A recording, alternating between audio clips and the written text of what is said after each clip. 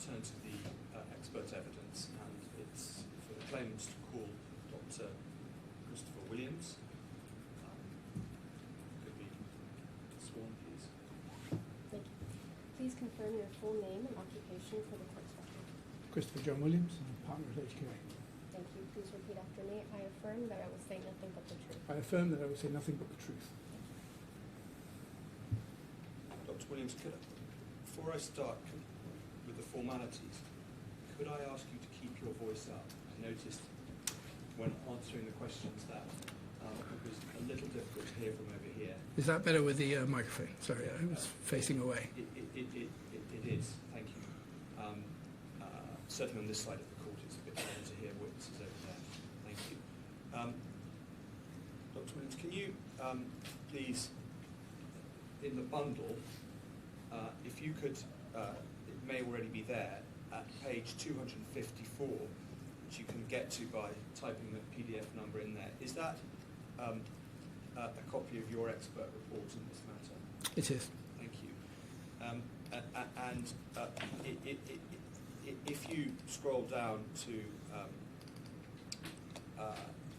page 256, in an introductory section, you set out your formal details and then go on to deal with your experience. That's right, isn't it? And your qualifications to give expert evidence in this matter. Correct. Yes, thank you. If you go to your declaration and statement of truth, which is on page 279, is that your signature at the bottom? Dated, and the report's dated the 1st of October 2025. Is that right? Yes. Thank you. And there are a number of appendices to this report. Appendix 1 is your CV, 2 your letter of instruction, 3 list of documents provided by your instructing solicitors, and Appendix 4 documents used to prepare this report. And then there's a section with a number of references to which you refer in your report. Is that correct? Correct. Yes. Thank you. And the report is correct to the best of your knowledge and belief? Yes. Thank you. There'll be some questions from Mr. Hill. Dr. Williams, in your report, you've got it up, just you give a summary of your understanding. Thank you. I'll start again for the transcriber. In your report, you give a summary of your understanding of the factual background of the case and what the legal case is about, don't you? I do. Now, I'm not going to ask you in any detail about that because the content of the facts and the legal claims, as you know, is a matter for the judge, not the experts. But can I just ask you about one point you make at paragraph 2.3.2 of your report. It's page 258. Retrial one more. Yes. So you say there in the first sentence, it's my understanding the court's key focus of trials to establish the scope of the duty of care owed by TABARAK to HUOBI. And where were you gaining that understanding from? I mean, this is the reading of a non-lawyer of documentation. This is my understanding, which I also discussed with counsel. Documentation being what? The pleadings in the first trial? And the decision. And then if we look at the rest of paragraph 2.32, you say, court found, amongst other findings, on account of the HUOBI failing to pay the account opening fee, contract had not been formed, and as such there was no contractual breach. As such, the initial claims brought by the claimants at trial were dismissed, but you appreciate, don't you, that the claimants advanced claims additional to the contract claim based on an allegation of duty of care. Were you aware of that? I do. I listened to the openings yesterday. And the advance claims based on tort, bailment, fiduciary duty, regulatory duty, all of which advanced an allegation that TABARAK owed a duty of care that it was in breach of. But you didn't. Were you aware of that when you reached your summary? Yeah, here I'm in this section of my report. I'm setting out the background as I understand it as a non-lawyer. But you don't mention those claims. No, I don't. And the judge found no duty of care existed, and he dismissed the tort claim based on the existence of the duty. But you don't mention that. Is there a reason? Nope. And in dismissing the non-contractual claims, the judge also found that TABARAK did take reasonable care of the Bitcoin. You don't mention that, and is there a reason why not? There is no reason. I mean, the basis of my instruction is clear. It's clearly set out above, which is focused on a very different issue, and this is just the background. Is any of this relevant to what Dr. Williams is doing? Well, but I haven't got much longer on this, Your Honour, and if I could just finish, because in my submission it's quite a surprising summary of the case that's given in these paragraphs, and I just, if I could explore it for another minute or two. Okay. Well, I'll finish with one question.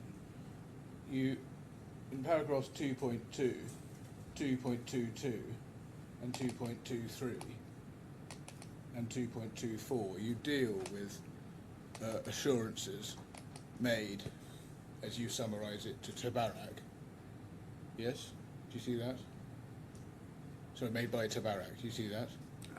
As I understood them to be, yes. But what you don't say there is the judge found it wasn't reasonable for HUOBI to rely on the insurances. I mean, it's literally outside of my expertise to comment on I'll the just legal finish off with basis one of question. contract. Thank you. Just finish off with one question. It does rather look like you've picked out from the judgment those points in the judgment that HUOBI particularly want to stress at this trial, but have ignored other findings in the judgment, and just wondering if there's a reason for that. Not at all, sir. My evidence is as an expert economist. It's not as a lawyer, and I'm simply setting out as I saw it at that time. Can we look at, let's go to the questions that you do deal with. If you look at your report at section 3, this is headed the economic and functional characteristics of money. Mm-hmm. And so what this section is addressed at is money and its economic and functional characteristics, yes? Correct. And in your introduction to the section, you identify the question you were addressing at paragraph 3.1.1, where you say whether Bitcoin is money or currency. In answering this question, please provide specific comment on whether BTC has what you consider to be the requisite characteristics of money or currency, including whether it is a medium of exchange, store of value, and or unit of account. Where there are other characteristics that you consider to be pertinent, please identify these. So you're being asked whether Bitcoin is money or currency. Yes, that's the question you're addressing. Correct. And we see in your report a number of areas where you address the question, is Bitcoin money?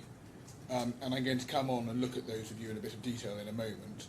And it's fair to say there's a difference between you and Dr. Heilman about whether Bitcoin is money, yes? Agreed.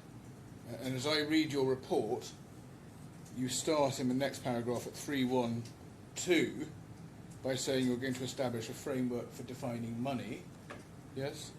Correct. And then you then do through 4 topics that you introduce at 3.1.2, yes? Yes. And then at section 4, you then address those 3 topics, just so I understand the structure of your report, you address those 4 topics in your section 3, yes? Yes, I mean, I give the basis of Yes. the definition of the structure. Yes. Yes. And then at section 4 of your report, that starts at page 267, you then address characteristics of Bitcoin, yes? Correct. And then at section 5, that starts at page 270, you evaluate the functional characteristics of Bitcoin as money. Yes, effectively what I'm doing here is taking Bitcoin as I see it and judging it against those key characteristics that I defined in section 3. Yes. And then at section 6, you recap what you've done, essentially at 6.1.1, yes? And then at 6.1.3, Okay, hold on, sir. I'm Sorry, yes. just going through to rush you. 611. Take your time. Yeah, 611 is effectively the conclusions that I've drawn from my analysis. And then at 613, you give your opinion, which is that you say Bitcoin fulfills the properties of money, and then you go on to discuss that. So that's the structure. That's right. Do you agree? Now that's all dealing with money. You don't separately address in your report the question of whether Bitcoin is currency. Well, currency is a really poorly defined term within the economics profession. It's used as shorthand for money or a form of money. Well, can we just look at, you do, as I understand it, specifically address the question in your joint experts report. That's at page 7716 of the bundle. Just going to learn my way to navigate here, so if you hold on a second. Do you want someone from the solicitor side to help you on the navigation? No, I should be able to manage. If you just hold on. Page 76. That's showing me something, taking me somewhere else. I do apologise.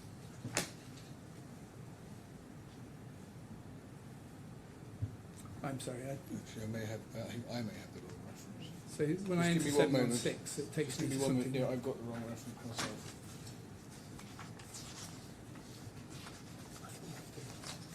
Yeah, sorry, it's 7116.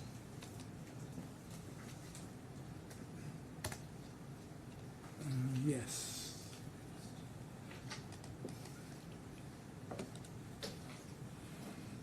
Oh, I paginate this. I don't, you know, if it's, you seem to have it sideways on.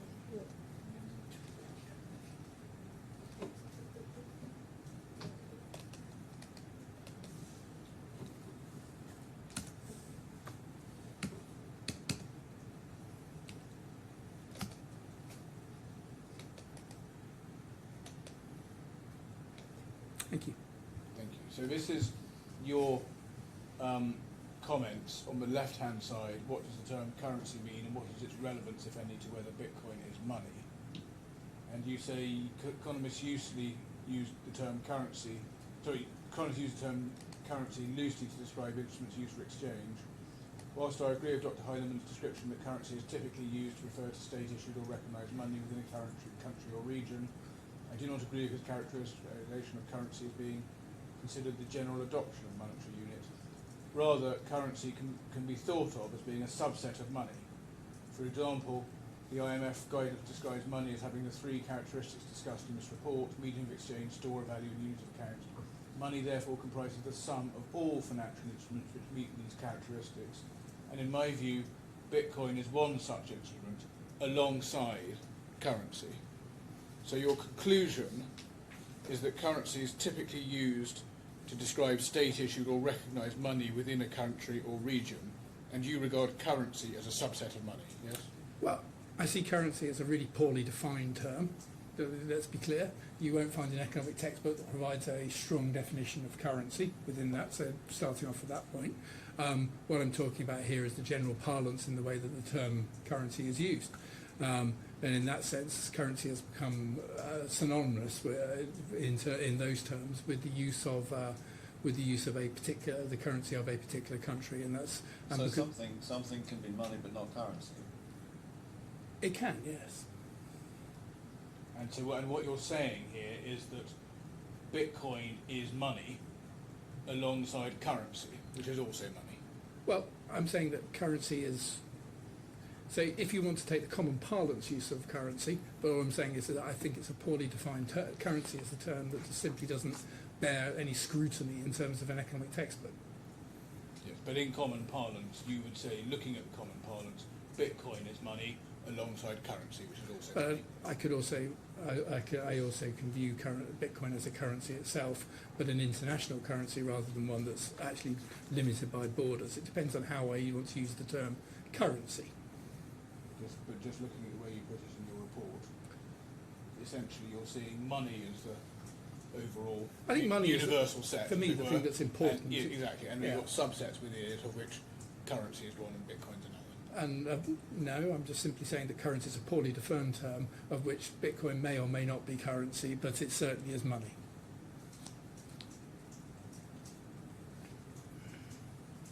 Now, let's go on to money. Well, it's just a little bit more just on that point.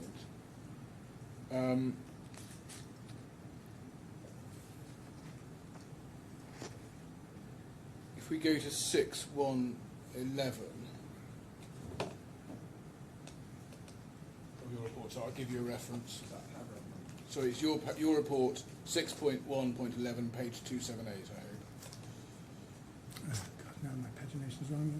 Yes. I do miss the days of the paper report on the... I don't. So, 6.1.11. bear with me. Sorry.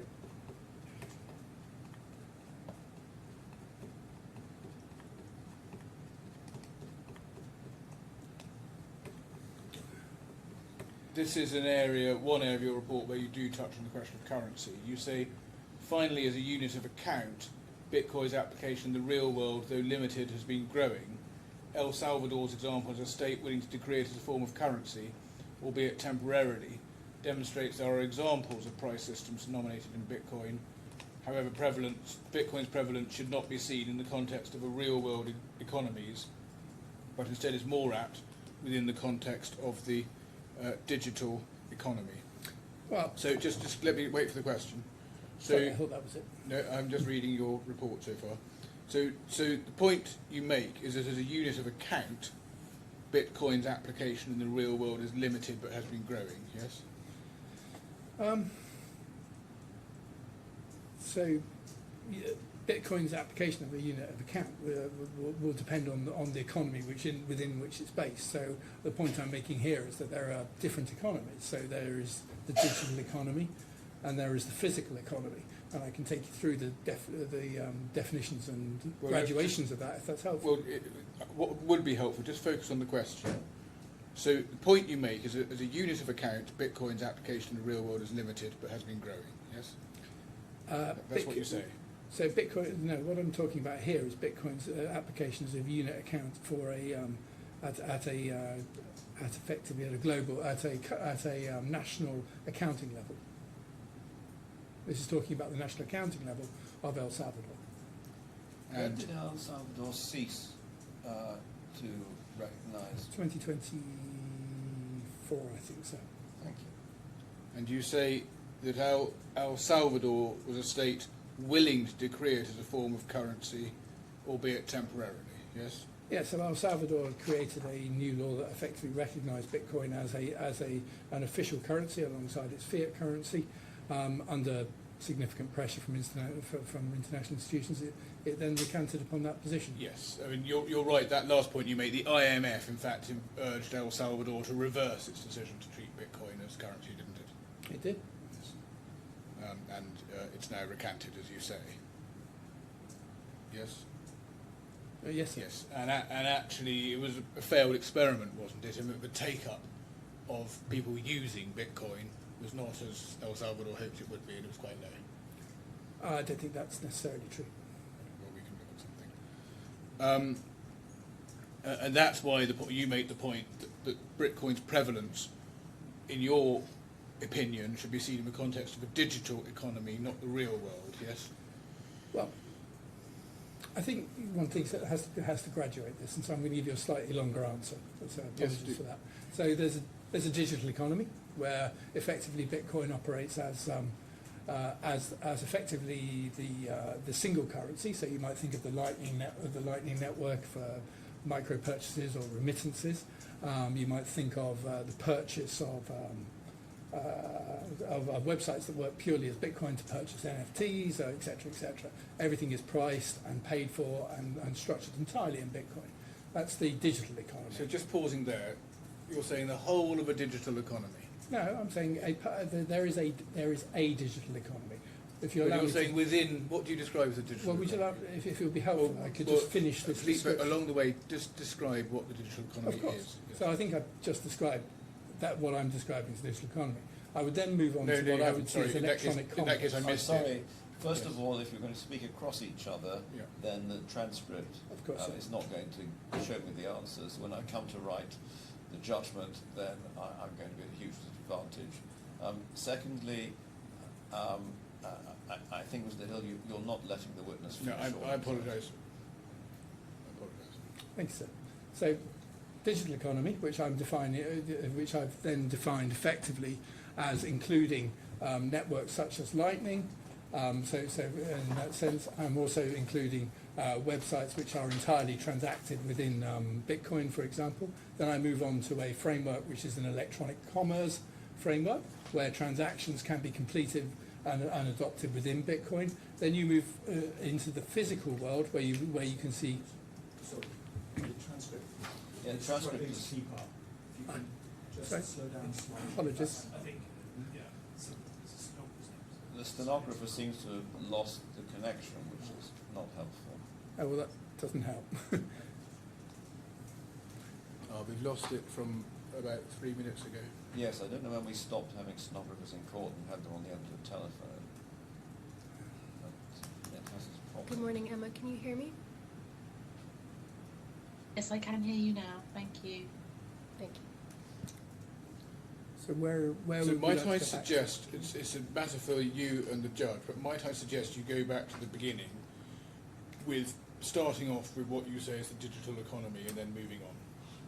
Yeah, that's fine with me. So I see that.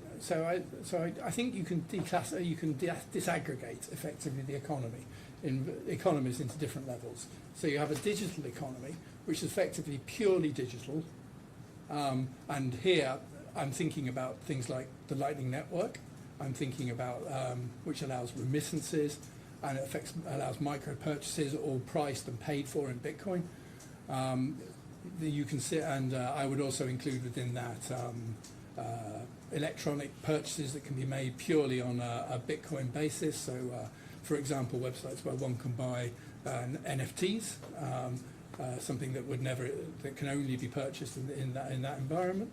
I then move into the second category, which I would see as electronic commerce. Within electronic commerce, effectively, I can buy more tangible goods quite easily across that. Both, and that can be adopted through transactions through, say, PayPal or other type of environments, or directly with online merchants. I then move into the physical world, where I see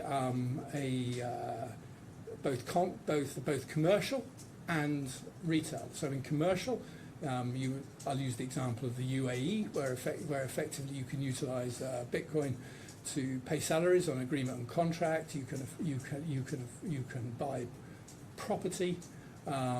You can pay government remittances, and then takes you into the physical retail world, which is where I think Dr. Harman's report tends to focus its attention, which then effectively talks about the ability to buy goods within the general economy, within that wider general economy.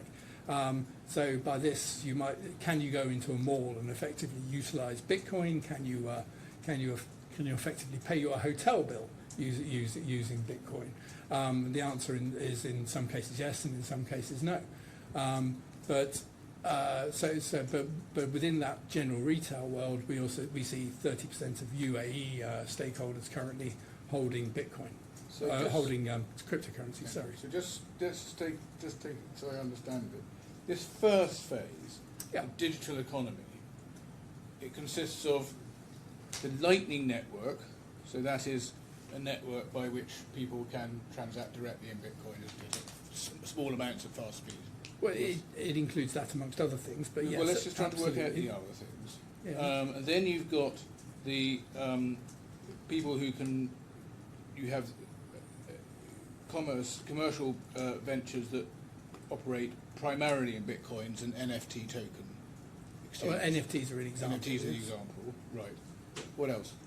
You can do through a podcasting type environment. I pay for my podcasts, for example, through that type of environment. I pay for a number of goods through a Bitcoin environment.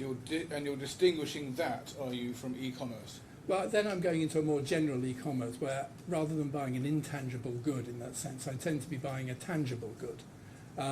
Just so I understand it, so the digital economy, as you put it, excludes environments where you're buying goods, Not totally, because in the Lightning Network you can buy coffee. but largely excludes. In the main, yes. So you're not. So in the digital economy you're talking about, where you say Bitcoin operates as a currency, that's not an economy where you can buy goods or services. In the main. Well, you can buy intangible goods. Yes, absolutely. Intangible and tangible goods are both goods, and you can buy services. But also, the Lightning Network allows me to make a wide range of small-scale purchases.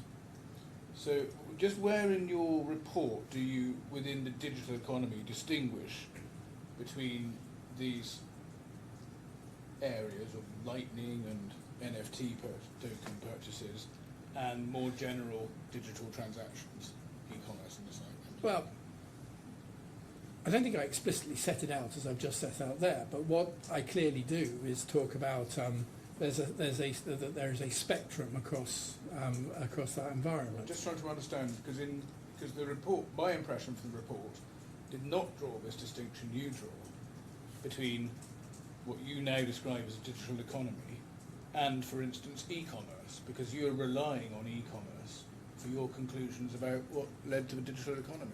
Well, I see the e-commerce and digital economy as different strata of the same thing. Where's that in the report?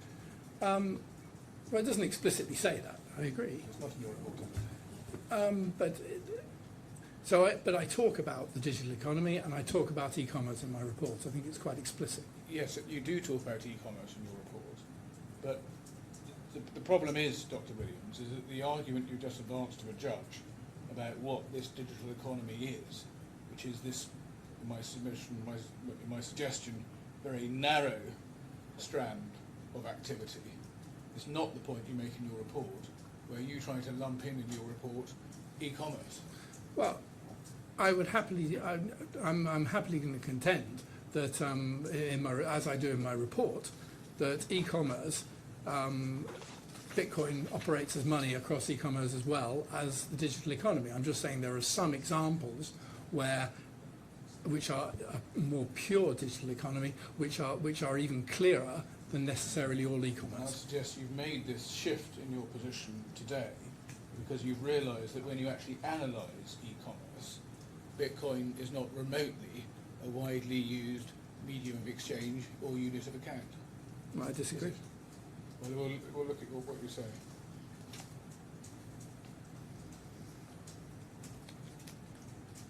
So let's take you through the logic of your report. Go back to section 3. You give your description, starting at page 260, of the development and functional characteristics of money. And you're explaining, as I understand, where you start with the origins and history of money. You explain how money evolved to tackle the impediments of the barter system, yes? Correct. And that's what you say at 3.2.5, an evolutionary process from the inefficient nature of the barter system, yes? Yes, absolutely. And then at 3.2.6, you say the presence of a universally accepted unit of payment in the form of money minimises the time spent exchanging goods and services, thereby lowering the transaction costs. Money therefore facilitates trade and exchange by eliminating the timing of receipt of income as a requirement for making expenditures. So that's the point, is you have a universally accepted unit of payment, and that basically removes the friction of the barter system, yes? Correct, and this is sort of effectively what comes out of Keynes's treatise of money. And the universality or generality of acceptance is critical, isn't it? Because buyers and sellers need to have the confidence that the financial asset being provided in exchange will be generally accepted for their own transactions. That's the point. So universally accepted, but universally accepted within the category of within a particular market or economy, and that's why I'm giving you the breakdown of different types of economy. Though that's not right, isn't it? Because the whole point about general or universal acceptance is that vendors need to be confident that they can use the unit of account they're getting, the money or the financial asset they're getting, the medium of exchange, for their own transactions. Yes. And well, yes, but So if you're effectively, selling fish, you can use it to buy eggs or pay your rent. but yeah, no, effectively what you're doing is taking it up to the level of the entire economy rather than thinking about the digital economy, the e-commerce economy, effectively, and you're trying to, and this is the categorization of Dr. Harman's report, where effectively he's trying to think about whether Bitcoin is money at the level of the entire economy. Well, I'm looking at your report. 326. The presence of a universally accepted unit of payment in the form of money minimises the time spent exchanging goods and services, thereby lowering transaction costs. Money therefore facilitates trade and exchange by eliminating time of receipt of income.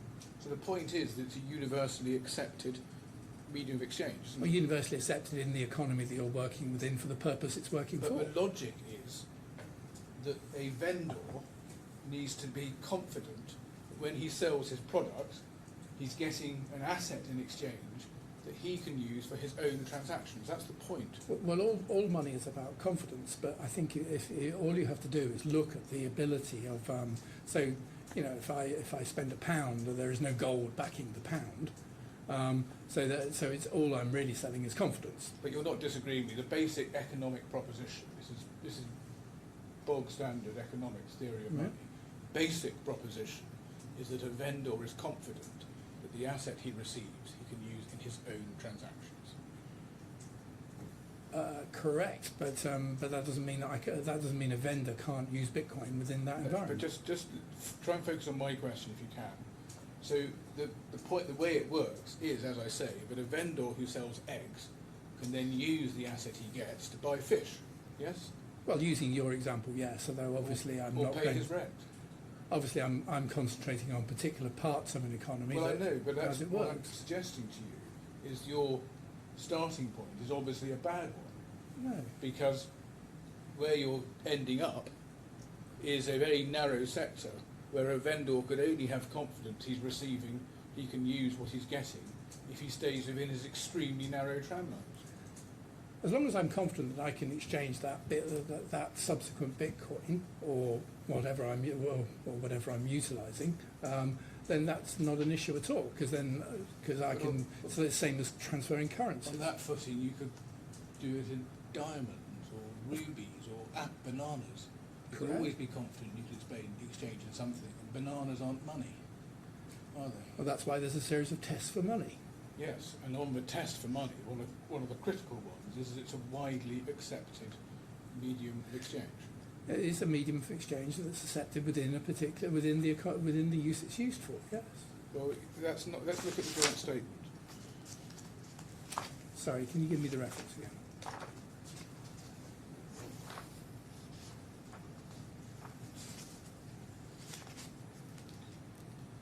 So page 7103.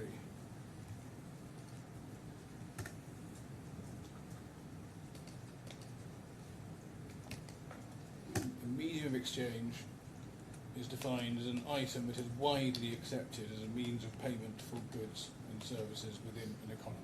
Yes? And you're defining I've defined to you an economy in a different way than you're utilising an economy. Yes, but I'd suggest you've defined it in a highly unrealistic way, because what it's not then achieving is a use of money within any society. This requirement that it needs to be utilised across society is a made-up concept. The means of exchange, there's a series of 5 tests which I address in my So report. on your footing, cigarettes within a prison are money, are they?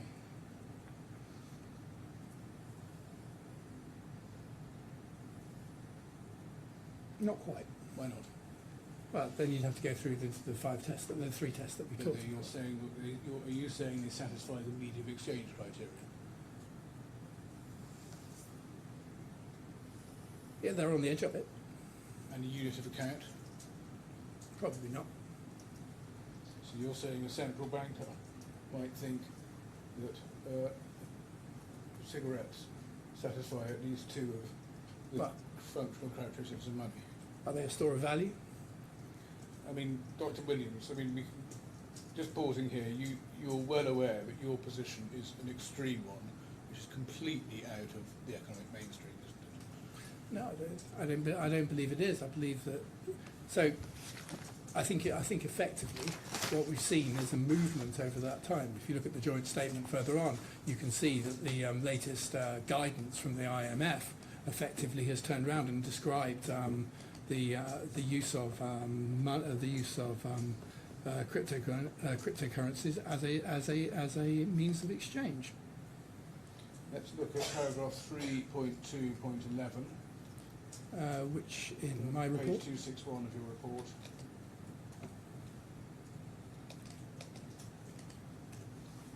So money in this context represents the unit of account whereby the complexity of a relative price system, usually introduced in barter economies, can be simplified into a standard measure of price. This is well expressed by Keynes, who noted that money considers that by which delivery of which debt contracts and price contracts are discharged, and in the shape of which a store of general purchasing power is held. It's quite clear, isn't it, that basic economic theory is that money needs to be widely used as a medium of exchange across an economy. No, as I say in the next paragraph, central to this view of money is the notion that money cannot be simply construed in terms of its functional form, but with the context of its application within a society and the dynamics of its use. Within a society, not within some extremely small section within a digital economy. So I've taken you through the different the different stratas of the economy, whether it be digital, e-commerce, and then increasingly into the physical part of the environment. You're attempting to characterise it as an extreme use. What I'm characterising is as an environment that effectively may have started in a closer structure, but now we sit and see 30% of people in the UAE holding virtual asset. Sorry, I think the difference between you is actually the definition. If you use phrases like society and economy, I think you actually both need to be a little more precise. You're right. I'm not sure we do, because we'll look through Dr. Williams' report, and I think I'm fairly confident. Okay, from where I'm sitting at the moment, in that case, I personally am not fully cognizant, put it this way, of all the ramifications of the use of the word society and economy. And at the moment, I have two ships passing in the night. If you can meet up, that would be great. Well, I'm not sure we will meet up, because in my submission, Dr. Williams' view is so heterodox that there's going to be not much meeting up, but we can at least try and understand each other. I'm going to focus on your report, Dr. Williams, 3.2.14. Historically, the centralised nature of fiat currencies, sponsored by a sovereign entity and managed by a central bank, have provided an amenable framework for regulatory oversight, providing holders of money within these forms of society comfort that their liabilities and monetary promises can and will be fulfilled. This, in effect, creates a necessary precondition for the system to work: trust that the object functioning as money will be generally accepted and that payments will be executed. So it's the same point, isn't it? You need, for an object to function as money, that vendors trust that what they receive will be generally accepted, and that payments will be executed. Yeah, as you can see, the first word of that paragraph is historically.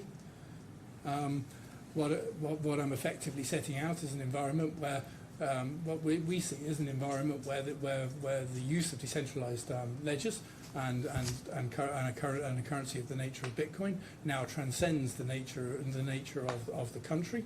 So I see Bitcoin as having a market cap of about 1.7 trillion, which is about 5 times the money supply of the UAE. But when you say trust that the object functioning as money will be generally accepted and that payments will be executed, that is not the case for Bitcoin, is it? It will not be generally accepted for the vendor's other transactions. But it clearly is. The question is there effectively trust, so people can effectively bank that.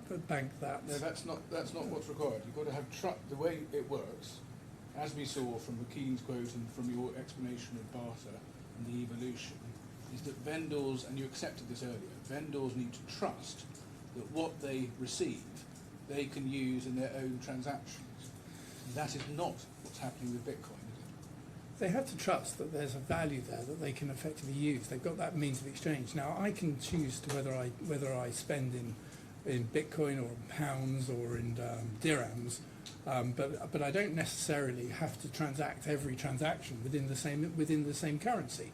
So when I buy my cup of coffee this morning, I was offered the option in paying in dirhams or in pounds. So we'll come to that. Had you not finished? Had you not finished? Oh, You have finished.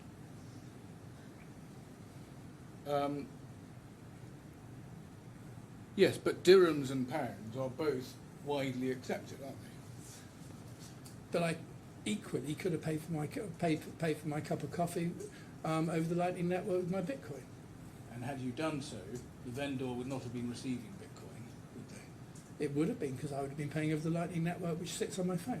Well, it depends which vendor you have, but for most vendors, if you have most vendors in a retail environment, if you have an option to pay in Bitcoin, it's only because they've got a tie-in with a third-party provider who provides an exchange function. So correct? there is dual pricing between different things, but the mere fact that there is that a price is created and a price is effectively put forwards in Bitcoin, it means that it is a means of exchange in itself.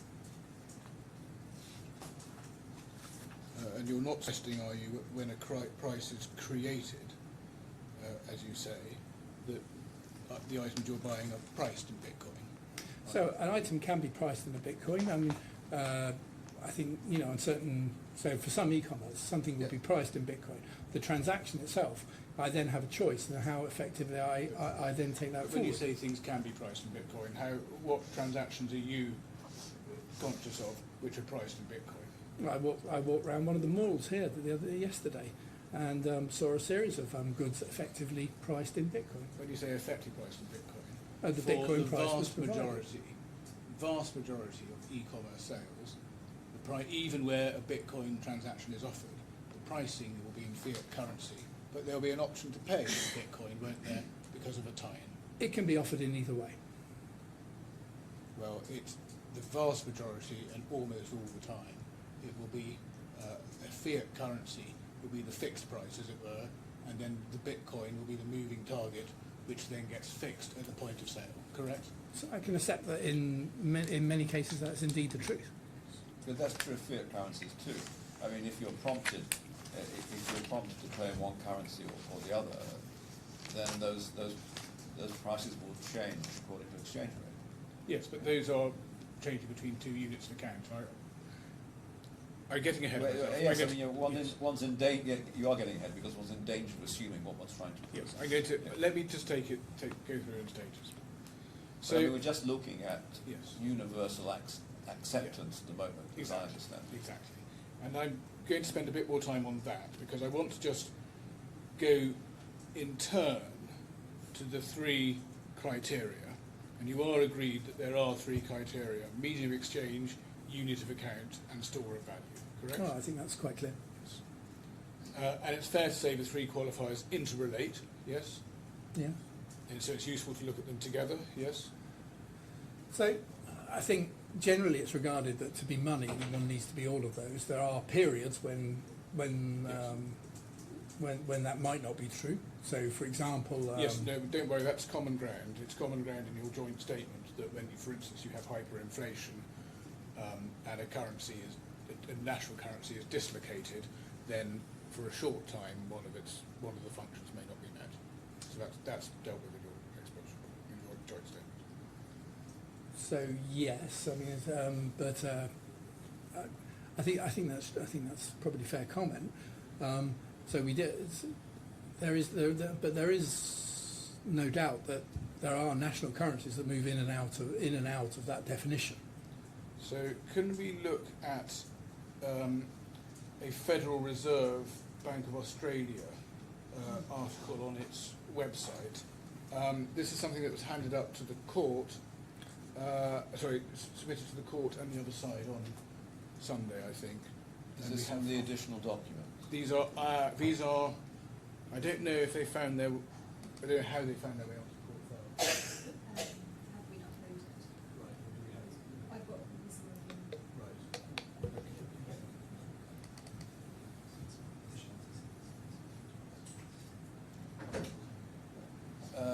Yes, I have it. The Reserve Bank of Australia digital Oh, currency. you have it. Oh, good. It's well, I have a list of or an index of defendants' That's it. further documents, Yes. and it's number 1 on there. Exactly.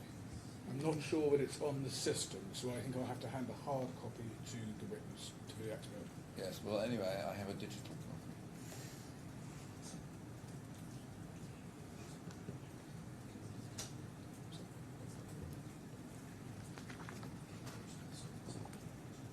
I'm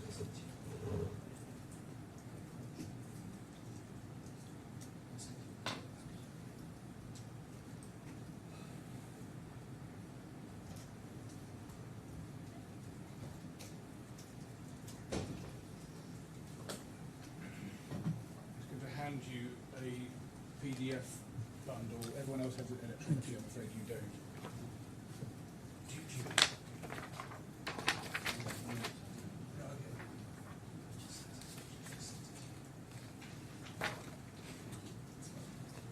So this is a, we're going to go to page 1 of this.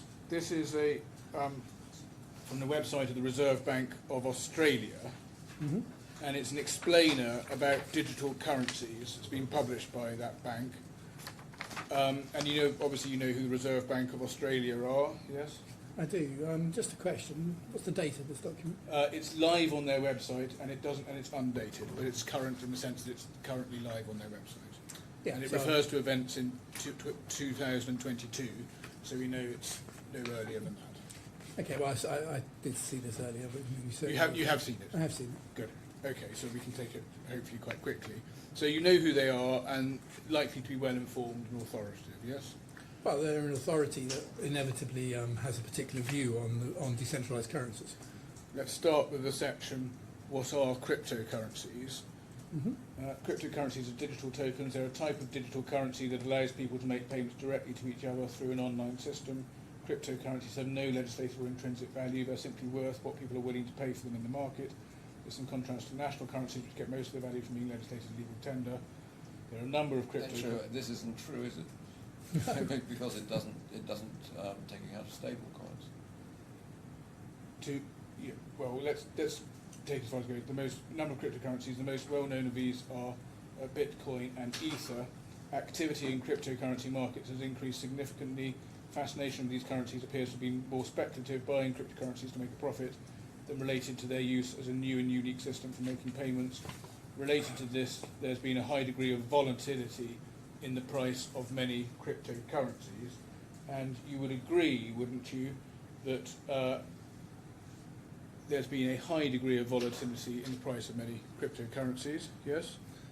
Well, I mean, first of all, I'd probably just like to comment on this. Well, just few no, paragraphs. I do need to finish you Okay. today, or hopefully shortly after lunch, and you can't just give general comments on Well, articles. you read out a quote. Right. If you have a specific point on the quote, do.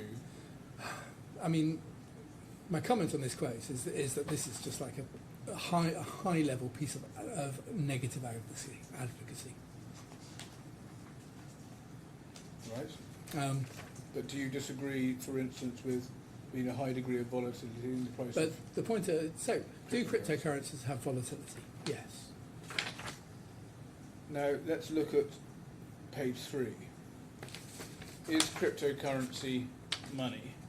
But A sorry, frequent... before I finish that last point, the fact that a cryptocurrency has volatility has relatively limited effects on whether it's a medium of exchange or a store of value. Perhaps you may read the address by the legal address by Zaccaroli, for example, that I think was attached to some of this, which effectively is talking about the role of volatility and the fact that doesn't rule it out as being defined as money. Well, we'll come to the question of volatility. Is cryptocurrency money? A frequently asked question is whether cryptocurrency can be defined as money. The short answer is that cryptocurrency is not a form of money. To understand why, we can ask whether the characteristics of cryptocurrencies match the key characteristics of money. First one, widely accepted means of payment. Can cryptocurrencies be used to buy and sell things? Money generally comes in the form of a nation's currency and is widely accepted as a means of payment. while cryptocurrency can be used to buy and sell things, they're not widely accepted as means of payment, and surveys suggest that only a small fraction of cryptocurrency holders use them regularly for payments. So the conclusion is they can be used to buy and sell things, but they're not widely accepted as a means of payment, and that's fair, isn't it? Well, the definition is not the question. Is something widely accepted in media payment at the level of the economy? That's just not the question. The question is it a medium of exchange? Now, as I set out in my report, there are a series of tests for what is a medium of exchange, which I address in my report.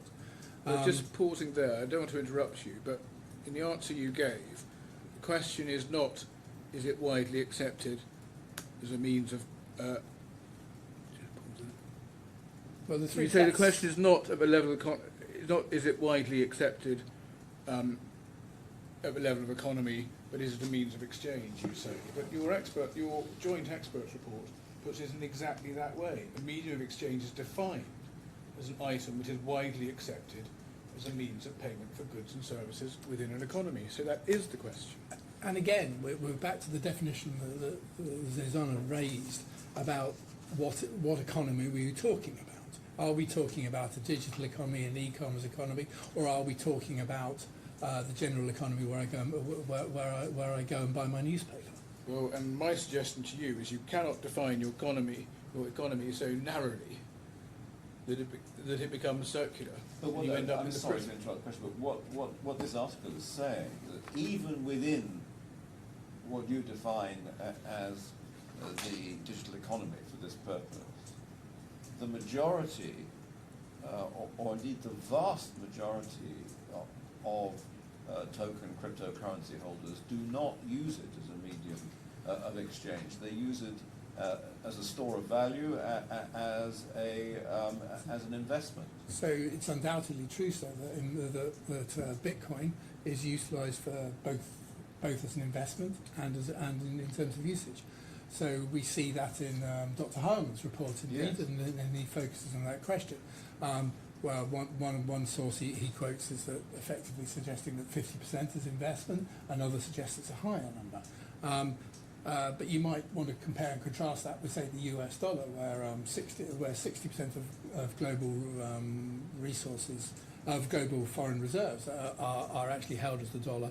40% of dollar notes don't exist in the US. They're held outside of the US. But you see the same thing for the Swiss franc as a safe haven Yes. currency.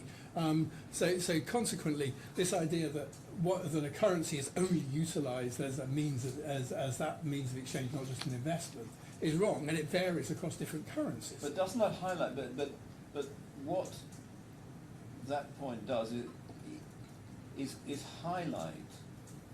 And I come back to what I was saying a moment ago. How you define society, how you define an economy.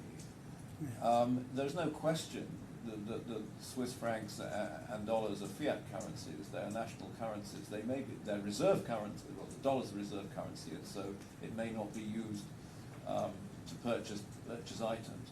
But isn't it about the perception of the users? And if the perception of the users within your narrowly defined group of digital economy is that we use it as an investment, then doesn't that undermine the idea that it's a widely accepted means of exchange? No, I don't think so, because I think we've got a group of users that are utilising it for both purposes, and I think that was the point that I was really trying to. Yes, try I to understand the point entirely you make about the dollar as a reserve currency. And so, but I think that applies for fiat currencies, and it applies to Bitcoin just the same. So there's undoubtedly some people who regard as Bitcoin as a hodl. You know, so effectively saying, you know, don't sell it because it's a great investment, so it's going upwards. Yeah? That due to the inelastic supply of the currency. Now, so there are rationale for investment. It has become a safe haven investment, the same for some, the same as the Swiss franc. So we see governments with significant holdings from the US through to other countries. We also see corporates with significant holdings. Now, are they trading with it? No, they're utilising it as an investment, a store of value in that sense. But equally, there are other people who are utilising it as a means of payment. That is a means of exchange. Thank you. Sorry to interrupt. No, I'm grateful, it's helpful. So I'm going to stay at this still quite a high level, just reading on. Store of value, can the purchasing power of cryptocurrencies, their ability to purchase a similar basket of goods and services be maintained over time? Large fluctuations in the price of many cryptocurrencies mean their purchasing power is not maintained over time, reducing their effectiveness as a store of value. So this comes back to the volatility question. Mm-hmm. And the view of the Federal Reserve Bank is that if there is volatility, that does create a problem with the store of value concept. So I don't notice that I don't see that the Argentinian peso is criticised as potentially in that sense. That's regarded as as effectively as a store of value. So is that your answer? Because I will be coming to your Argentinian peso. Well, I'm going to use that as one example, Well, but even the US dollar lost 11% over the first 6 months of 2025. So are you suggesting that the volatility of the US dollar is comparable to Bitcoin? No, I'm not. I'm simply saying that there has been fluctuations in the value of Bitcoin. I don't think anybody would dispute that question.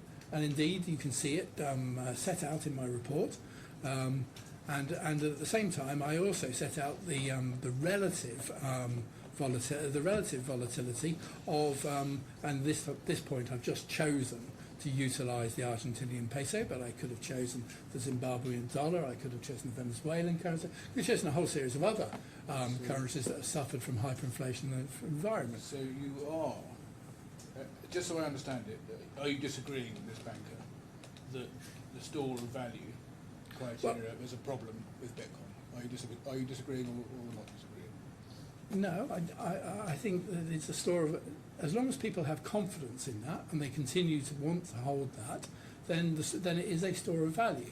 You can see that over the long run, the path of Bitcoin, for a series of reasons, which I'm sure we can discuss, has gradually appreciated.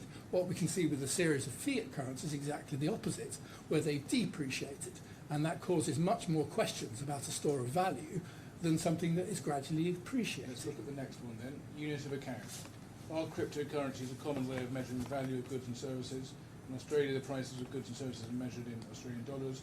While some businesses may accept cryptocurrencies as payment, they're not commonly used to measure and compare prices. Do you disagree with that? I do believe that the unit of account effectively can effectively be measured with that. So we have seen examples, many examples of the unit of account working that way. So the earlier example I gave you of, say, the Lightning Network, where people effectively are pricing and effectively spending exclusively in Bitcoin, would suggest that it cannot brace a unit account. So we're back in the Lightning Network. I'm saying that exists in else? that sense. What else? Well, we've also talked about the NFT environment. We have seen examples elsewhere in terms of the attempt to use it in El Salvador. So it's a unit of account, you say, in the Lightning Network and the NFT environment. Where else? So it's a unit of account in that sense. Still, if I'm effectively pricing in Bitcoin, which I do see in e-commerce transactions, again, it's a unit of account. And in those e-commerce transactions, you can find where they're effectively priced in Bitcoin. Yes, you can. So those are your examples. And they do exist. Right. Well, let's go back then and go into a bit more detail, starting with medium of exchange. We looked at the joint statement definition, where you did at that point accept that the medium of exchange did need to be widely accepted as a means of payment for goods and services within an economy. I think the definition problem there is about the word economy and what I'm referring to economy and what you're referring to an economy. You're referring to an economy at the full, as all goods and services across an economy. I'm referring to a subset of that. Whilst Bitcoin wasn't originally developed to address that full environment, it's increasingly become moving towards it, but it's still not at that point. But it definitely does address digital and e-commerce transactions. Let's just on that. Let's look at RT 4011. Sorry. Is this in this document? No, it's in retrial bundle 4011.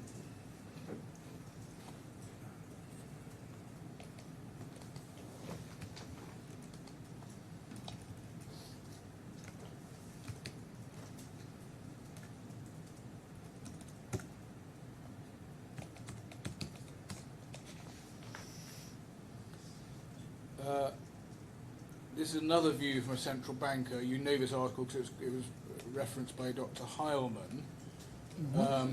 And just to ground us and the judge, bottom of paragraph 1, it's been argued by some people that cryptocurrency... Sorry, what is this? This is a speech given by the chief executive of the Hong Kong Monetary Authorities on 21st September 2018. 4107. So 4011. I'm sorry, 4107. 4107. Sorry, I was also on 4011. I'm sorry, it was my fault. Yes.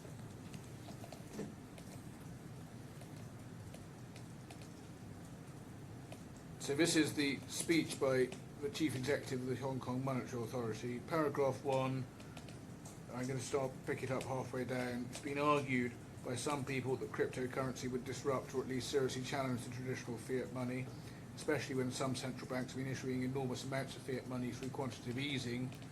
What I'll do today is discuss this important question: will cryptocurrencies become an alternative form of money in the future? To answer this question, it's necessary to start with basic issue: what is money? I think there's little disagreement amongst us that money should have three key attributes or functions.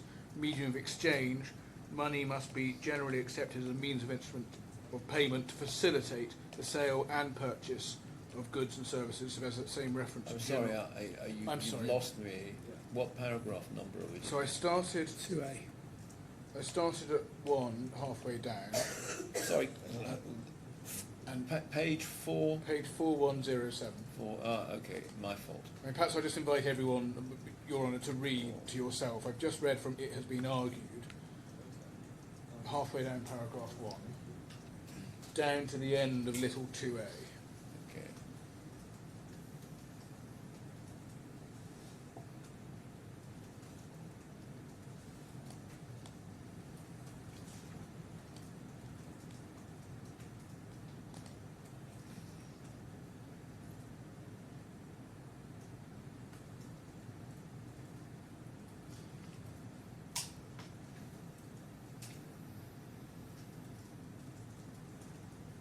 Yes.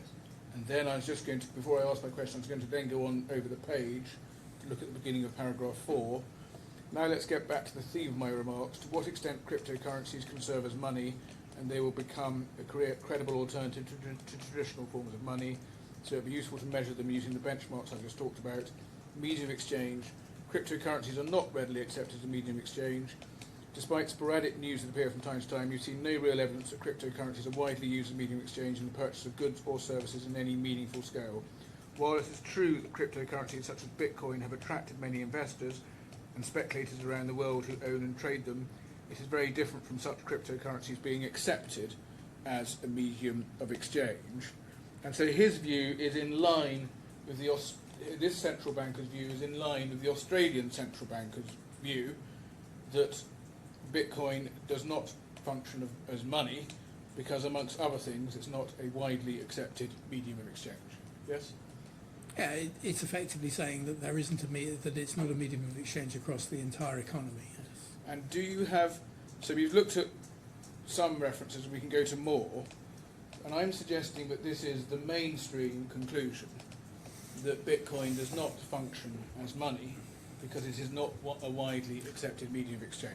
So if you're a central banker who effectively is who's effectively attempting to regulate fiat currencies in a particular country, and I mean a particular country where they have their own fiat currency, I think this is almost an inevitable conclusion. Well, you've referred to quite a lot of material in your report, but you haven't identified any source, have you, let alone any authoritative source, that addresses the question that you address and expresses the view that Bitcoin does meet the characteristics of money.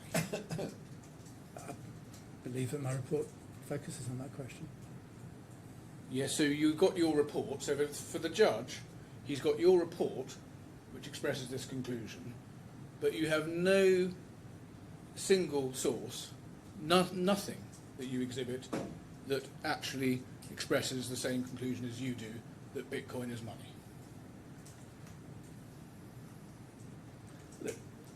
Whether Bitcoin is money or not is an evolving question. That's an inevitability.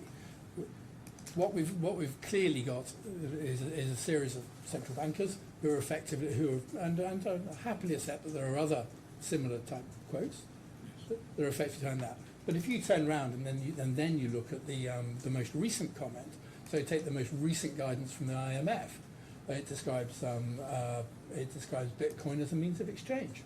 Well, we can look at all the snippets you refer to, but there isn't a single source that actually addresses the question and expresses a view that lines up with yours, is there?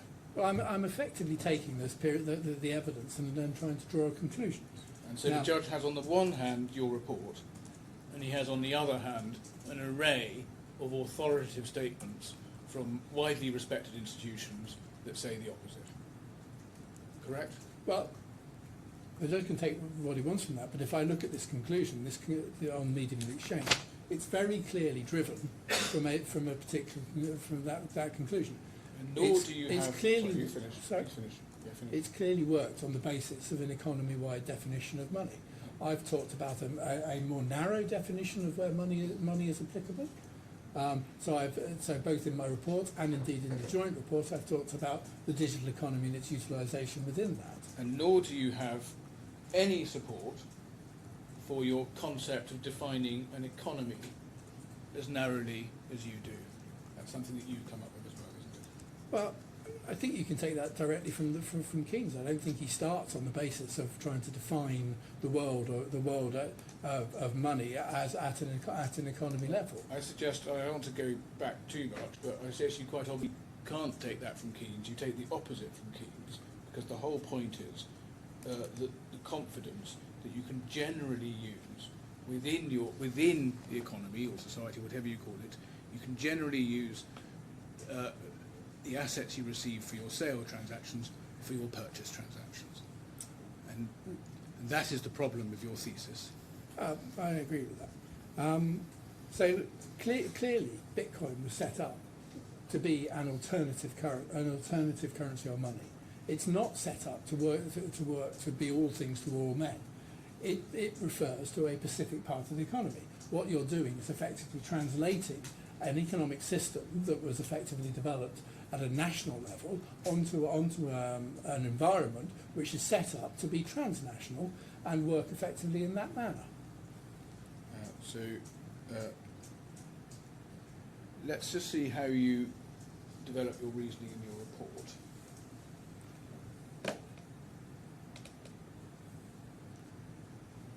You say at 5.2.1. Sorry, I'm just going to have to find that. Sorry. So can you tell me the page? Sorry, page 270.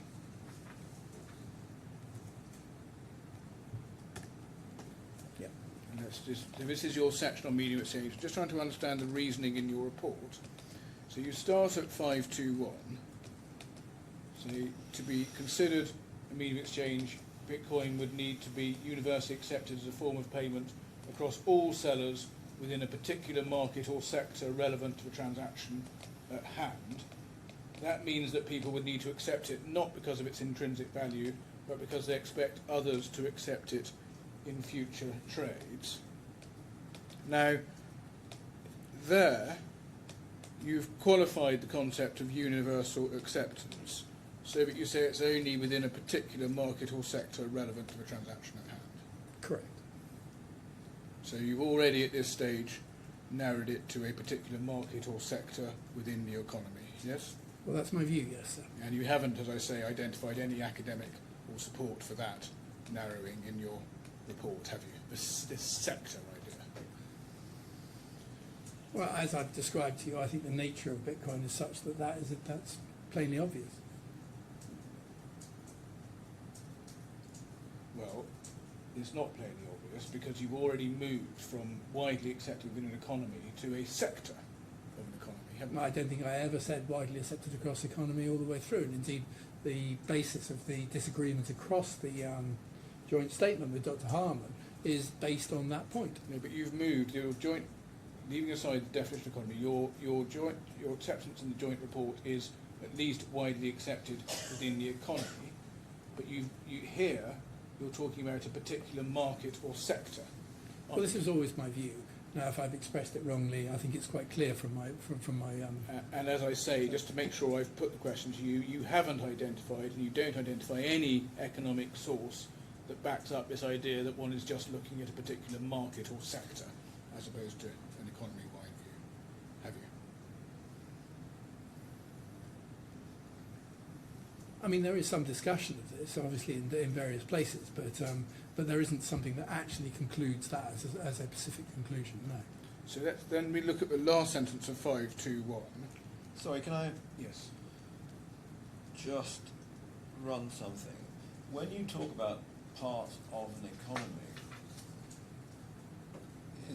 would it be more accurate to describe it as a market? Yes.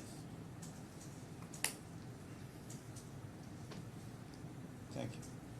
And then if we look at the last sentence of 521, this means that people would need to accept it not because of its intrinsic value, but because they expect others to accept it in future trades.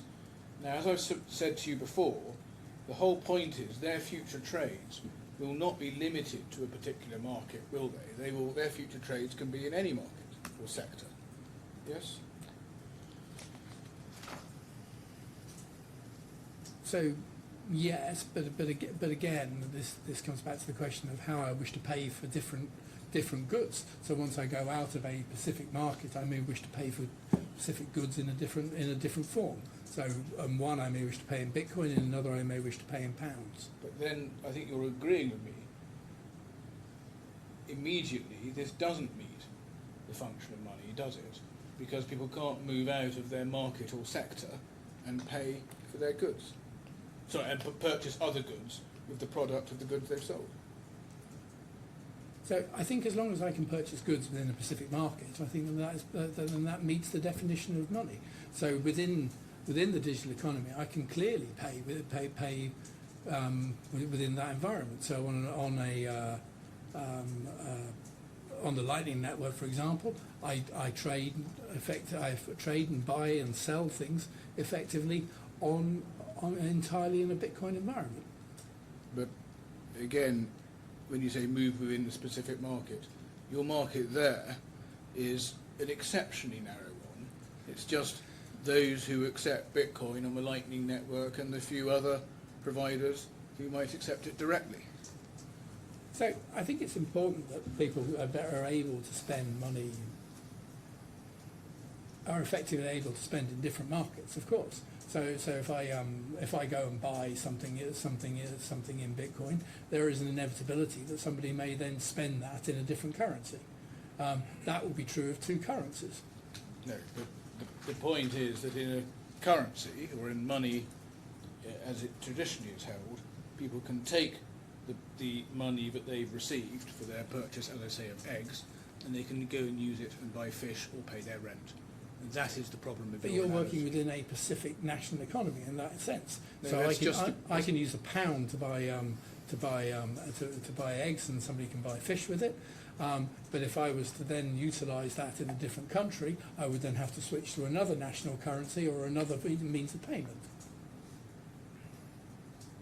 But your market or sector, where there is this general acceptance, is, as you put it, limited to the examples you've given us. Well, this is where I'm saying that it's a market that's exclusively orientated around that. In the wider e-commerce market, for example, I'm able to buy goods and services within Bitcoin, and then the person who buys those goods and services is then able to utilise them elsewhere. So, for example, I may pay my hotel bill at the end of this in Bitcoin, or I may pay it in dirhams, or I may pay it in pounds. And when I transact, I'll be given the choice. Well, let's go back and see how you've developed this in your report.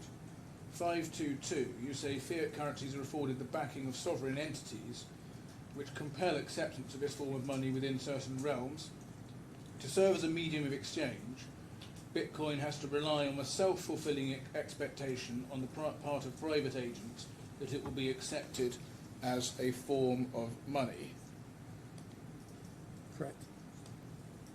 So that's what we're looking for, self-fulfilling expectation on the part of private agents that it will be accepted as a form of money. So I'm a private... Just I haven't asked the question yet. All right, sorry. This expectation can be readily demonstrated. So then, so what you're saying, so I understand your proposition is you're readily demonstrating that there is a self-fulfilling expectation on the part of private agents that it will be accepted as a form of money. Yes? So effectively, what I'm saying here is, if I have, I'm a private agent, and if I have trust, and so is the man at the hotel. So if we therefore have the expectation that that will be accepted as a form of money, then it clearly, by definition, is a form of money and a means of exchange. And so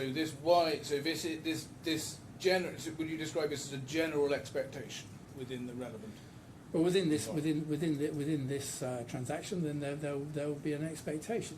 And that needs to be a general expectation that it will be accepted, and then, as I said before, can then go and be used for their own transactions. Yes. So the requirement is not that they use Bitcoin in their own transaction. The requirement is that we both accept to transact within Bitcoin. Yes. What they subsequently do with that value is, for a subsequent transaction, is up to them. They don't have to transact in the same currency or money. But the whole point about general acceptance of money is that vendors can use the money for their own transactions. That's the point. No, the point is that vendors can utilise what they get from that transaction. So I transact with the hotel owner. The hotel owner may subsequently then spend Bitcoin, or may subsequently pay somebody. Dr. Williams, that's completely wrong. And now we're back in the barter world, aren't we? No. You know, someone can always take an asset in exchange for something, and then go off to find someone who can deal in that asset. The point about money is it needs to be freely used and widely used, so it can use it for all of its transactions. And hence the point that I'm saying that that in certain digital economies, absolutely, where Bitcoin is the predominant use, that is indeed the case. So in other parts of the economy, of the wider economy, it comes in and it comes out. So we are back in your narrow digital economy as you've defined it, with Lightning and the NFTs. Essentially. I'm saying that that's a 1-0 definition of money on that network. Once you get into the world of e-commerce, there is usage. There is obviously wide usage of Bitcoin, and it fulfills it effectively fulfills these characteristics. So Once I get into the physical economy, then it becomes another step further, and gradually, but we are seeing gradual further acceptance. So let's look at what I understand are your examples of the wide acceptance of Bitcoin as a medium of exchange, because you say this can be readily demonstrated. And you start off at 5.2.3, saying since Bitcoin's launch in January 2009, the cryptocurrency ecosystem has expanded into a multi-trillion-dollar asset class with global reach. In its early years, Bitcoin's network processed only a handful of transactions per day, and it was a sole cryptocurrency in existence. The most recent estimates suggest there are currently 350,000 to 600,000 daily transactions in Bitcoin.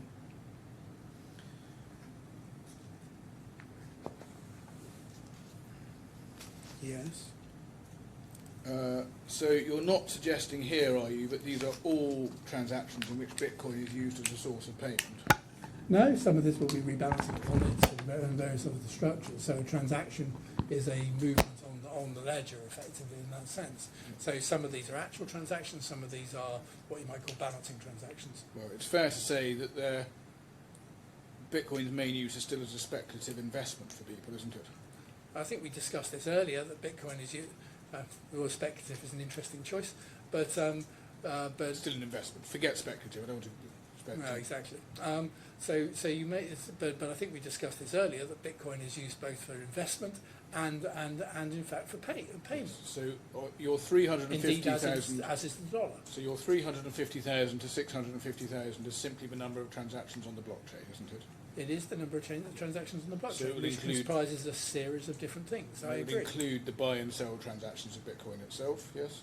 Yes. And those are the main activity for which Bitcoin is currently used, yes? Well, according to your own experts' report, about half.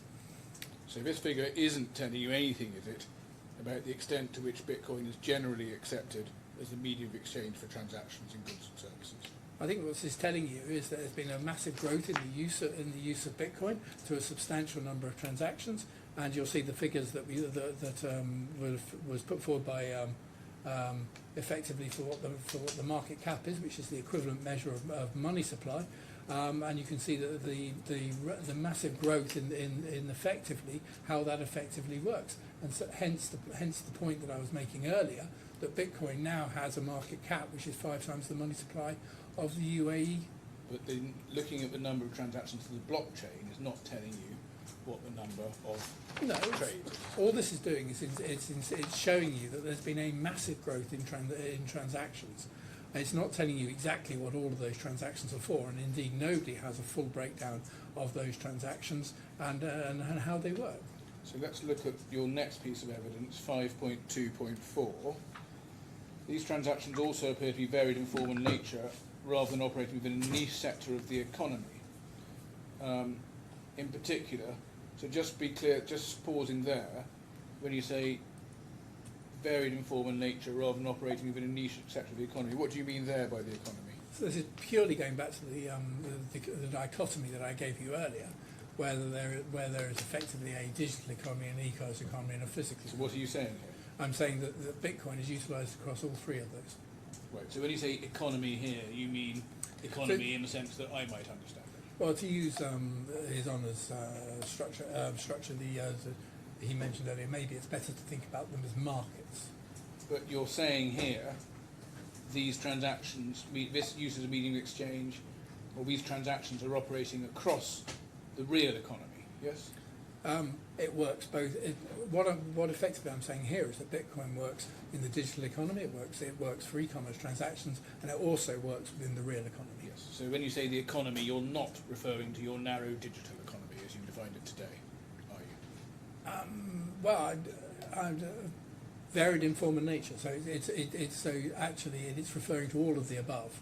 So yes, I am, and I'm referring both to it as the digital economy, but I'm also saying it's also present in e-commerce, and it's also present in the physical. So your sentence, Dr. Williams, says it's varied in form and nature rather than operating in a niche sector of the economy.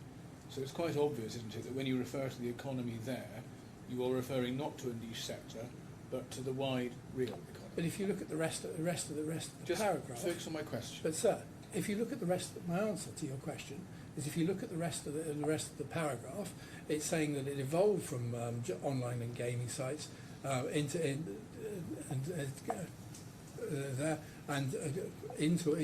its wider usages.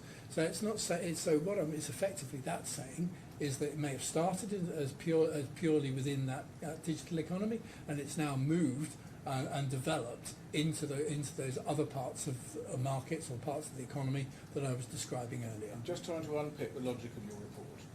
What you're saying, you started off to say that Bitcoin's use as a medium exchange can be widely demonstrated. Yep. You've then referred to the number of transactions, and we've been to that and what that tells you or doesn't. You then say the transactions appear to be varied in form as nature, and rather than operating within a niche sector of the economy. So all I'm trying to understand is what you seem to be saying in your report is that what can be readily demonstrated is something that is not operating within a niche sector of the economy. I think It's your report. to clarify it then. So in 524, rather than saying rather than purely operating is perhaps what I meant. So so I apologise for the lack of that word.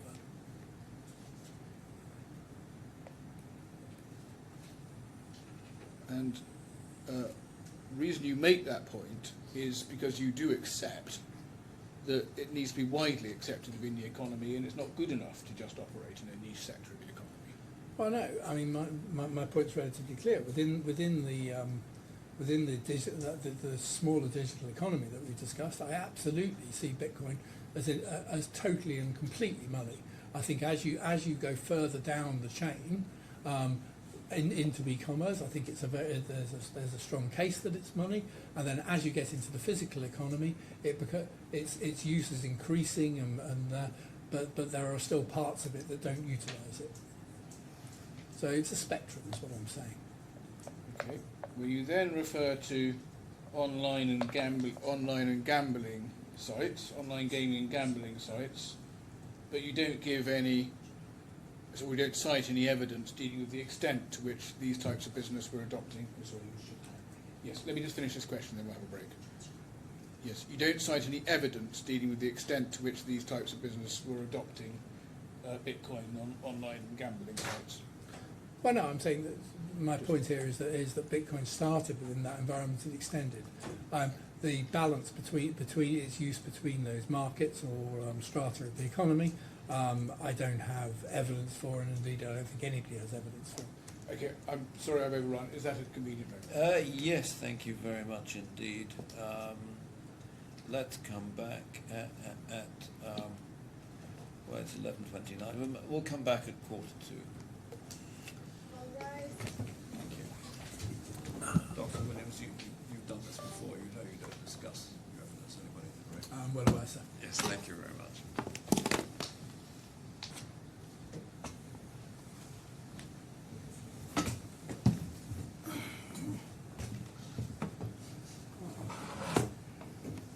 So we were in 5.2.4 of your report on page 270. Yes. And just looking at the last sentence, you say today there are far greater volumes of retail and institutional trading than before. And then you have a source, a footnoted source, but that source is a reference, isn't it, to the extent to which Bitcoin was owned by individuals and by businesses and funds. Yes? Yes. So that includes people who are just holding Bitcoin as an investment, which we know is a very large number of holders. And again, it's not saying anything about the level of acceptance of Bitcoin as a medium of exchange, is it? No. It's all I'm saying is that clearly there is retail and institutional trading, and institutional holding of Bitcoin has increased over time. That feels like a fairly accepted and understood fact. That's all that I'm saying here. Right. Then let's look at 525. Mm-hmm. You say, for example, in 2013, a survey asked e-commerce businesses about the share of their total transactions that were conducted via Bitcoin. The results suggested that among all participants, approximately 31% of sales recorded in the sample were via Bitcoin. Furthermore, for approximately a quarter of the companies in the survey, more than 81% of their sales were conducted through Bitcoin. And then you go on to say, results of this survey surrounding discussion provide two conclusions. First, Bitcoin is an acceptable medium of exchange, particularly within the digital economy. Right? Correct. So that's what we're looking for. Acceptable medium of exchange within the digital economy, as you define it, arising from this survey.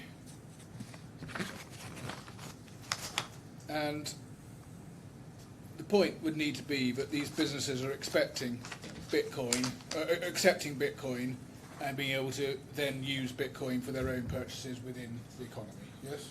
Well, I guess this is where we've been disagreeing for the last half an hour. Accepting Bitcoin, absolutely, that makes it a means of exchange. How those businesses then utilise that value, whether they then spend it in dirham, Bitcoin, or indeed US dollars, is not really the point. And I'm not going to go back on it, but that turns on its head the whole point of the Keynesian discussion of money. But we suggested. Obviously, we disagree. No, but let's look at the survey that you rely on to look at this wide use in the digital economy. The survey is at 3579. Mm-hmm. Do you want to turn to that? Yeah. So that's the survey you're referring to, yes? Yep. And can we go to 3582? You get a description of the survey halfway down the page. The second study, do you have a paragraph that starts the second study? I do. The second study focuses on the use of Bitcoin in e-commerce. We explore the fraction of sales settled in Bitcoin based on the results of the first ever global survey of legal online vendors that have adopted it as a payment mechanism. An English language questionnaire was distributed to known population of vendors in April 2013. Of just over 600 companies surveyed, 108 responded. So just pausing there, it's a survey of online e-commerce vendors who have adopted Bitcoin as a payment mechanism, isn't it? Absolutely, and it's looking at the early adopters, shall I say, because this is related to 2013, and obviously things have expanded tremendously since that point. And if you want to see the detail of it at 3598, 35.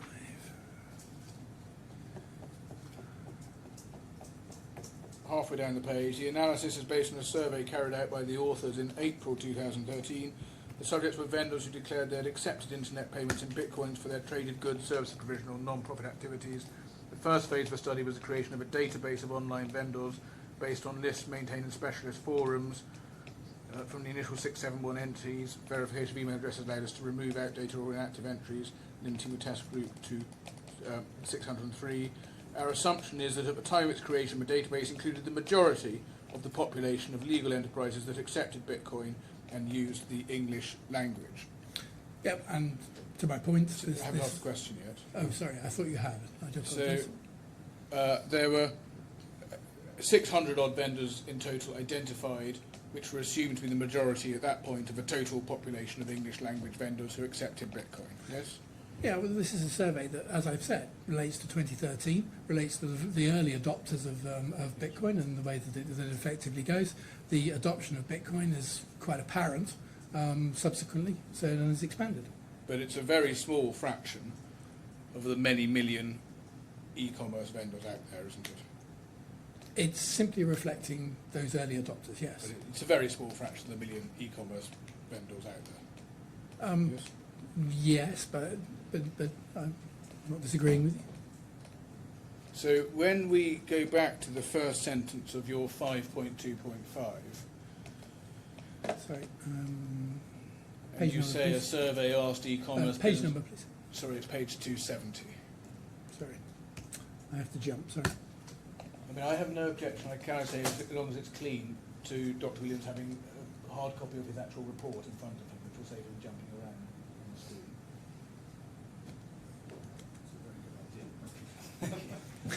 Great idea. So when we look at that first sentence, you say a survey asked e-commerce businesses about the share of their total transactions that were conducted via Bitcoin. We shouldn't read that sentence as suggesting it was a survey of e-commerce businesses generally about their share of business through Bitcoin. The vendors were chosen because they were already known to accept Bitcoin as a payment mechanism. I'll make that quite explicit in footnote 48. Thank you very much. I don't think that's an issue of contention. And when we look at the next sentence, that among all participants, 31% of sales were via Bitcoin, and for a quarter of companies it was 81%. That's again drawn from a sample of vendors who were already known to accept Bitcoin for payments. Yeah, absolutely. I'm not for one moment. So what I'm telling you is this is an early a survey of early adopters and the usage of those early adopters. We've now I couldn't find a more recent survey providing evidence, so I've taken this survey. But I think we're all in agreement that the usage of Bitcoin within that environment has changed tremendously.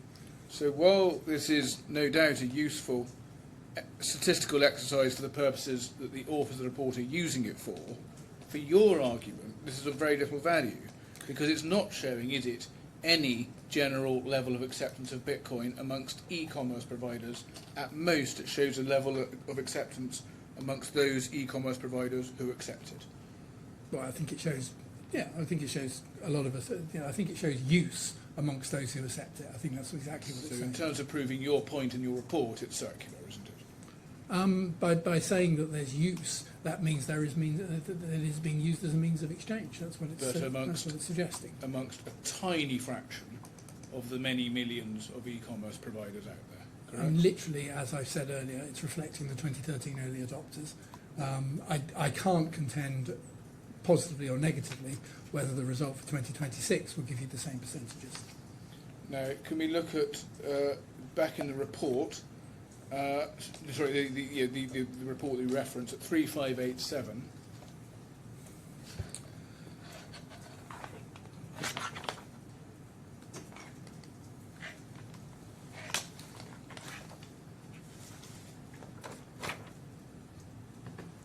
This deals with 3587.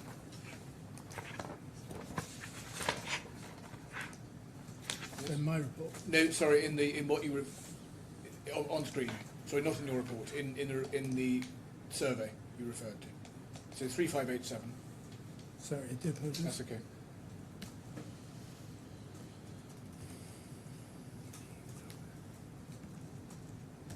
Yeah.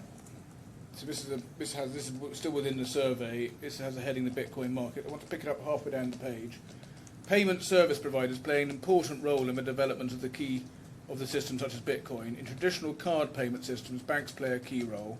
However, in the e-commerce market, the most success has been witnessed by non-bank payment service providers such as PayPal. Their rise has been attributed to their innovations in handling the payment process by providing a convenient interface which has motivated customers to shop online more frequently. In the case of Bitcoin, the seeming complexity of the arrangements needed to operate a cryptocurrency means that many companies have shied away from direct acceptance of payments.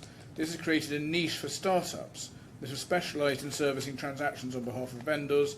These payment services providers add value because apart from transaction processing, they assume the risk associated with fluctuating values of the cryptocurrency and transfer domestic currency to merchants. The most famous providers are BitPay and Coinbase, and they are largely responsible for the rapid increase in the number of traders that accept Bitcoin.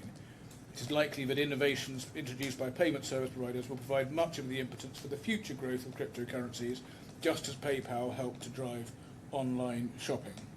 So the point being made is that many companies shy away from direct acceptance of Bitcoin, yes? Well, that's the point at the time of this survey. I think that's the point that was being made. And there are payment providers like Coinbase and BitPay who team up with the vendors, and they assume the risk associating with fluctuating values of cryptocurrency, and they transfer fiat currency to the vendors, yes? Yes, that still happens, yes. So in other words, the vendors aren't accepting Bitcoin in the economic sense that you rely on, accepting it as a medium of exchange because they are confident they can use it. What they're actually getting is fiat currency, but they offer a service of receiving Bitcoin because they have a tie-up with a third-party provider. Well, no, because typically now I can make a choice between whether I wish to pay in Bitcoin or whether I wish to effectively transfer that payment into a fiat currency. What you're describing there is the transfer into the fiat currency, but the market has developed since this description. Well, we can look at that, but pausing here, the point of vendors teaming up with BitPay and Coinbase is that they accept fiat currency, don't they? But the consumer has the option to pay in Bitcoin with conversion at the point of transaction. But the consumer has the option in which. Just answer my question. That's what I thought your question is: does the consumer have the option to pay in both? No, is that right? It doesn't matter. The vendor is receiving in fiat currency. Yes. Yes, although the vendor can also choose to receive in Bitcoin. And what the point is making, the point being made in the survey, is that vendors are shying away from receiving fiat Bitcoin, and they receive fiat currency. So this is commentary of the market as of 2013. Yes. The market has developed considerably since that point. Yeah? This is the survey you rely on to show that Bitcoin is an acceptable medium of exchange, particularly within the digital economy? I rely on this. I quote the survey to show the usage of Bitcoin. No, you I don't effectively rely upon it to discuss the point that you're talking about here. Well, you do, because you say the results of this survey provide two conclusions. Firstly, Bitcoin is an acceptable medium of exchange, particularly within the digital economy. 526A. You rely on this survey, but what the survey shows is the opposite, which is that vendors aren't prepared to receive Bitcoin. What they want is fiat currency. Yes? So vendors will always try to de-risk everything. Yes, of course. So if they can convert to fiat currency, they will. They potentially may do. But equally, this, as of saying, this is stated in a particular point in time, is now become more common for vendors to actually take Bitcoin itself. So most of the traders, this survey is saying, who accept Bitcoin, most traders are not accepting it as directly as a medium of exchange, but they are receiving Bitcoin, fiat currency. Yes. So this is. I'll just repeat my answer. This is reflecting the structure as of 2013. Yes. And when we go up the page at 521. Sorry, in my report. Yeah, just up in your, because this is all building from what your starting point at 521. People would need to accept it not because of its intrinsic value, but because they expect others to accept it in future trades. That's just not applicable to these e-commerce vendors, is it? Because they're not accepting Bitcoin directly because they accept to use it in future trades. They're only accepting fiat currency. Well, I think it's relatively clear that you can pay in both to a vendor. So if you go through PayPal and you get to that point, you're offered the option of whether you wish to transact in fiat currency and convert to fiat currency, or pay in Bitcoin.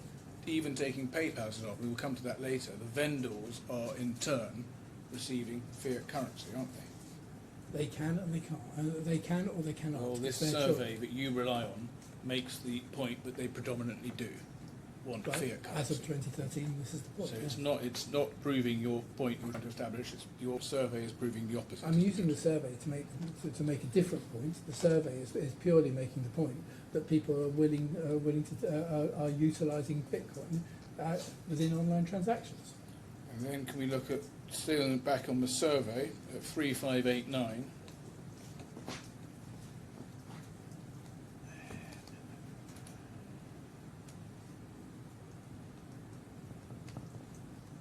It says many of the fears related to the effect of Bitcoin on the macro. Do you bottom down?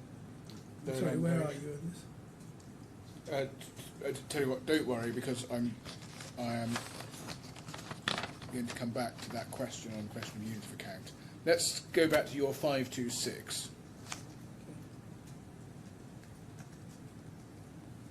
So we've looked at your first sentence, 526A, which you suggest is demonstrated by your survey that Bitcoin is an acceptable medium of exchange, particularly within the digital economy.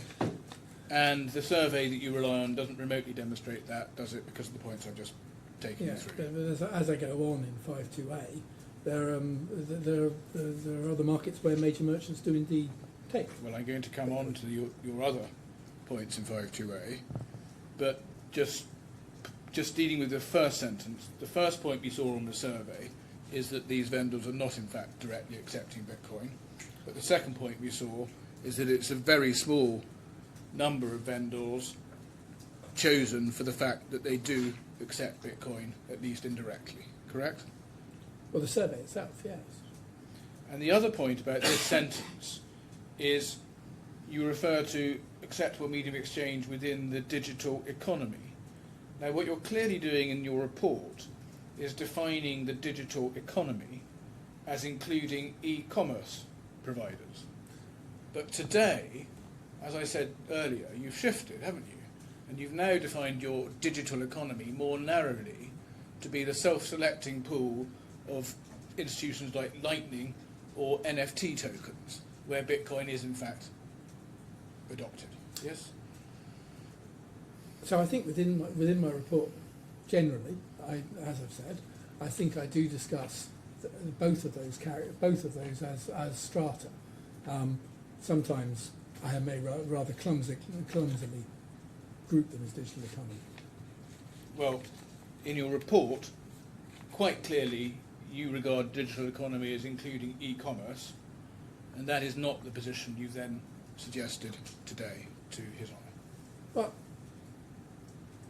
I think I've made the point that I think that for that digital economy, as I've defined it today, within that discussion, it's quite clear that Bitcoin is money. Within the e-commerce environment, I've also made a series of statements and structures, and I think the two can be seen together. But clearly, as with all markets, there are differentiations across the market. Well, what's happened, Dr. Williams, is that in your report you define digital, you don't define it at all, but you refer to digital economy as including e-commerce, and you realise that that's a hopeless argument, because once you include e-commerce, digital economy, Bitcoin is not remotely widely accepted, and you've therefore defined your digital economy even more narrowly today to restrict it to those few businesses that do in fact accept Bitcoin and use it. Well, I disagree with that, and that wasn't the intention of my report, and it's certainly not what I've set out this today. I suggest it's quite clear that that's what's going on. Do you want to make one more further comment on that or not? Well, I think we just disagreed. Now let's move on in 526A, where you move on to what you say, this is evidence across other markets where major merchants such as Overstock.com, Microsoft and Wikipedia have accepted Bitcoin directly for goods, services or donations. Moreover, payment service providers such as PayPal now enable consumers to pay with Bitcoin at millions of merchants worldwide. So you start with Overstock. Now, were you aware that Overstock were offering customers that they could pay in Bitcoin, but that was a service that they offered initially in conjunction with Coinbase, and then subsequently moved to a payment provider called Shapeshift? Mm-hmm. Yes? You agree with that, don't you? Yes. So it's not an example of a company accepting Bitcoin directly. It's a vendor like those in the study we just looked at, who essentially receives funds in fiat currency, so that's what it accepts, but it has a specialised third-party service provider who processes the cryptocurrency payment and allows it to offer consumers to pay in Bitcoin, correct? Correct, and then the means of exchange from the consumer is indeed the Bitcoin. The next example you give is Microsoft, and you're aware that Microsoft also has a third-party relationship with BitPay. Yes? You are. And so again, Microsoft customers can provide payment to BitPay, which are then converted into fiat currency on the customer's Microsoft account. Yes? So I think this is as per the documents. Yes, exactly. And you also refer to Wikipedia. Mm-hmm. And were you aware that that also, until it stopped doing the service, that also teamed up with BitPay to allow it to accept donations in Bitcoin? So again, using a third-party process. Correct, indeed. I made a donation in Bitcoin myself. Yes, but it's a team-up between the Wikipedia and BitPay, which allows it. So I think in a sophisticated digital economy, that's an inevitability. You then refer to PayPal, which you say enables consumers to pay with Bitcoin at millions of merchants worldwide, but you're not suggesting, are you, that this involves millions of merchants worldwide accepting Bitcoin, are you? So the merchant can choose to accept or not accept. What PayPal is offering... Sorry to interrupt, but while the thought's still fresh in my mind, doesn't the interposition of a third party converting the Bitcoin paid by the consumer into a fiat currency which is then paid to the supplier of goods or services militate against a different point, which is namely that it's a unit of account? Because what's happening there is, isn't it, that the suppliers are accounting in fiat currency, and even if it were a medium of exchange, it's converted into fiat currency to be a unit of account. So I, as a customer, am accounting for it as a Yes, but in not Bitcoin. but the supplier, but the provider isn't. Where third parties involved, that's true.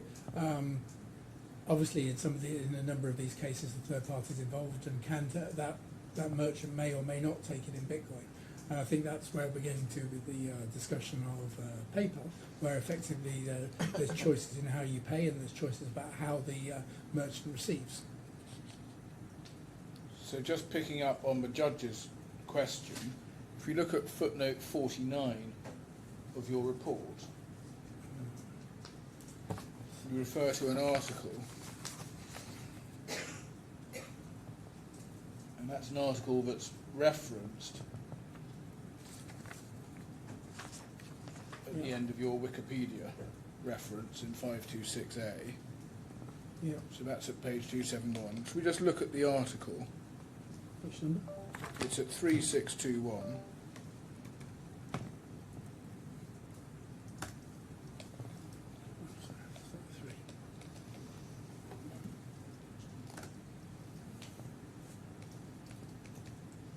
And so that's the article, Bitcoin Economics, Technology and Governance. If we go on to page 3628, Bear with me.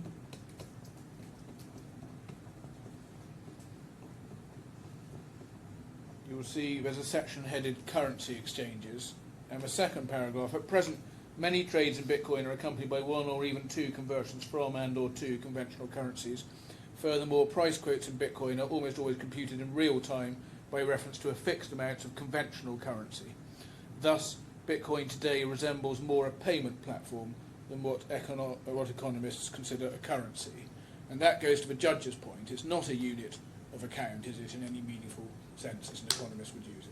So within this environment, no, and I think the point that there's a reason why I'm making this definition between the digital economy, the e-commerce economy, and the physical economy, because I think at the left-hand side of that spectrum, Bitcoin clearly meets all of the requirements of money.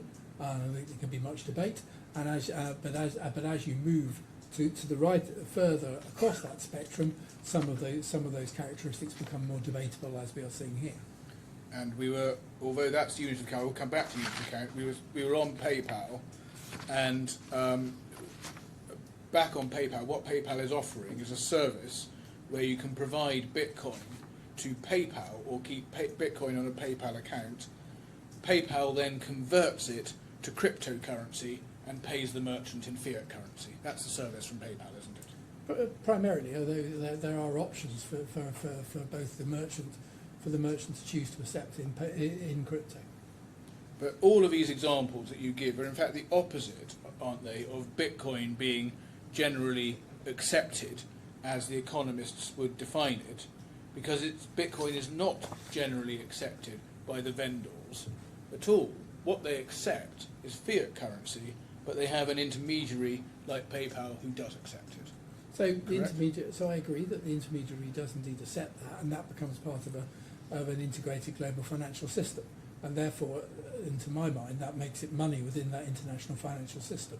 But again, alongside that, you finish. But alongside that, there is a more closely defined definition, where Bitcoin is the only currency. But looking at this e-commerce area, yours again, it's an extremely heterodox view, because the concept of general acceptance, as we saw, refers to the ability of vendors to actually accept a particular medium so they can use it. And here they're not accepting the medium at all, they're accepting something else, fiat currency. So vendors have the opportunity to move between the two, depending on their desires. But there's no general acceptance at all, is there? Well, that's your statement. Well, it's obviously right, isn't it? Yes? Well, I'm clearly telling you they have the option to rotate between the two. Now, when you wrote your report at 526A, Yeah. were you aware that the online vendors that you refer to did not accept payments directly in Bitcoin, but in fact used an intermediary. Yes. So why didn't you make that clear in your report? Maybe I should have. Now, let's go on to 5.2.7, which is the next point where you say it can be readily demonstrated that Bitcoin possesses the characteristic and it's widely accepted. Yeah, so what I'm saying in 527 is that there are 5 tests which are typically described as leading to whether something is a medium of exchange. And I've gone through each of those 5 tests. We're talking about B, but A, C, D, and E. Well, you would accept, wouldn't you, that going back to B and looking at it now, you haven't demonstrated at all that it's widely accepted in the economically important sense of being directly accepted by vendors who So in turn can use the Bitcoin. So I'll take you back again simply to the point that I was making earlier, that within the definition of a digital economy, it is widely accepted. Indeed, the type of digital economy I was describing earlier, it's de facto almost. But when you So say when I get into the e-commerce part, which is the part that you're talking about, clearly it's part of a system that's effectively working. That system also includes fiat currency, inevitably because of the role of fiat currency within economies. and again, looking at your definition of digital economy, when you referred to digital economy at 527B when you wrote your report, that was a definition, that was in reference to a different type of digital economy from your definition today, wasn't it? So as I've said, I've used the term digital economy there to capture both of the types of market that I'm talking about. And what you now say, your new opinion today, is that widely accepted only refers to the digital economy as you now define it, which is your category of Lightning and NFT tokens. No, that's not what I'm saying. I'm saying that it's completely accepted within as widely.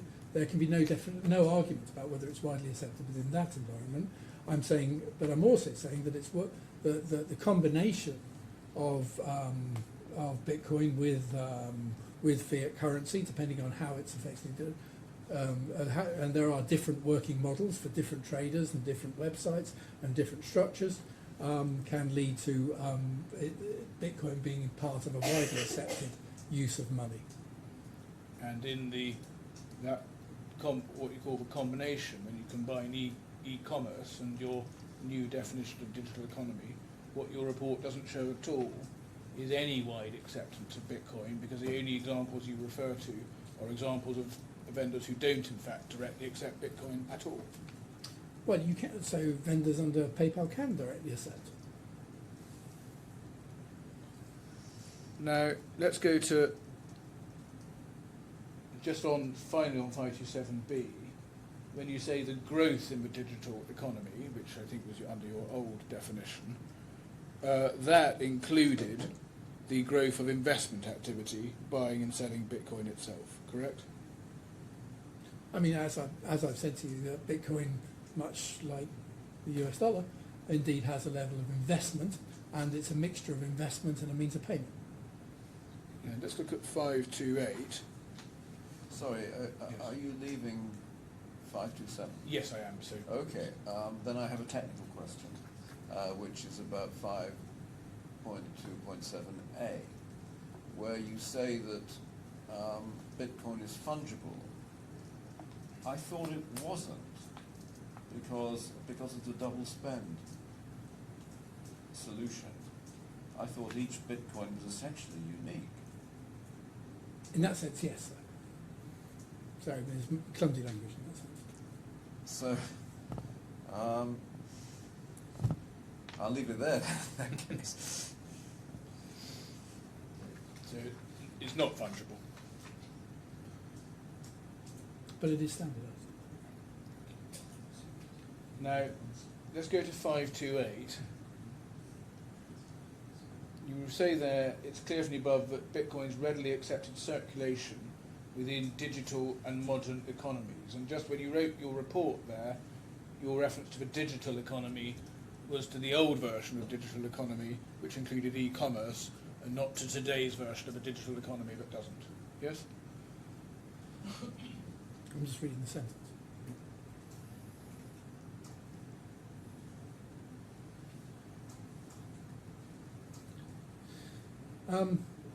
So yes, so as I've said, I believe Bitcoin's utilised within each of those environments, yes. But what you meant in your report when you referred to digital economy, again, was the old version including e-commerce, rather than the new version that doesn't include e-commerce. So again, I've drawn that distinction. So I've been clear that there's a purely digital economy, which where Bitcoin works clearly as money, and then there's an e-commerce environment where effectively it is working as money, but in conjunction with fiat currency. And just looking at the wording here, you say is evidence of its ability to be used as a medium of exchange. You appreciate that's not the test, whether there's evidence of the ability to be used as a medium of exchange, but whether Bitcoin is in fact widely used as a medium of exchange within an economy. So it's widely used as a medium of exchange within the. So we almost go back to the definitional strata that I started with. It's widely used as a medium of exchange, and in fact, almost totally in the environment that I started off with, in terms of the digital economy, it is commonly used as a medium of exchange within the e-commerce environment, and it's increasingly commonly used as a medium of exchange within the broader economy. And so you can't say widely used as a medium of exchange unless we adopt today's definition of digital economy as meaning Lightning, NFT tokens. Was there anything else? I can't remember. As I was saying to you earlier, this is effectively a spectrum from the left-hand side to the right-hand side, and the use of Bitcoin within that environment is stronger on the left-hand side, and it's gradually evolving further and further on the right-hand side.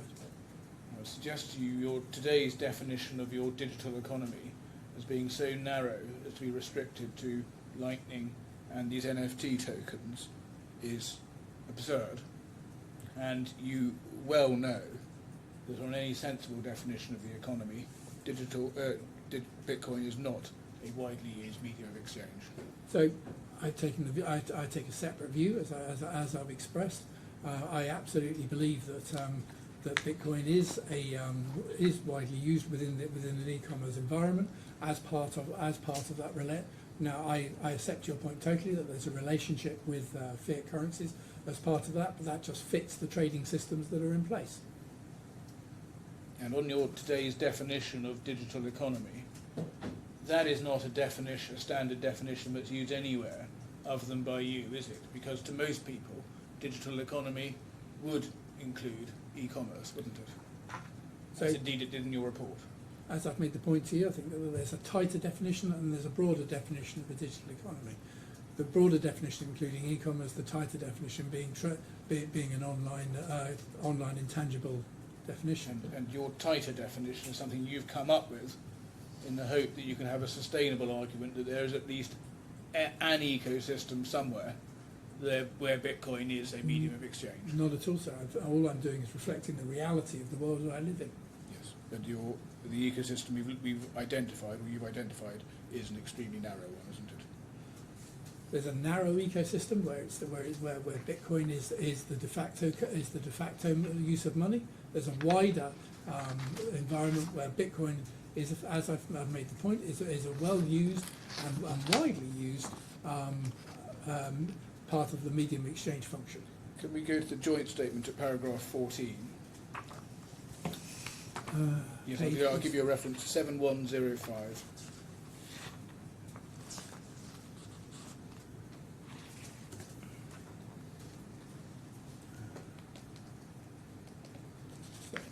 Bear with me.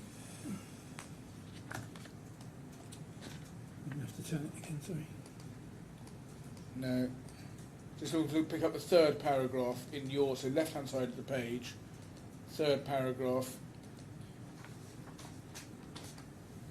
first sentence here, further, whilst the term is widely accepted is a relative measure, it is fair to assume that it connotes a degree of national or international acceptance. Mm-hmm. Now that is a rather understating, isn't it? in that one needs widely accepted in the sense of generally accepted within an economy, correct? Well, no, because Bitcoin is designed to work at an international, transnational level, as opposed to a national level. You keep conflating to the national level and the ability to buy eggs. Well, you then say, let's just see how you then illustrate that. You then say there's ample evidence that Bitcoin has been used as a means of payment and medium of exchange in several countries around the world. It's by no means restricted to a niche or localised sector, region or economy. For example, universities in Germany, Switzerland and the United States are an example of international acceptance of Bitcoin as a means of payment. And you're not suggesting, are you, that these few universities that you say accept Bitcoin would be examples of or would illustrate universal or even wide acceptance within the economy, would you? No, I'm just using them as examples of the usage within different environments. It's a bit like if I turned around to say the usage in the UAE means that I can remit for government services in Bitcoin. Could we look at the reference you give for this proposition? It's at it's the OECD report that you refer to. You refer to it at footnote 2. We have that at 7118.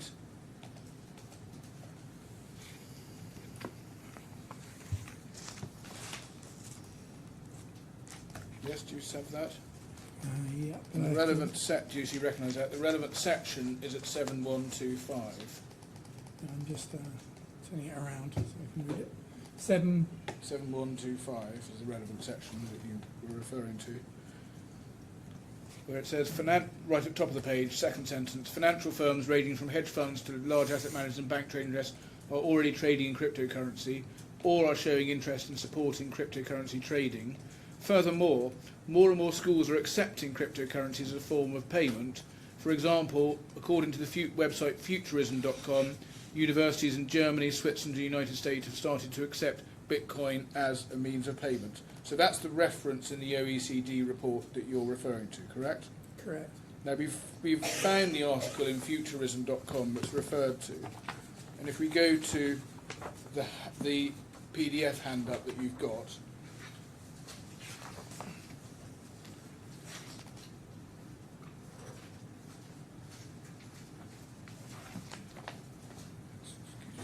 Yeah, so you're saying it's a third-party transaction?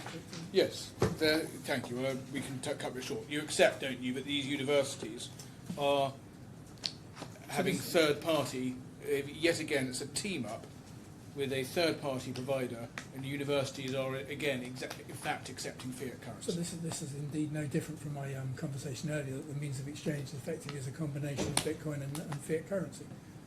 So what they're accepting is fiat currency, yes? So for this Lucerne example, that is indeed true. But I do know of universities that do actually take the Bitcoin themselves. So, for example, I paid my daughter's tuition this year at Bristol University in exactly that way. Now,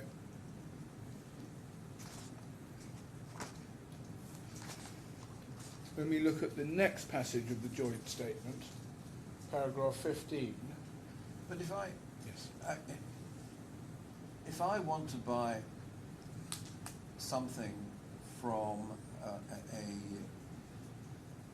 vendor who only puts its prices in Swiss francs, and I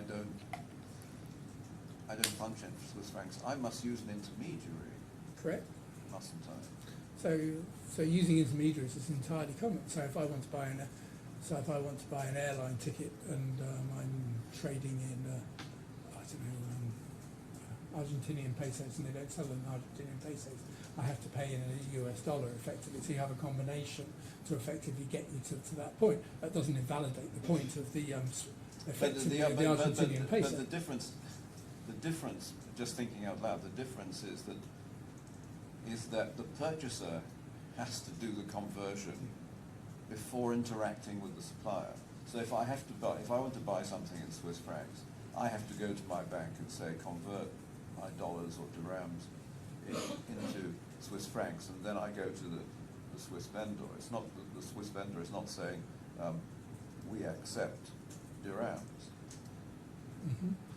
So I don't see that there's necessarily a difference there between whether it's converted at the point of electronic transaction or whether it's me doing the conversion myself. Yeah. Well, there is a fundamental difference in economic theory, isn't there?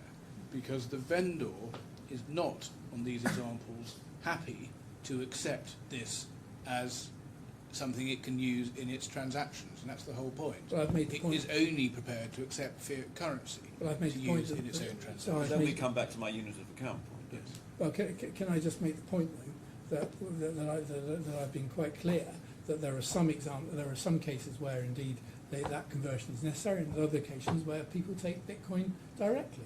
So I gave you several examples, and I'll use the PayPal example as a general one where the choice exists with the vendor. Well, you've asserted in the witness box that there are all these examples. We've been through the examples you give in your report of acceptance of Bitcoin, and in all the cases that we've looked at, and I'm sure there are, I'm not suggesting there aren't exceptions in the world where people would accept Bitcoin, and in a real way, in a direct way, but in all the instances that we look at, we refer to your report, the predominant use of Bitcoin is as an offer to a consumer, which only works because the vendor is in fact accepting fiat currency. So Bitcoin as a transnational currency inevitably has to interact with a national currency.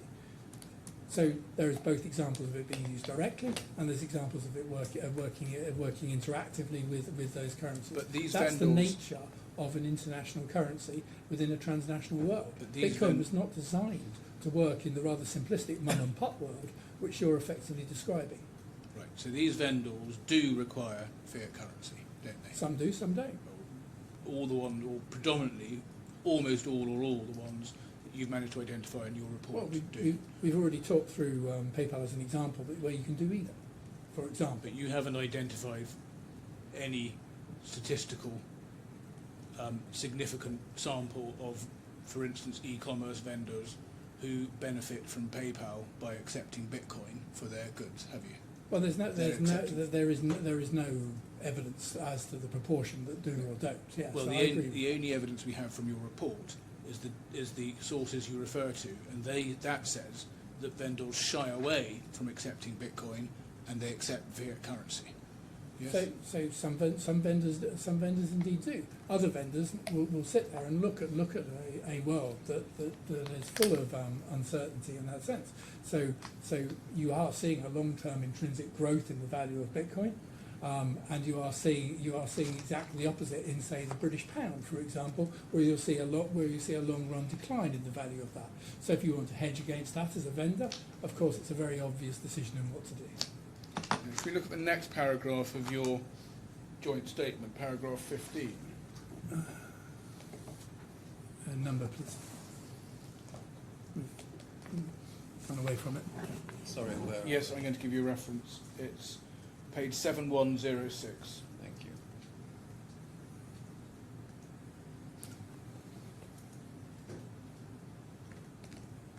So the question that you're addressing is whether the weight of academic literature and statements from central banks, international organisations supports or does not support the proposition that Bitcoin fulfills the medium exchange function in practice.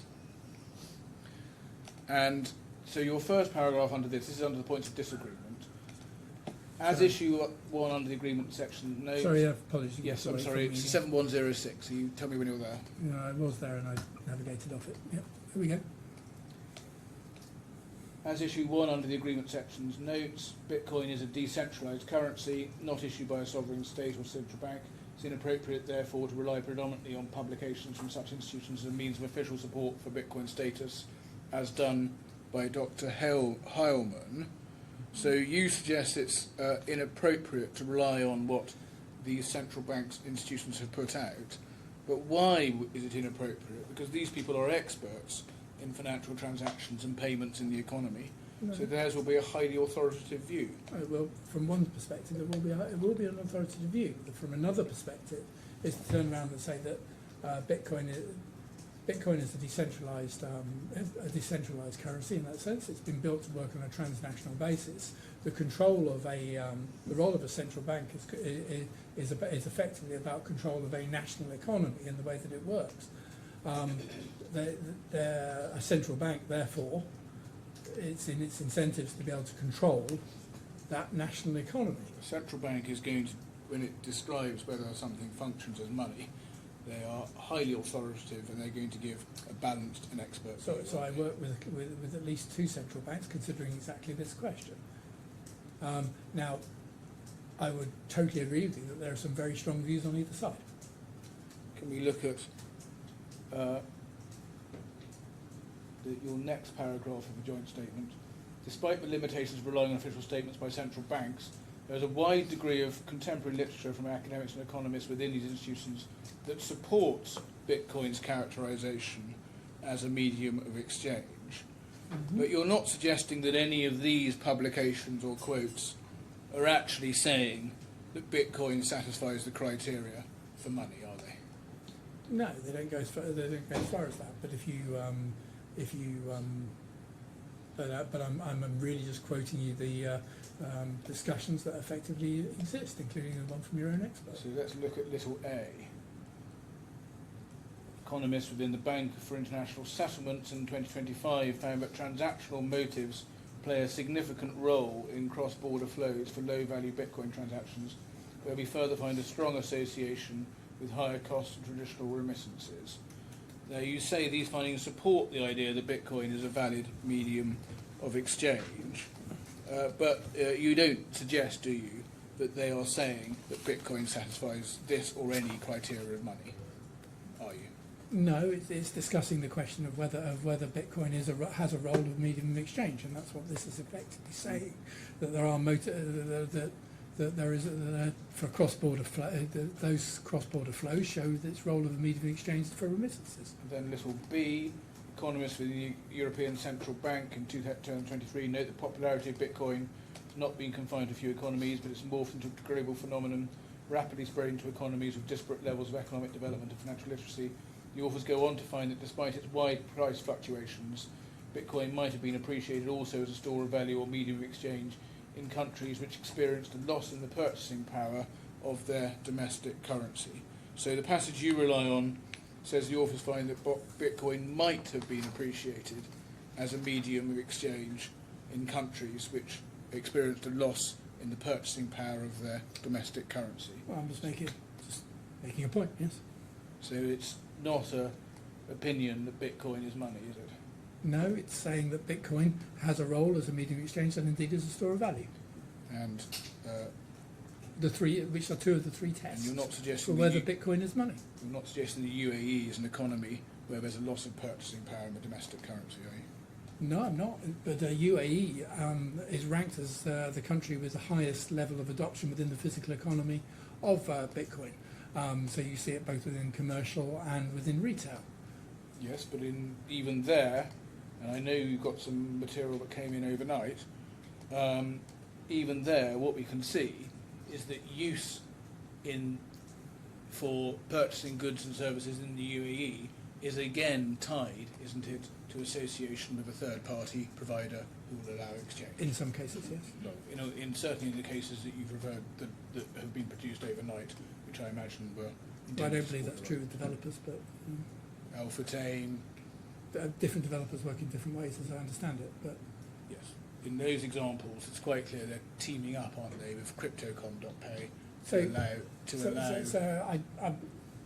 Well, whilst I believe some do take it directly as Bitcoin, I don't really want to get. That's not really my point.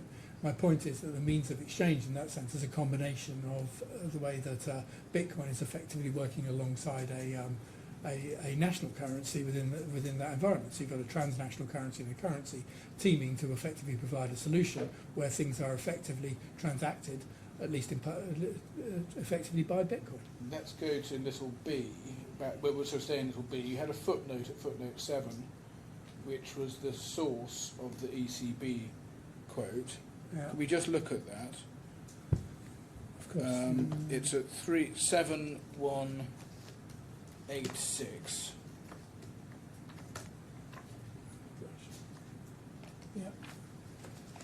So this is from the document you're referring Just to. paginating, sorry. Yes, that's okay. With you now.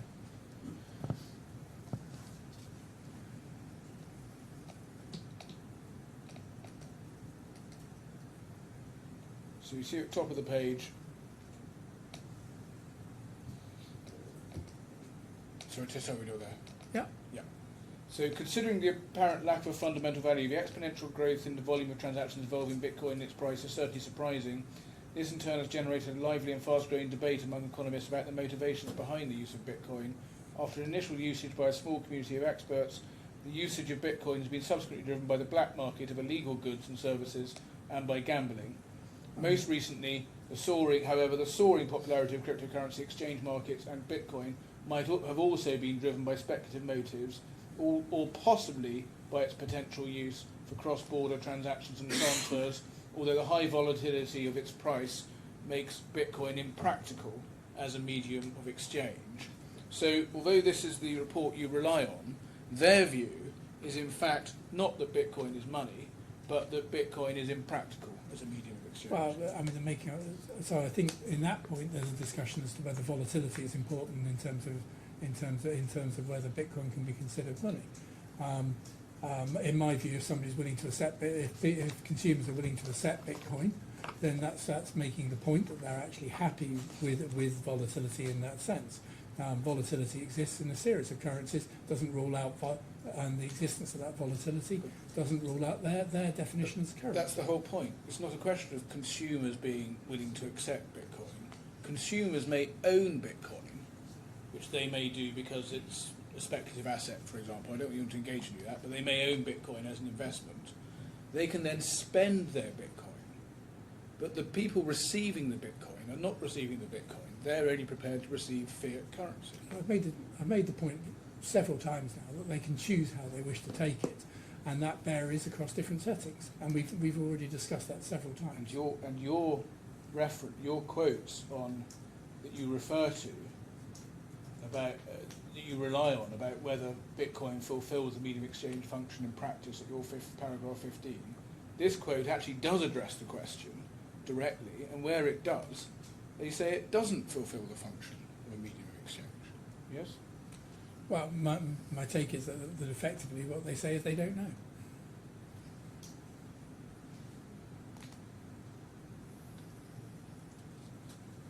Now, you then refer to little c, but that's the point we've been, just sort of back in 7107, the joint statement. You're repeating your point about universities and the website Futurism that we've looked at, so I won't go back on that. You then refer to Dr. Heilman's own analysis. And let's look at your quotation there. You say at little d, Dr. Heilman's analysis in 2014 described Bitcoin as an alternative store of value and its use as a medium of exchange is steadily growing. And then you say in 2015, Dr. Heilman's analysis on the potential of Bitcoin to be adopted in different countries described Bitcoin as having potential to be used as an alternative store of value or utility as an alternative medium of exchange. This paper reinforces the view that Bitcoin adoption is most likely to take place in countries reliant on international remittances, comparatively higher fees, poor exchange rates, and a slow and cumbersome process available through traditional cross-border payment services. Now, can we read? Now, Dr. Heilman was referring to the potential, wasn't he, for Bitcoin to be a medium of exchange. He was not suggesting that Bitcoin was already a widely accepted medium of exchange within the economy. Well, I believe that's for Dr. Heilman to answer. No. It's the bit of his report that you've quoted. He was talking about potential to be used as an alternative store of value. He was not saying his report that Bitcoin was already a widely accepted medium of exchange within the economy, was he? Within that paper, there are other sources from Dr. Heilman that show different things. Should we look at the paper? It's at 7234.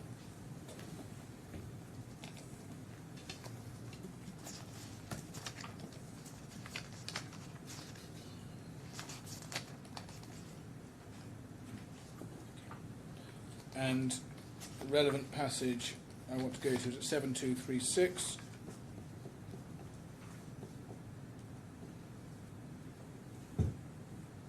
So that the passage that you refer to is, that you quote, is at the top. Do you see refer to potential for use as a medium of exchange? Yes, do you see that? 7236. 7236. There's a reference to the. Which paragraph? First, second, or third? Yes, I just grounding you because I want to go to the footnote, but I just want to. So we start at the paragraph at the top of the page. In contemplating. Yes, in contemplating. Mm-hmm. For example, should emphasis be placed on where Bitcoin has the most potential to be used, alternative store of value, or should Bitcoin's utility as an alternative medium or exchange take priority? You see, that's what he's saying. Can you then look at the footnote?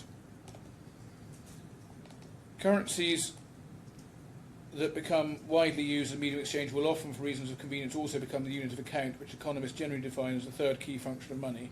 At present, goods and services priced in Bitcoin units tend to see the number of Bitcoin fluctuate in lockstep with changes in Bitcoin's exchange rate against a national currency, like the US dollar.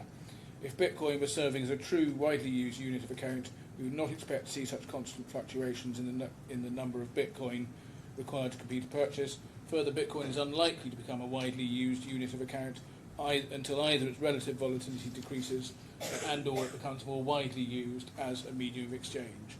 So Dr. Heilman's work was not remotely suggesting, was it, that Bitcoin already met the characteristics of money? No, it's saying it has the potential too, as indeed the point was made. But the Bitcoin is unlikely to become one more widely used unit of account until either its relative volatility decreases, which indeed it has, or it becomes more widely used as a medium of exchange, which it has. So going back to where we started at paragraph 15, where you were looking for sources to support your view. Sorry, which Sorry, 7106. We're looking for just have to wait, sources. sir? Yeah.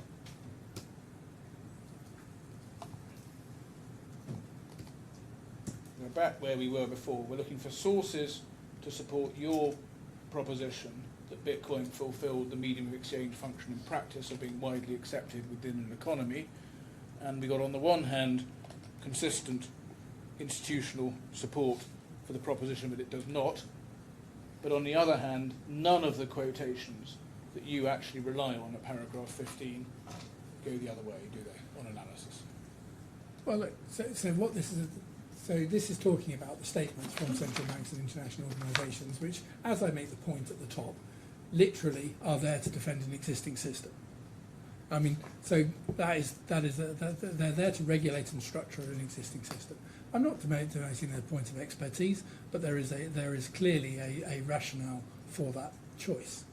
And these quotes talk about how Bitcoin may effectively begin to work as a medium of exchange within those environments. Dr. Williams, if yours was a maintainable view, you would have been able to find some support for it, wouldn't you?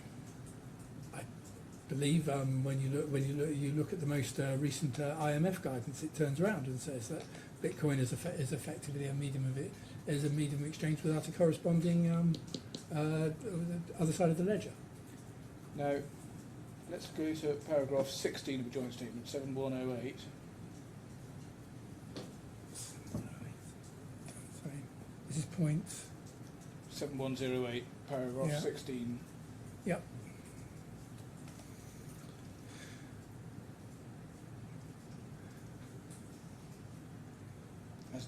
You say, as demonstrated by the evidence in issues in 14 and 15, Bitcoin is an accepted means of payment internationally with hundreds of thousands of daily transactions.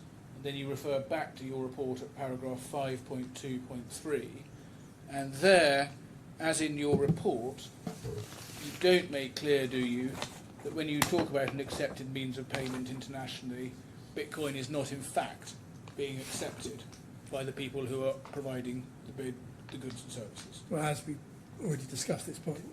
So it's not being accepted. No, I'm literally. I'll repeat my answer. It's a combination. Bitcoin's acceptance as a means of exchange is part of a combination with a national currency. That I fully accept that. In many transactions, and in other transactions, it absolutely has the ability to work separately and can be chosen to do so.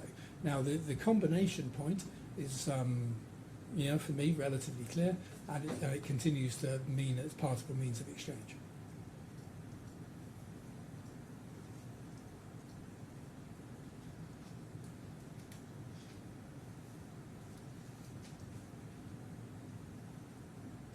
Now, going to the second paragraph underneath that, 7109, you say, returned to the definition of medium exchange, functional requirement of medium exchange is the ability to act as a means of payment within the economy.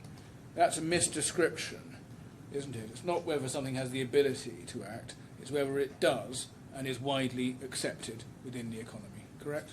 So Bitcoin is used as a means of payment. But you accept my question, to deal with my question, you accept that the critical question is not whether something has the ability to act, but whether it does and is widely accepted. I agree, it's a question of fact, yes. Now, I'm going to move on to the next area, which is store of value.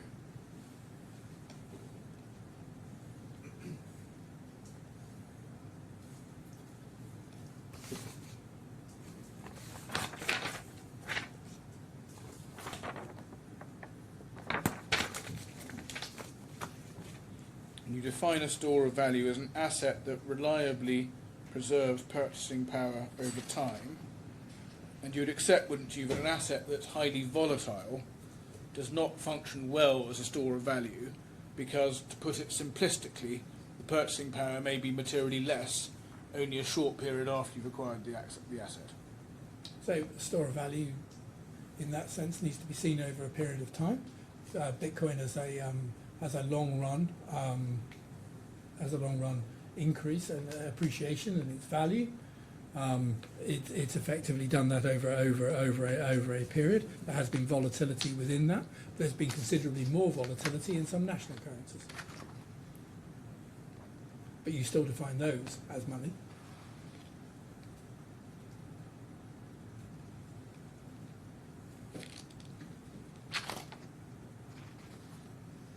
But value is only reliably preserved, and you accept, don't you, that reliability is a part of the... So, no, but literally, if your argument is that reliability is the next day, then the fact the US dollar lost 11% over 6 months would begin to question it. The fact that the peso is has been more volatile than Bitcoin would question that. And I can give you other examples of currencies. Dr. Heilman would say that he would agree with you that for the short time of a temporary dislocation in a currency crisis, the currency does temporarily fail to meet the store of value criteria. Well, but the point about Bitcoin is that it does so all the time. Well, short term, I show you can see that short term period ran from 2022 to 2025. If you look at figure 5.2 in my report. Sorry, just pausing there, just for my own thoughts again. We discussed earlier this morning the fact that something can be money but not currency. We're now on the fact that something can be currency but not money. If a currency fails to satisfy the criterion of a store of value, then it's not money. Yeah. Yes. Correct. So it's a currency. So that's So it's a like bit right. tautological. You can have money that isn't currency and currency that isn't money. Yes, I think. Yes. Yes, I think that's right, because you would bend the rules, as it were, for a currency that on the store of value question, Yes. it's experiencing a shock, effectively. Yes. You'd say it still counts as a currency, but it is temporarily not obeying one of the money requirements. Yes, if you've got to push it round in a wheelbarrow. Yeah, yeah. But we're talking about and here we're talking about a 2-3 year period, and that's not a short run period. That's a significantly longer period, and you can just see that from this diagram. But let's just start with the economic principle. But value is not reliably preserved, is it, if the asset's value is prone to going up and down by a significant amount over short periods? Yes? Okay, true, yeah. So I mean, that's by definition unreliable. Well, it's degrees of reliability. I mean, at the end of the day, the reliability is in the eye of the beholder. Yes, but why it's important, I don't want to interrupt you, but why it's important economically is to take it back to first principles. The person who receives the money needs to be reasonably confident, knowing how goods are normally priced, that money is going to be broadly represent the same thing in his mind and in his purchasing power, generally, in the next week, month or so. Well, if you excuse the answer then. Yes. You're back in the mum and pop economy, where effectively I get fish and sell it on egg and buy eggs with it.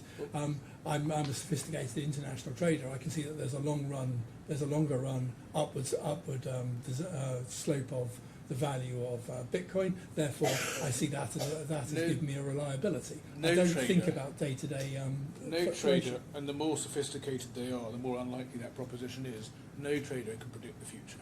Well, so you earlier made the point that Bitcoin is seen as an investment and as a holdall environment for a number of people, and seen as a safe haven asset. If the point that you're making is true, why does all that happen? Well, because people are speculating. So the U.S. government that holds several hundred million of holding of Bitcoin is speculating in Bitcoin, is it? Well, let's look at Dr. Heilman's report, paragraph 5.3.2. Can you give me the reference, please? 4012.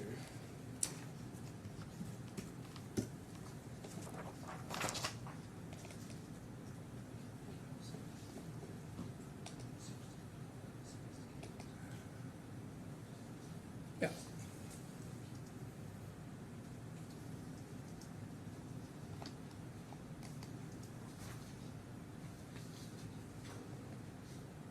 Now,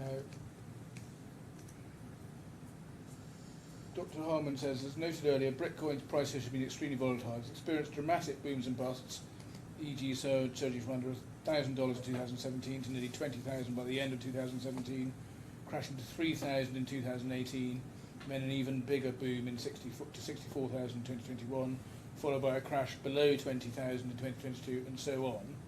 The annualized volatility of Bitcoin's price has often been in the range of 60 to 100%, which is an order of magnitude higher than major fiat currencies or even gold, and then he fleshes out some examples of that in his footnote. You don't dispute Dr. Heilman's statistics, do you? Well, so I can happily tell you that so I agree with Dr. Heilman's statistics in terms of the fluctuation of Bitcoin, yes? And you agree that it's I haven't an finished order my- of I magnitude? haven't quite finished my answer, yeah? Please finish. I equally note in a world of massive fluctuation, we are seeing large levels of fluctuation in major currencies, and I've cited you a couple of times to the fluctuation of the dollar in 2025 and the level of loss. It's not as high as that, but it's very significant. But that's the point. And then I would turn. That's- Sorry, I still haven't quite Okay, please finished. finish. And even gold. Well, gold fell 13% in the last 2 days. But that's the point. The order of magnitude of fluctuation in Bitcoin is... So the amount of the fluctuation in Bitcoin is an order of magnitude greater than the major currencies. So you're choosing to define money now by reference to a series of major currencies. You're not choosing to define money by reflection to fiat currencies. So I can find you many fiat currencies that show greater levels of volatility than Bitcoin. So just because you want to change the euro or the dollar, etc., fine. But if they're the only currencies that are money, then that takes away this idea that all fiat currency is money. Well, let's look at paragraph 5310 of your report. My report, yeah.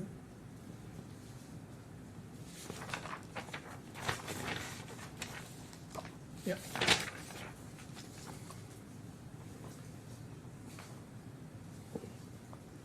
Page Sorry, I'll give you a page. 272. Thank you. 270.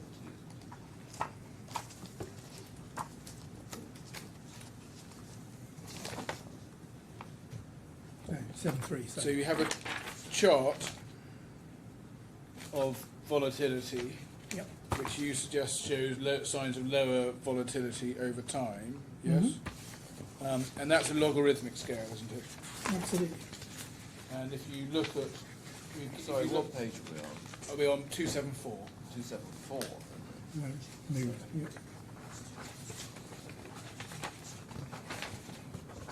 Oh, right.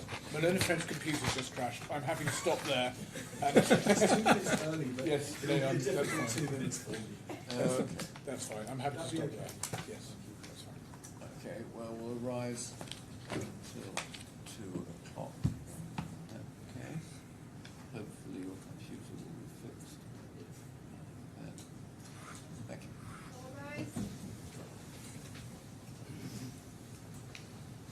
Sorry.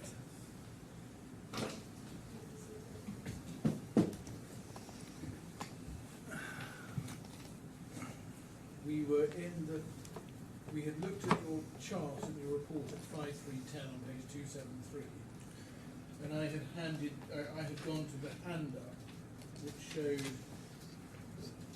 going to the handout, which showed the same chart on the non-logarithmic scale. So I don't think we quite got around to discussing the logarithmic scale, but Well, okay, well that's right. Let's do it my way now. So we've got two things in front of us. I so think. figure 5.1, yeah? You've got your chart on the logarithmic scale, Yeah.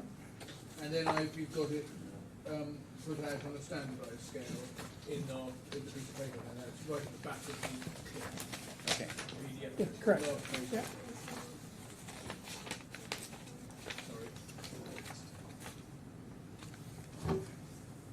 Okay, just for the transcriber, I just asked Dr. Williams to go to the same chart as it's set out in a non-logarithmic scale, which is on a hand-up, of the last page of the hand-up that I provided to everyone. Mm-hmm. And so to one, perhaps depending on how you view charts, it's useful probably to look at both Yeah. to get a picture of the impression of the volatility of Bitcoin, yes? Yes, and indeed figure 4.1 as well. Yeah. Yes, exactly. Yeah. And when you look at the charts, it's quite clear, isn't it, that Bitcoin remains highly volatile throughout the period. So what figure 5.1 in my report shows is the logarithmic scale. Yeah. Yes. So the logarithmic scale is showing by going to a logarithmic scale, you're effectively showing the percentage change. Yes, of course. Yeah. No, I'm not Yeah? disputing So the that. percentage change is effectively, as that flattens, that's saying that the level of volatility Yes. is reducing. But- So you can see that in an earlier point, it was more volatile, and it's less volatile at that point going forwards. But at all points, it's still highly volatile. And in You your can, in point, fact, exactly. But you can see it if you drill into it. You can see it on a logarithmic scale Mhm. too. But Yeah, you get yeah. a different representation. But of what it. you can also see from figure 4.1 is the movement in price changes by month. So that's on page. Not sure what page it is. Yeah, do I get to go to 4.1? 269. Yeah. But what's going on here, effectively, is that there has been a reduction in volatility. There is still volatility, but if you look at the volatility over the last 2 years, up to 2 months ago, which was the last time I looked, because I was giving evidence on exactly this issue in relation to an international arbitration hearing. So over the last 2 years, up to those two points, the volatility of Bitcoin is the same as the volatility of the Nasdaq. So hardly a speculative investment. But nothing like the volatility of a major currency. Correct? Well, the volatility of, well, again, you go back to this idea of the major currency, and then you're cherry picking particular currencies, even though I've talked to you about the variation of some major currencies like the dollar, but equally at the same time, there are obviously other fiat currencies that have got much greater variation and would show more variation than Bitcoin. Well, you haven't identified any. Well, I literally do in one of the pictures. So if I look at the peso relative to the so figure 5.2, we see the price volatility of the US dollar to BTC and US dollar to the peso. That does exactly that. I could have done the same at an earlier period for, say, the Italian lira, much earlier, pre-euro. I could have done the same for the Zimbabwean dollar. I could have done the same for Venezuela. I could have done the same for several other countries. Well, what you in fact see when you look at the volatility of the peso, which is the only example you've given us, is that it's right to say there is a significant jump if you look at the 2023 period. But actually, leaving aside that jump, what the peso shows over this sustained period of 5 years is a smooth line. But what the Bitcoin shows is an extremely jumpy line. Well, it doesn't indeed. It shows a jump, and then it shows an upward, and then it shows an upward trend. You can see the level of volatility, and if you do a statistical measure of the volatility of those two, you'll find that actually that the peso shows as more volatile. So on the question of reliability, you're right that the peso, there's an extreme currency shock in Argentina, which we all know about. But actually, for the most part, even a currency like the peso behaves in a stable way that shows a reliable store of value. Because what it shows is that week on week and month on month, when you buy something, you can expect your currency that you're using to be broadly in line for your next acquisition. Well, not at all. From 23 onwards, Yes, that's absolutely not the case. But you're right. This is a particular example of a currency that experiences a currency shock, and you can see that in the chart. But in fact, what this shows is that even on your best example, Bitcoin is inherently more volatile than currencies, even your most volatile currency, because it fluctuates all the time. But it doesn't say it's inherently more inherently. As I said, if you take that over a period and work out the volatility of a statistical measure of the volatility across those periods for those two series, it'll tell you exactly the opposite of what you just said. You can see what it shows. You can actually see it. You can see it charted. Well, it's okay. You can see that Bitcoin does indeed fluctuate dramatically all the time. So, whereas the peso is a currency that, as we all know, experienced a currency shock. But then I'll just take you straight back to figure 5.1, which shows that Bitcoin effectively is showing lower volatility over the last period, and over the last 2 years is showing the same volatility as the Nasdaq. Yeah, but the Nasdaq is the currency, is it? No, but I'm making the point you described it as a speculative investment. No, I'm now dealing with whether it is a unit of account comparable with it's a store of value comparable with a currency.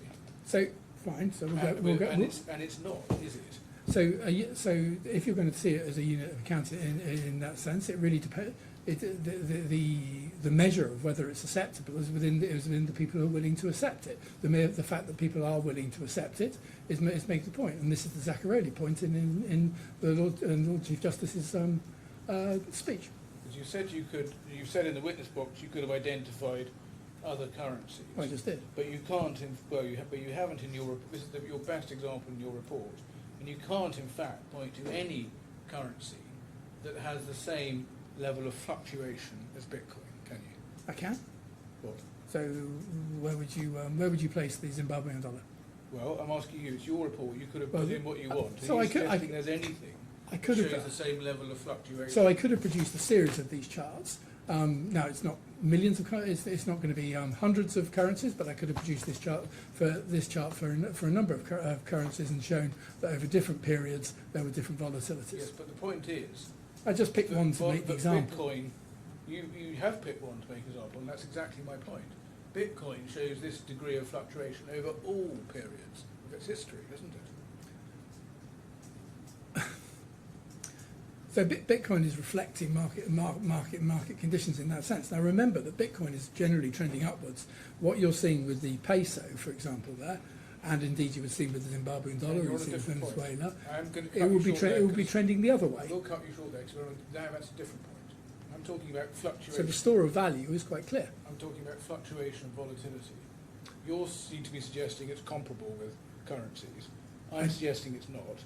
And the point about Bitcoin is that this degree of fluctuation, and you may say it's diminished over time, but there is still a considerable degree of fluctuation. Well, it's not a question of me over saying the entirety of its history. Yes. It's not just a question of me saying, it's demonstrated in figure 5.1. But there's still, even for all time, there is a very considerable degree of fluctuation. So yes. I don't for one moment say that Bitcoin isn't showing volatility. My point in this report is simply that the level of volatility has reduced.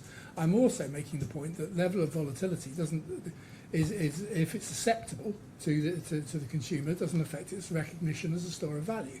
And it's quite clear, and it does relate to the point that I made earlier about the upward trend of of Bitcoin. Therefore, it's a store of value. You can't think about an upward trend and a downward trend in the same way. And you be reluctant to answer this question, but it is highly volatile by over all time by comparison with currencies, Well, including currencies that have gone through shocks. Well, I've just made I think figure 5.1 makes the point that what you've just said is wrong. Does it? I mean, you've looked at if figure 5.1 stretches. Sorry, over- 5.2. I can only apologise, sir. So Sorry. 5.2. Next page. Yeah? But, well, that's perhaps not sufficiently granular. I mean, the point that's being put to you is this, that Bitcoin fluctuates in its value on a daily, if not hourly, basis. Correct. Whereas fluctuations in currency tend to react to larger events and therefore on a day-to-day basis are less volatile than Bitcoin. Over 20 years or 15 years, you can plot a chart like this. But if you're talking about the consumer, and you're talking about the consumer who looks at the volatility on a very short-term basis, then surely isn't Bitcoin more volatile than any currency? So Bitcoin, in that sense, shall we say, the mum and pop consumer way, you would indeed see that. But remember that Bitcoin works in a multinational, transnational world, and therefore people are looking at the longer run trend. I'm not sure that's an answer to my question. I don't think the day-to-day variation is really important. So. That's not an answer to the question I asked. The question I asked was whether there was more day-to-day variation for Bitcoin than in a currency, in a fiat currency. It would depend on the fiat currency and the time that you chose. I mean, you're hedging again. But so let me try and answer it directly. Yes. In most cases, so I don't for one moment contend that Bitcoin is not a volatile currency, is not a volatile price. On a daily basis. On a daily basis. And so on a daily basis, it is more volatile than a fiat currency it is not there reacting to some catastrophic event. In the main, yes. Yes, that's all I was asking. Sorry, I'm very grateful you're on that. Could we just go to page 4761?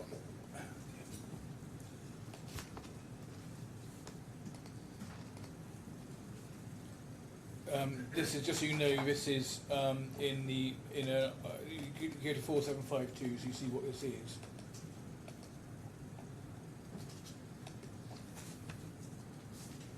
This is an article headed "Bitcoin as Money," produced by the Federal Reserve Bank of Boston. Have you seen this before? Yes. Yes. Thank you. And can we go to page 4761? Bottom half of the page. Bitcoin is a unit of account. Can I pick it up from the third sentence onwards? Have you got it? Furthermore, as discussed already, many of them have chosen to minimise exchange rate risk by converting Bitcoin into standard currency right away or frequently. This is because Bitcoin prices have been highly volatile, especially over the last year or so.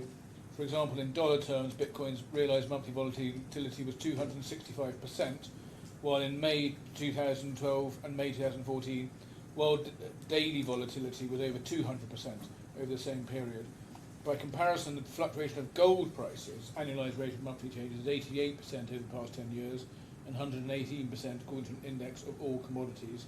Even typical emerging market currencies have exhibited volatilities of only about 9% and no higher than 20% over the past 3 years. Bitcoin's price volatility is orders of magnitude greater than the typical range of fluctuations in the prices of most goods and services. To the extent that customers incur a psychological cost when they see the posted price in dollars of a typical good fluctuate rapidly, Bitcoin's extreme volatility renders it less or not at all suitable as a unit of account. And you wouldn't disagree with anything there, would you? So if you look at figure 5.1, 2012 to 2014, and you can look at the level of volatility that sat on Bitcoin over that period. Yeah. So which I fully accept, and you can see it reflected on the sharp upward movement in the scale. and then you can compare and contrast it with the more recent evidence. The outcome is that Bitcoin's extreme volatility does render it not suitable So, as a unit of account. so it simply says, so all I'm saying, sir, is that the first point of Bitcoin, 2012 to 2014, which is the point you're talking about, which is on the left-hand side of the scale on 5.1, is effectively in the point of the most volatility of Bitcoin. If you then look at the way that that line has effectively flattened and the rate of change has flattened, you'll see that the level of volatility has decreased massively over time. But it's still highly volatile, as we saw when we showed the non-logarithmic version, which made it easier to see. And it is still not suitable as a unit of account and unreliable as a store of value, isn't it? So this talks about the value of gold. That changed 13% in the last 2 days. Now,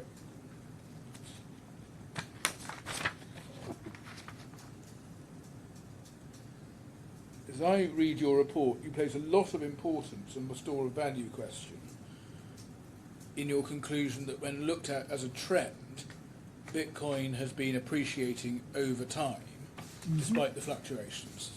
Yes? Well, I think that's a fair conclusion, yes. And I'm suggesting to you that just makes it a speculative investment and historically a successful one for some people, yes? Well, so first of all, you've gone with the word speculative again, and I've just made the point that it's about as speculative as the Nasdaq. But obviously, I haven't hidden the idea that Bitcoin is a mixture of an investment and a currency for trading. And I suggest your approach overlooks the importance of reliability and stability as being an aspect of the store of value criterion. Well, in my view, the justification for volatility really comes back to this question of what do consumers see within it. The massive growth in the use of Bitcoin suggests that consumers are perceiving that they're happy to hold Bitcoin. Now, you will argue that's because of investment. I will turn around and say to you that I think that's because it's a reduction in that volatility as well. So a couple of times I've pointed you to the article by Justice Zaccarelli, which effectively is considering whether, from an insolvency point of view, it's appropriate that Bitcoin, the volatility takes away this idea of Bitcoin as a unit of account, and he reaches the legal conclusion that it doesn't. Let's go to unit of account. Sorry, before that, I've been shut out of the transcript for some reason. It won't let me in, and then it's closed down, said I've tried to get in too many times. Yeah, please. Yeah, shall I wait? You're right, 'cause it's probably quite inconvenient for you to... I don't want to delay things too much. And, Whose system will go down next? I've got access to the documents. I'm taking note. Well, I'm happy to stop if you want me to. No, don't. So I was going to move to the next criterion. We've touched on it from time to time already, which is whether Bitcoin functions as a unit of account. And let's just start off with what that means. Now, can we look at your description at 3/4? Sorry, forgive me for 1 second. Would you tell Opus to give you a personal login rather than a registry login, because that's the problem? If we can start off your description at 3.4.6 to 3.4.8, you say at 3.4.6, the unit Sorry, of can I have a page number? yes, it's page 264. Thank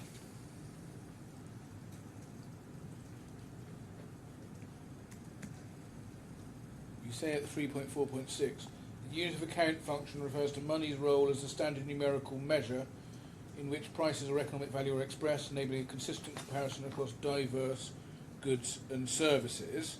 Mm-hmm. And then at 3.4.8, well, let's just read the whole thing. 3.4.7, benefit of a unit of accounts, it provides the simplest, most effective way of measuring relative prices, as it greatly reduces the number of relative prices need to be known. Typically, the unit of account within an economy is fiat currency within a sovereign entity's borders, such as dollar in the USA. This makes practical sense as individuals within a society want to minimise the risk of a mismatch between their earning and expenditure profiles. by way of illustration, if taxes are paid in dollar, exchange rate risk is removed. If income is also earned in dollars, standardised measures of price in a common unit of account therefore makes practical sense. So that's the example you give of dollars, where earnings and expenditure are expressed in both in dollars. Yes, I'm saying historically that's the way it's worked. Yeah. And then if you look at 5.4.1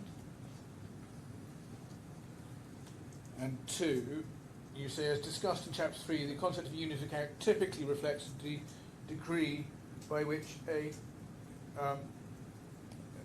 by a sovereign state on an accepted measurement against which goods, services, debts and contracts are denominated and compared.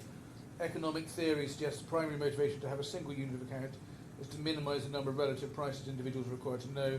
More broadly, unit of accounts typically emerge as a way of ensuring income generation and expenditure obligations are absent of exchange rate risk and therefore embrace a common denomination.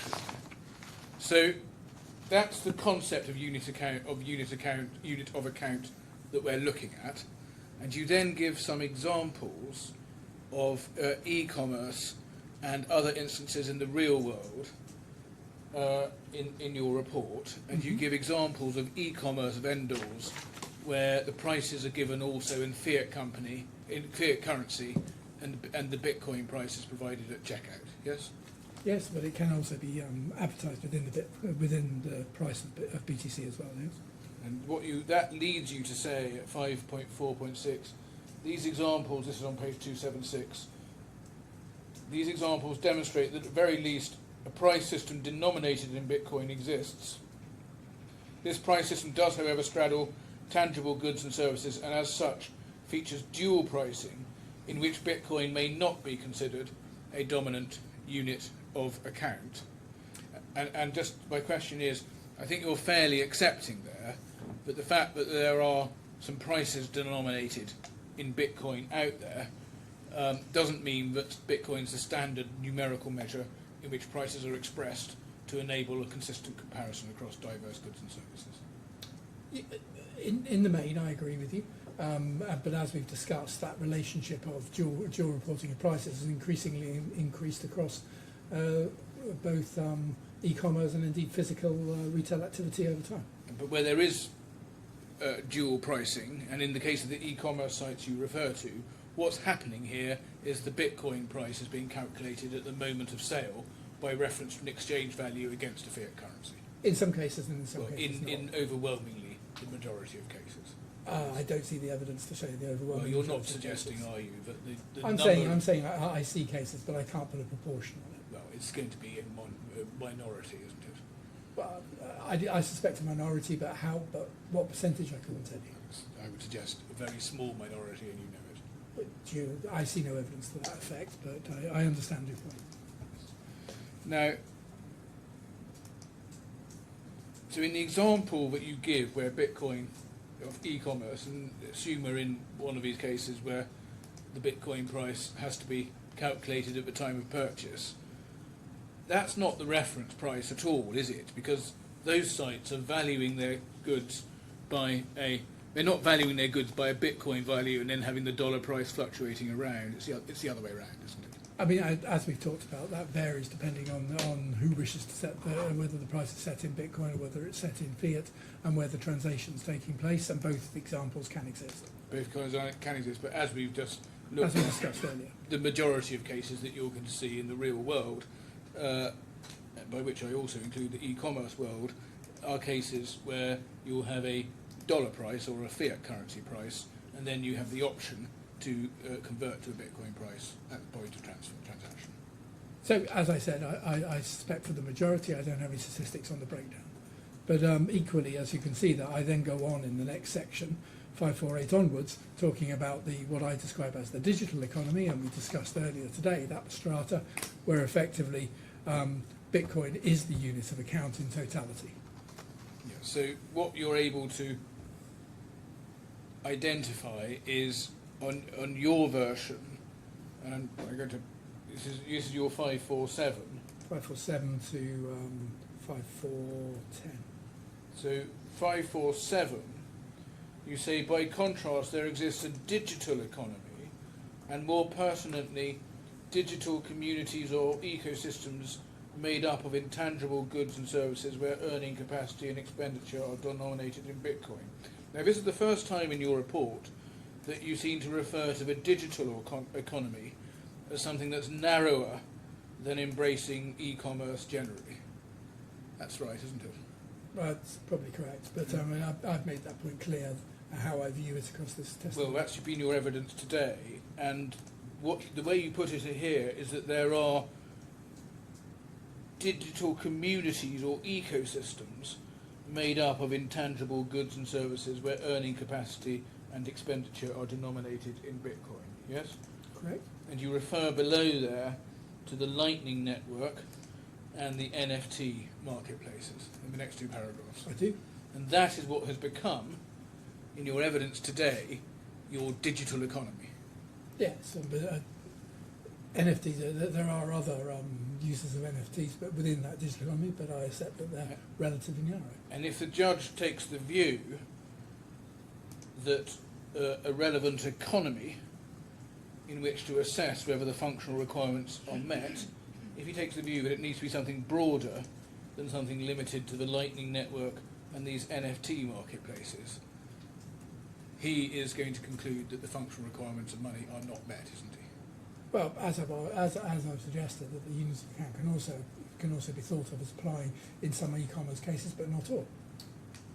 But in answer to my question, unless the judge takes the view that you can fairly limit the economy to the Lightning Network and the NFT marketplaces, the functional requirements of money aren't met. No, my answer to your question was that it's definitely met with that environment, and it's met for some of the e-commerce transactions that we talked about earlier.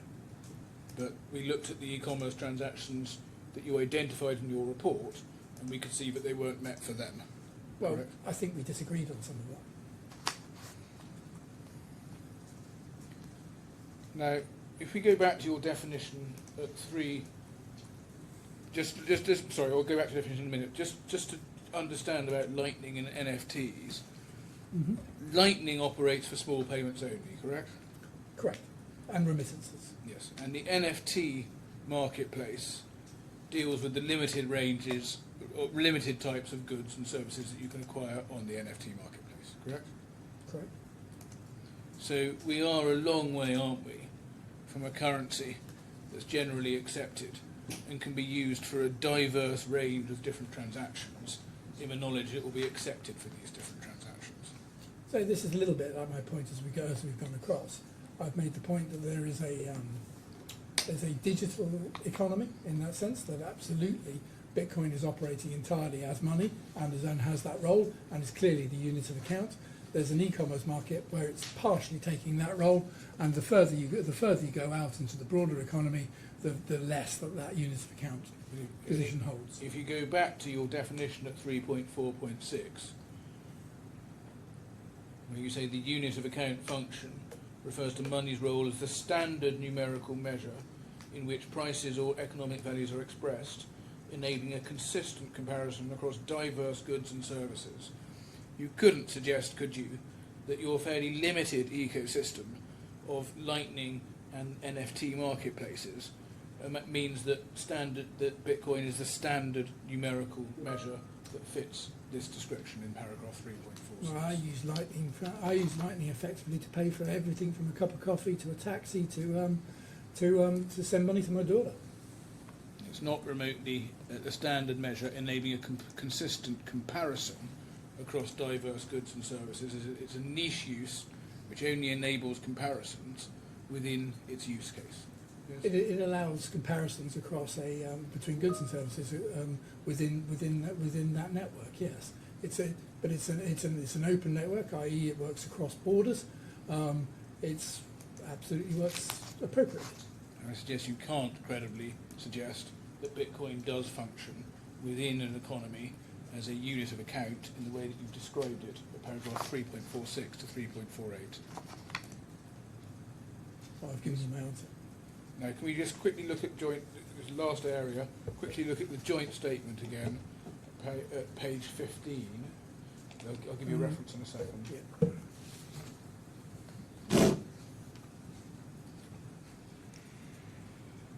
It's 7115.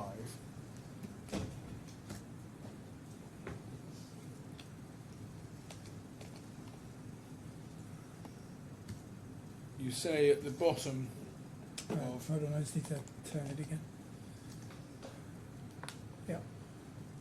You say at the bottom of your observations on this area of disagreement, as I note above, it is the role. This is on the ability of Bitcoin to be used as money. As I note above and throughout my report, it's the role of Bitcoin as money in the electronic economy, not the physical economy, that matters. And the Sorry, apologies. Which question? Yes, it's, if you look up at 7114. 7114. The question was whether Bitcoin's base layer design choices imply structural limits on its ability to become used as money. Okay. Yeah. And you say your final point of disagreement is, as I note above, and throughout my report, it is the role of Bitcoin as money in the electronic economy, not the physical economy, that matters. Now, just in terms of what you mean by the electronic economy, that's another variation of terminology. Is that a reference to the digital economy as you described it in your report, which included e-commerce, or the digital economy that you've discussed today, which seems to be limited to Lightning and NFT markets? Well, it's complete within the digital economy as discussed, and it's partial within the digital within the e-commerce market as discussed.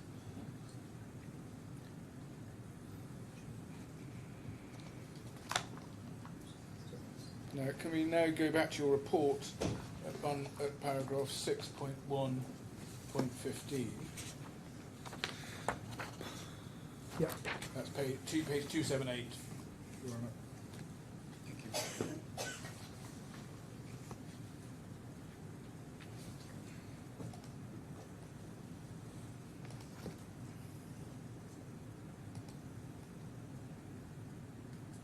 You say there, the growing prevalence of a digital economy, but more importantly, digital communities, are demonstrative of new forms of commerce and payment. Within these communities, Bitcoin acts in a form and manner as an accepted currency. Now, that seems to be the punchline of your report, which is that within some digital communities, Bitcoin acted in a form and manner as an accepted currency. Well, I think this is really the point that His Honour raised, and it's the definition of economies and societies. So to my mind, there is a digital economy in that sense. Now, that digital economy is obviously rapidly expanding. In the UAE, you have 30% of people holding virtual assets. So you can see that this is gradually an extending and nature common. And you have only been able to identify some very limited ecosystems where you say this is the case. Well, yes. So so if you want to identify those which are 100% in only using Bitcoin, yes, it's a limited amount. And yes, they do exist, and therefore Bitcoin is money on those networks. And you've changed your... Sorry, you please finish. However, if you then move into a wider definition and you work it towards electronic commerce, the definition of each of the tests is slightly less, but into my mind still met. And you've changed your evidence today so that instead of saying some digital communities operating within the digital economy, you've now redefined the digital economy as being consisting of those communities that do, those same digital communities that do, you say, accept Bitcoin. No, I'm saying there is a digital economy, there is a digital society, a community, and a digital economy which works totally on Bitcoin. At the same time, there's a wider e-commerce and related transaction framework, or broader economy, which also makes great use of Bitcoin. Bitcoin is clearly taking a major role within the UAE economy. One walk to the local mall will tell you the answer. And that designation of those communities as constituting the digital economy is something you've come up with, and there's no support anywhere in any source, is there? So I'm saying that there is this is almost a world of concentric circles. So you start off with the narrowest definition of an economy, when it's quite clear Bitcoin is money within that narrowest definition of economy. As you gradually extend it, Bitcoin is still money, but gradually weakens until you get out to the full value of the economy, and then you get to the type of analysis that Dr. Harman adopts, that says I want to look at it from the total economy level rather than thinking about Can it. I just test that idea? Yeah. So what you're essentially saying is that, and forgive me if I use the word that I chose before, markets, but within certain markets, Bitcoin satisfies all the criteria of money. Correct, and that's not been contested, Okay. as I see it. And you say that so you have a core, let's say it's a core market, or your digital economy, or whatever you want to call it, where you say that Bitcoin satisfies all the criteria of money. And then you use the expression, a series of concentric circles, where, as I understand it, as one moves out from that core, the essential qualities of something as money diminish. Yeah, so effectively, by the time you get to electronic commerce, I would say, well, I still believe it does. By the time you get to the full value of the economy, and the example that was given about fish and eggs, then at some level you're beginning to struggle. Okay, so what arises from that analysis then, and you appreciate, of course, that the law and particularly courts look for certainty. Where do we find then the perimeters of those circles? They move every day, sir. Is the easy answer. Well, if something can be money, not money one day, but money on the next day, as the outer perimeter of the circle moves, how could it be, for example, a unit of account? So the perimeter of Bitcoin is gradually expanding, but it's expanding outwards.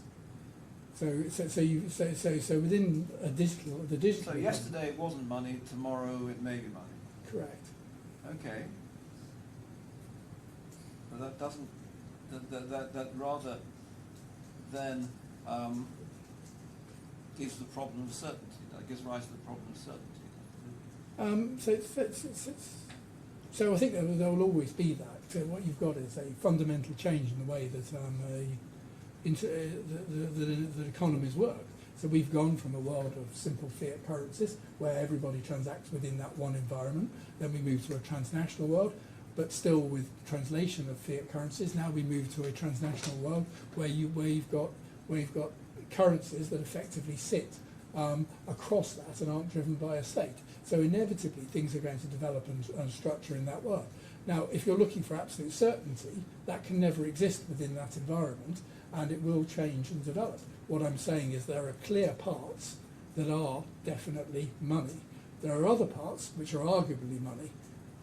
But the way you get certainty is that a sovereign state, through its central bank, declares that something is the currency of that sovereign state.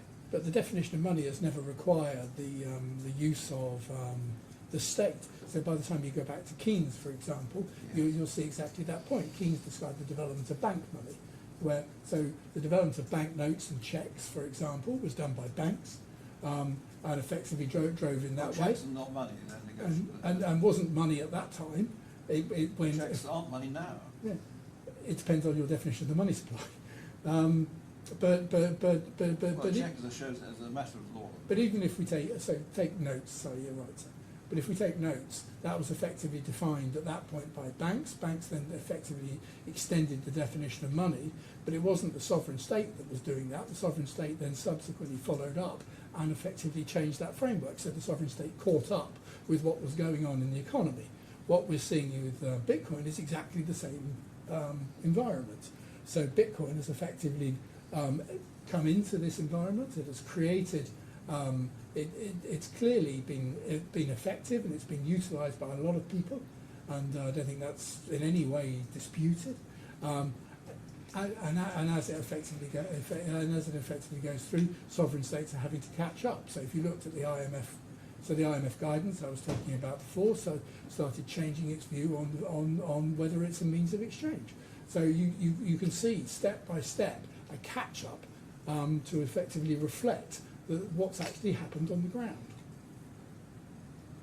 I suppose something, you would say something like the Genius Act is a catching up. Correct. Although that's really in relation to stable coins, not But in relation, but which may underlie something else again. But interestingly, the UAE law, the one thing is a state-backed digital coin is the one thing it doesn't recognise as money. No.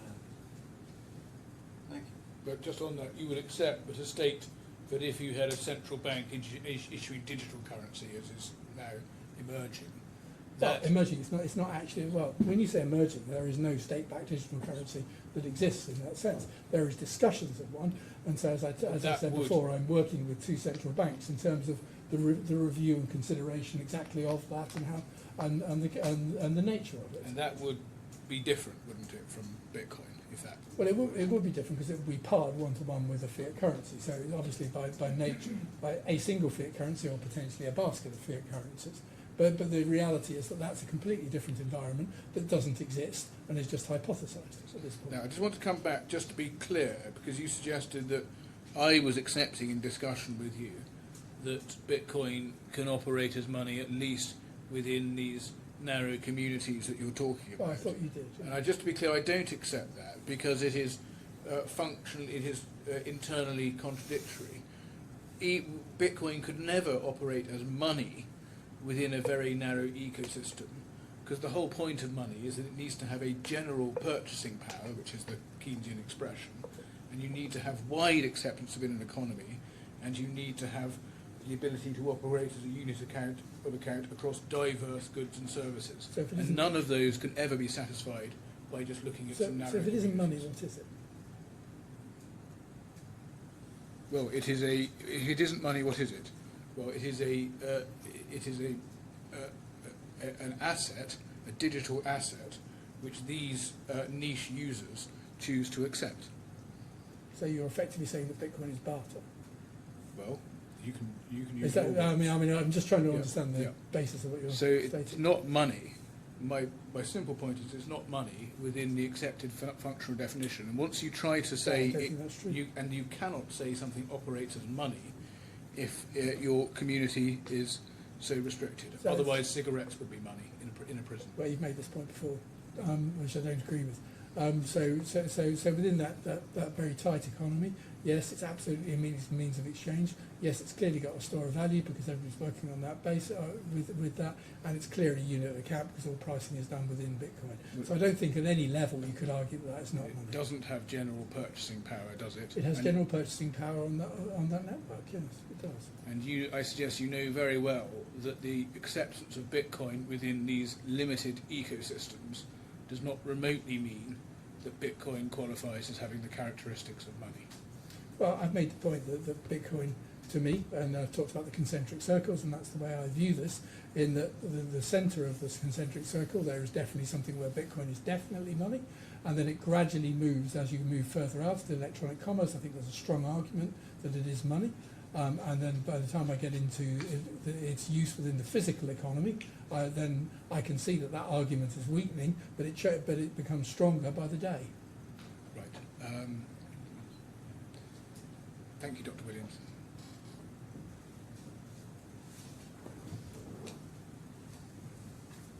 Sorry, there's re-examination. Oh, my good pleasure. Sorry.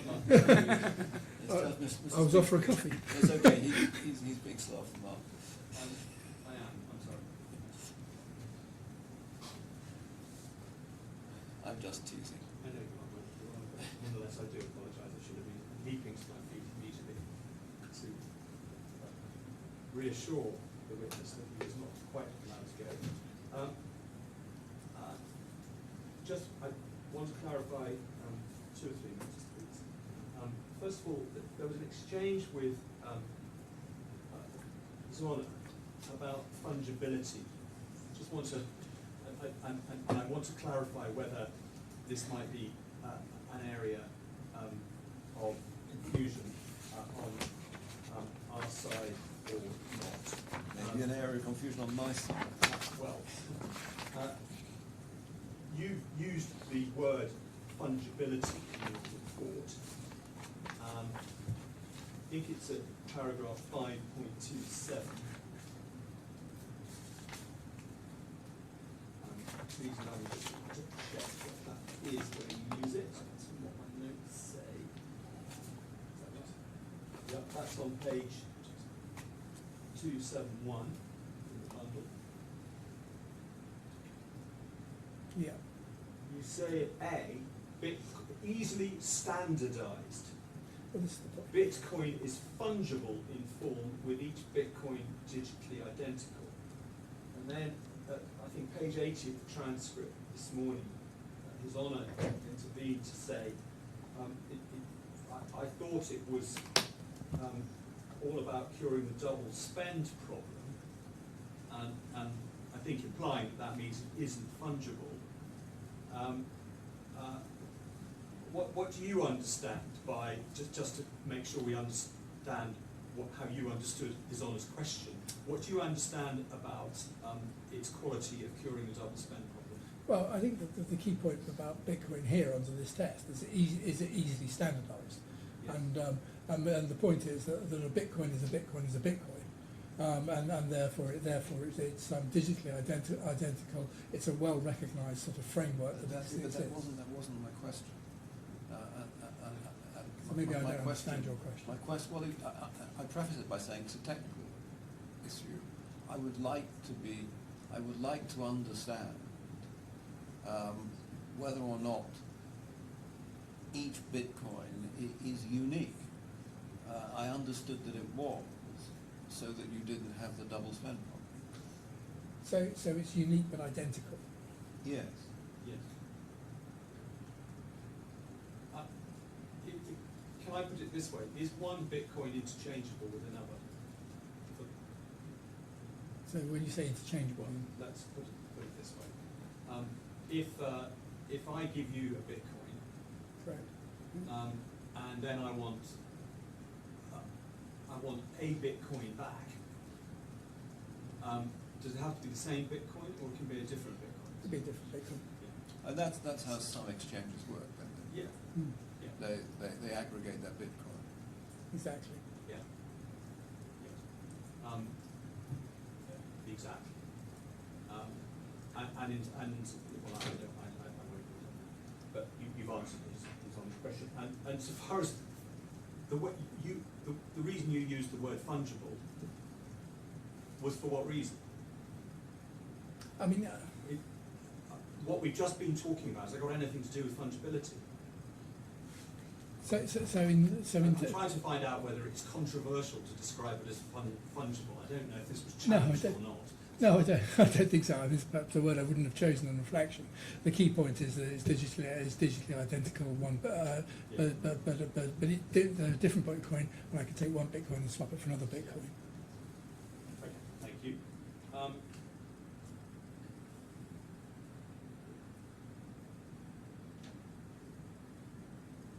You were asked at the end about something you said in the joint experts report on page 7115.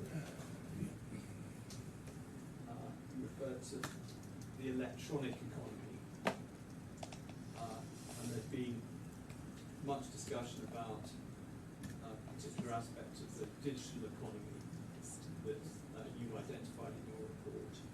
Sorry.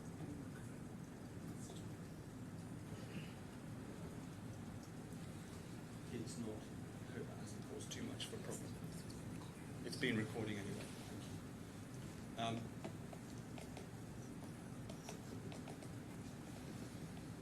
you. And you also gave evidence at the same time about the position in the UAE and the usage of Bitcoin in the UAE. Mm-hmm. And we may need to look at that in due course when hearing evidence from Dr. Harney, but you were in court yesterday. The usage of Bitcoin in the UAE, to which you were referring, is what we were hearing about yesterday in terms of the HUOBI transaction and the business that HUOBI were operating. You heard that being described. Is that, where does that sit in all of this? So How do you describe that market, if I can put it that way, in the context of your spectrum, or your phrase electronic economy? So it's a commercial version of that digital world, effectively, It's a commercial version of which digital world? of the tighter digital world, I see. The tighter digital world being where what? Bitcoin is effectively utilised as money. Now, sometimes the real economy will transmit into that, of course, because something might be priced in pounds, for example, or dollars or dirhams, but effectively it's a Bitcoin which is priced as a Bitcoin.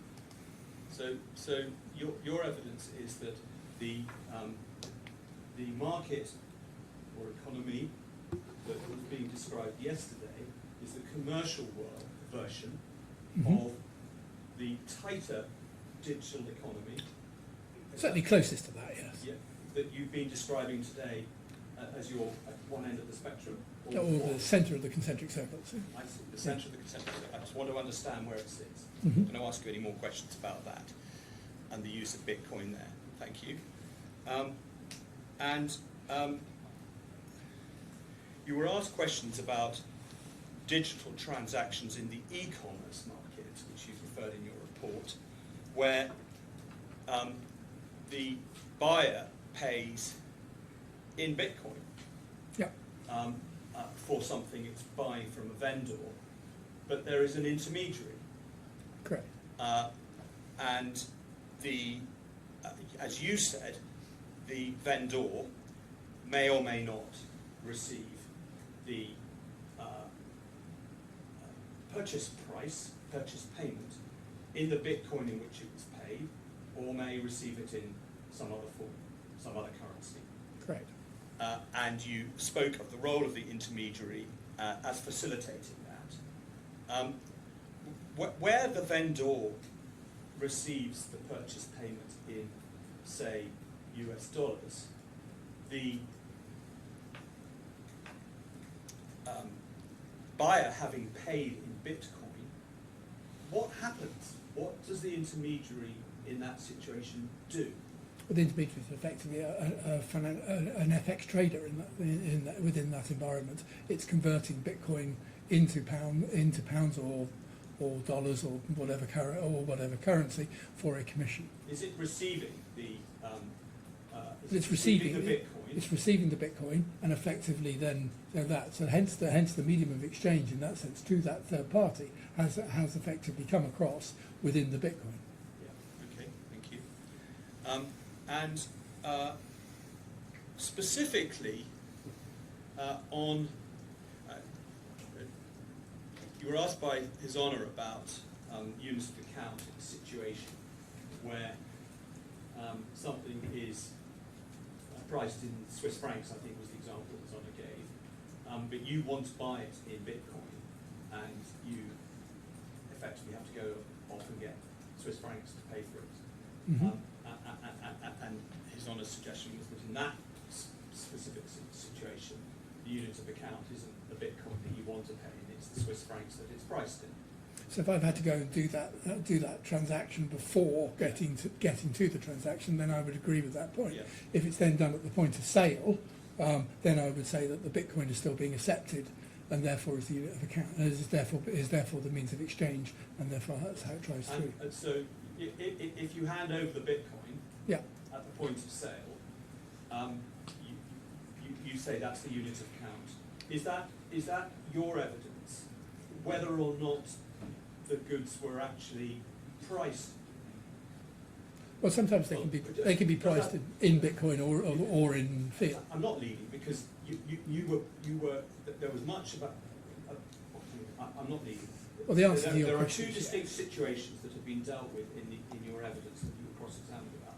One is where the goods are actually priced in Bitcoin, and you go along and you pay in Bitcoin. The other is where they're priced in, say, dollars, but you go along and you can hand over Bitcoin. Exactly. I just want to check what your evidence is on units of account in each of those different situations. Do you mean means of exchange? No, units of account. So in terms of the unit of account, if it's all in Bitcoin, then it's clearly Bitcoin. By the time you get into, but if the unit of account is subsequently then driven through a third-party exchange, then that raises a debate as to whether it's actually should be seen as say dollars or Bitcoin. But there is no right answer to that question. I see. So there is a distinction, therefore, in your Absolutely. evidence between whether it's priced in Bitcoin or not priced in Bitcoin. Correct. Thank you.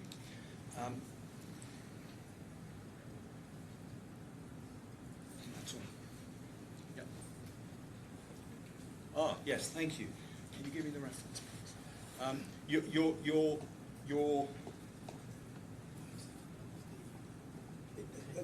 at 2 or 3 points in your evidence, you made reference to the market capitalization of Bitcoin globally. Yep. As part of your I'm used to the idea that you multiply the number of coins by their value to get the market capitalization.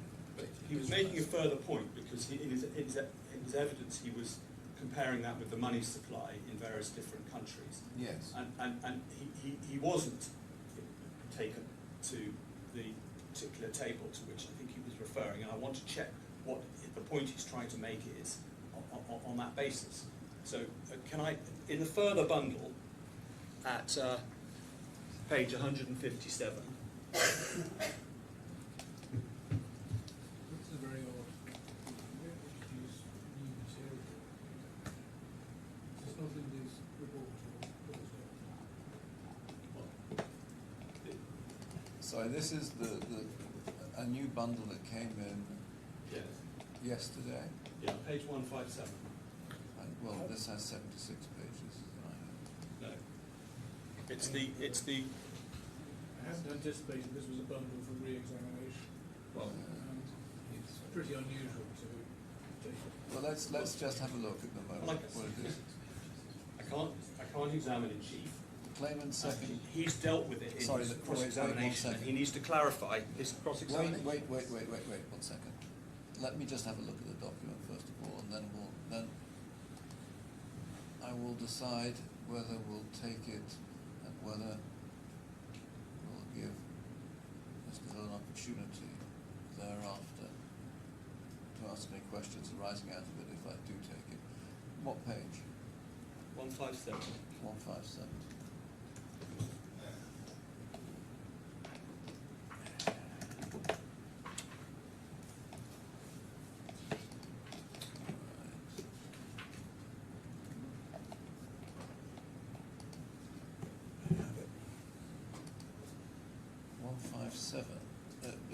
This has other regional players at the top, does it? It's got comparison of M2 money supply in select countries with Bitcoin market cap. It's a one-page document. Then that's not 157.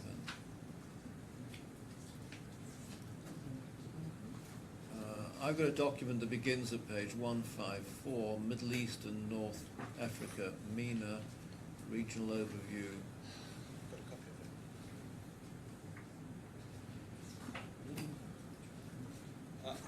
This was the further bundle of documents to which I referred when I did housekeeping first thing yesterday morning. Yes, I've which- got it. This says claimant's second supplemental bundle. Is that right? No, it's the first one. Claimant's further documents bundle. Is that what I? Further documents bundle. That's That was the one that I said had 76 pages in it.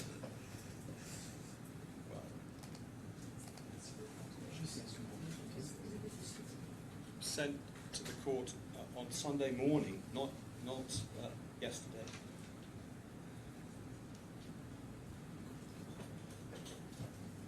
It's called Claimant's Further Documents Bundle.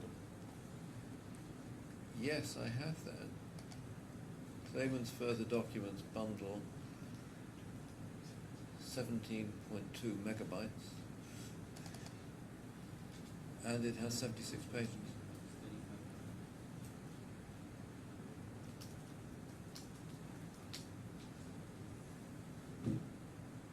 Okay. No, I'm not going to stop and let him go to this document, because it is unorthodox, but he can go to this document. Well, I would like to see it. Yeah. It is simply to clarify the Well, evidence that we gave in cross-examination. Well, that's fine, but I want to see it. Sorry, we have to find a way of getting this to the judge right now, please. So, It appears that I have a different bundle, which is called Claimants Further Documents.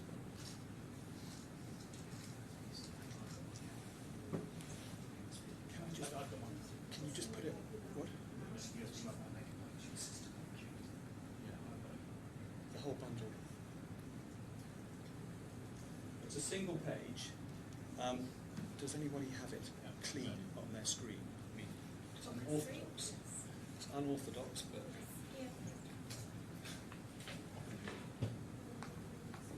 Can somebody just email it? is that is it acceptable to look at it on, No. on another screen? No, can't somebody just email it to me? What's that? The whole bundle. It should be on that.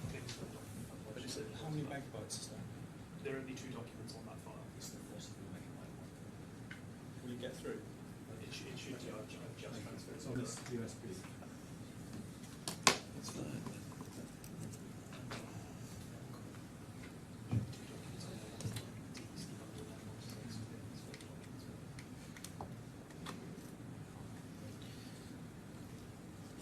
So you promise you haven't infected my hardware with any viruses? I can give no warranty myself, but I'm trusting my instructions. Okay. Right, I now have it on this stick 2 documents. One says appeal hearing, the other one says claimants further document. This is a good one. It's the Further documents bundle. yeah, it's the second. Yeah. It's the claimants further documents bundle. Yes, it is. Okay. Opening that, it has 157 pages now. Okay, excellent. And what page? 157. The last page.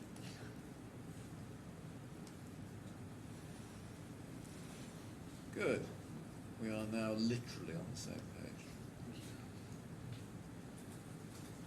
Well, I think you wish to look at it to see whether or not it was permissible to. Right. Comparison. Well, I thought. No, I no, don't object. I mean, I think it's not going to start with more new material in the examination. no. It's just I this understood one. you didn't object. So. No, and thank you.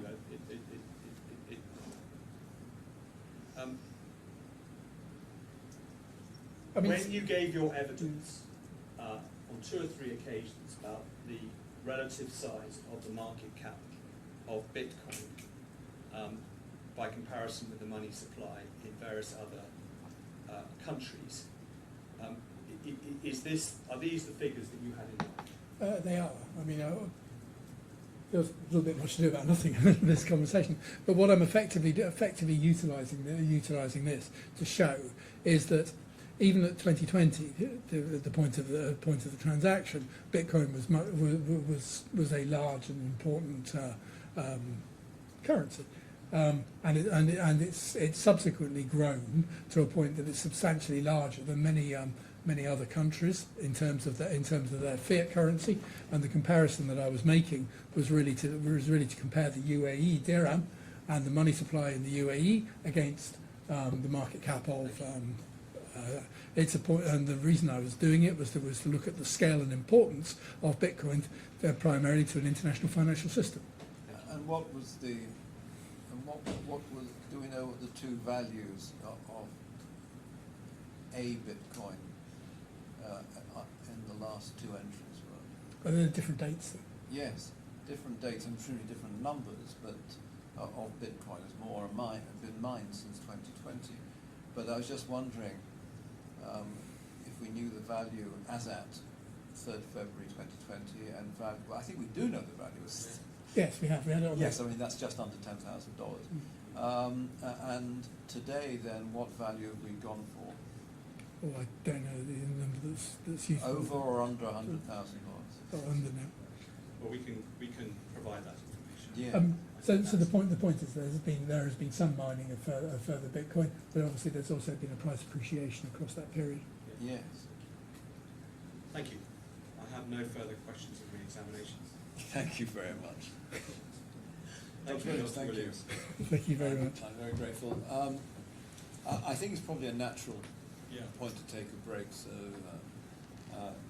before we take the next witness. Just what arises out of the cross-examination and for your final submissions. I'm quite interested in the situation in the wider UAE. If you're able to assist me with that, Dr. Williams has spoken that without having taken me to any particular sources.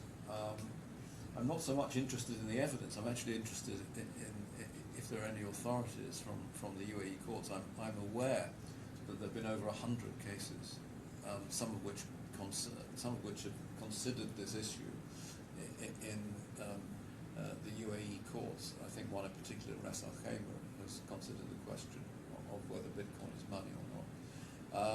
Now, of course, they don't bind me, and if I come to a different view on DIFC law, I'm not going to be swayed by what a court outside the DIFC.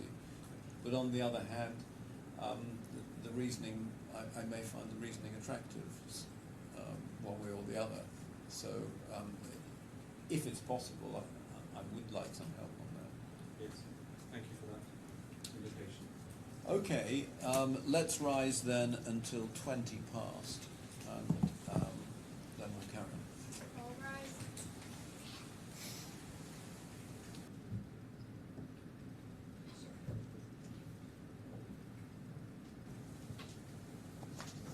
I call Dr. Heilman.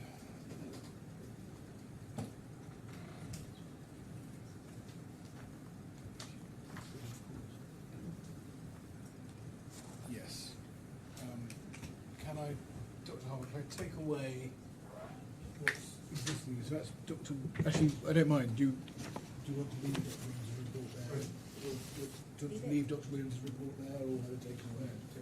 Take it away. And that's the.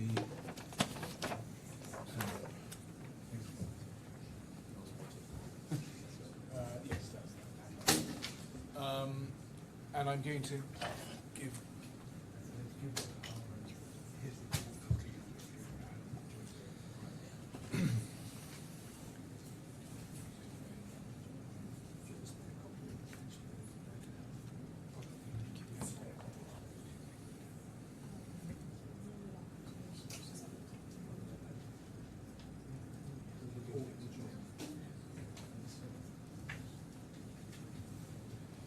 Please confirm your full name and occupation for the court's record. Garrett Heilman, adjunct professor. Please repeat after me. I affirm that I will say nothing but the truth. I affirm that I will say nothing but the truth.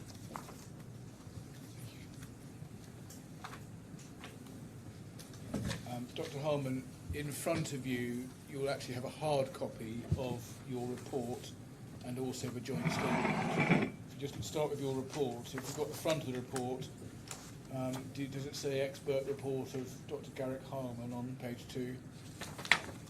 Yes, it does. And then if you go to page 25, which is 4021 in the bundle,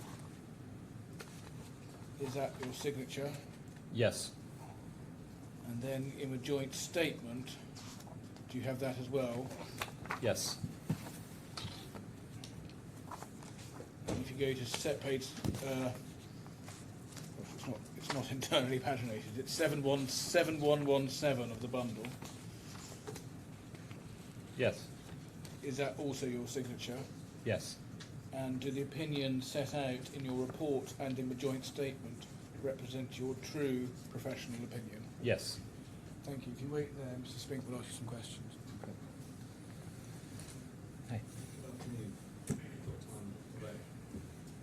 Maybe in your case that it isn't entirely clear whether it's afternoon or morning, but thank you for coming all this way to give your evidence.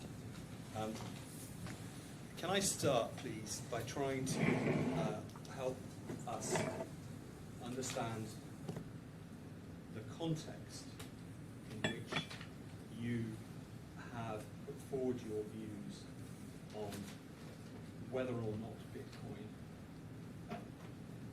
fulfills the three requirements, okay?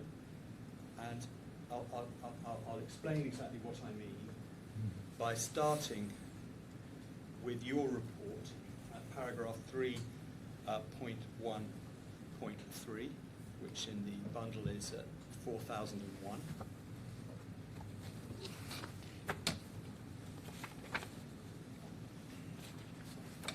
This is in a section headed "The Concept of Money and Currency." Mm-hmm. Yes? You have that? Section It's paragraph 3.1.3. Yes. But it's located in a section where you're introducing the concept of money and currency. Yes. Yep. To be fair to you, to make sure it's clear where we are. I want to just explore some of the things that you say, in particular in paragraph 3.13. Here you make the point that in economic theory an item must broadly perform all three functions to be considered money in the full sense. And for now, can I make it clear that I'm dealing with money? We can come to currency to the extent we need to treat it separately in a while. But Mm-hmm. if we can just have money as the focus for now, all Mhm. right? Which is what you're addressing here. You say, while many different things can serve as a store of value, you give some examples: real estate, art, collectibles, bonds, and so on. Fewer things serve as a medium of exchange, and typically there is a singular unit of account in most nations. Okay, and if you go down to 5 lines up from the bottom, towards the end of that line, you say, in this report, I'm concerned with whether Bitcoin, in normal conditions and on a sustained basis, performs the three functions to a comparable degree to be recognized monies, such as to fall within the economic definition of money. Okay. And if you go down to 3.14, next page, Yes. you say, at the first bullet point, does Bitcoin act as a medium of exchange in real-world commerce? Okay? And focusing for now on medium of exchange,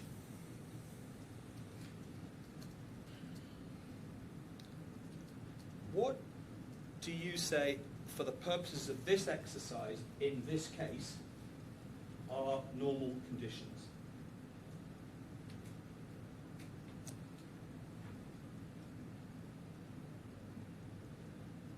I would say that normal conditions are meant to mean everyday uses that, you know, normal people would understand, I guess. Give me examples of what you include within that, please. I mean, it's a general, I think, framing is what I would say. So non-niche, non-unusual, you know, normal, everyday. So, you know, extreme cases, edge cases is I guess the, you know, what I'm not talking about. Yep. But I understand that. Okay. And that's normal in one sense. But are you talking about normal in the entire global economy? Are you talking about normal in the mile, in Dubai or in California? Mhm. By reference to what market, perhaps, to use his honour's word, are you judging normality? I think one way of thinking about normality is, from a majority perspective. So, is it dominant or regular? These would be other terms that I would use or associate with normality. Is it something that you see every day in normal conditions, or is it something you see in niche kind of edge cases as the alternative? So normal to me is about typical, common, everyday, general uses. Does that exclude the use of Bitcoin, or perhaps other digital assets, but let's focus on Bitcoin, in what I'm going to call the broad digital economy, okay? Let's take, for example, the marketplace, or the aspect of the digital economy about which we heard evidence yesterday, involving HUOBI's trading practices. I wasn't here yesterday, so I can't. No, but yeah. You know what HUOBI did, I assume? I wasn't in the room. No, But at one point in your report, you've actually analysed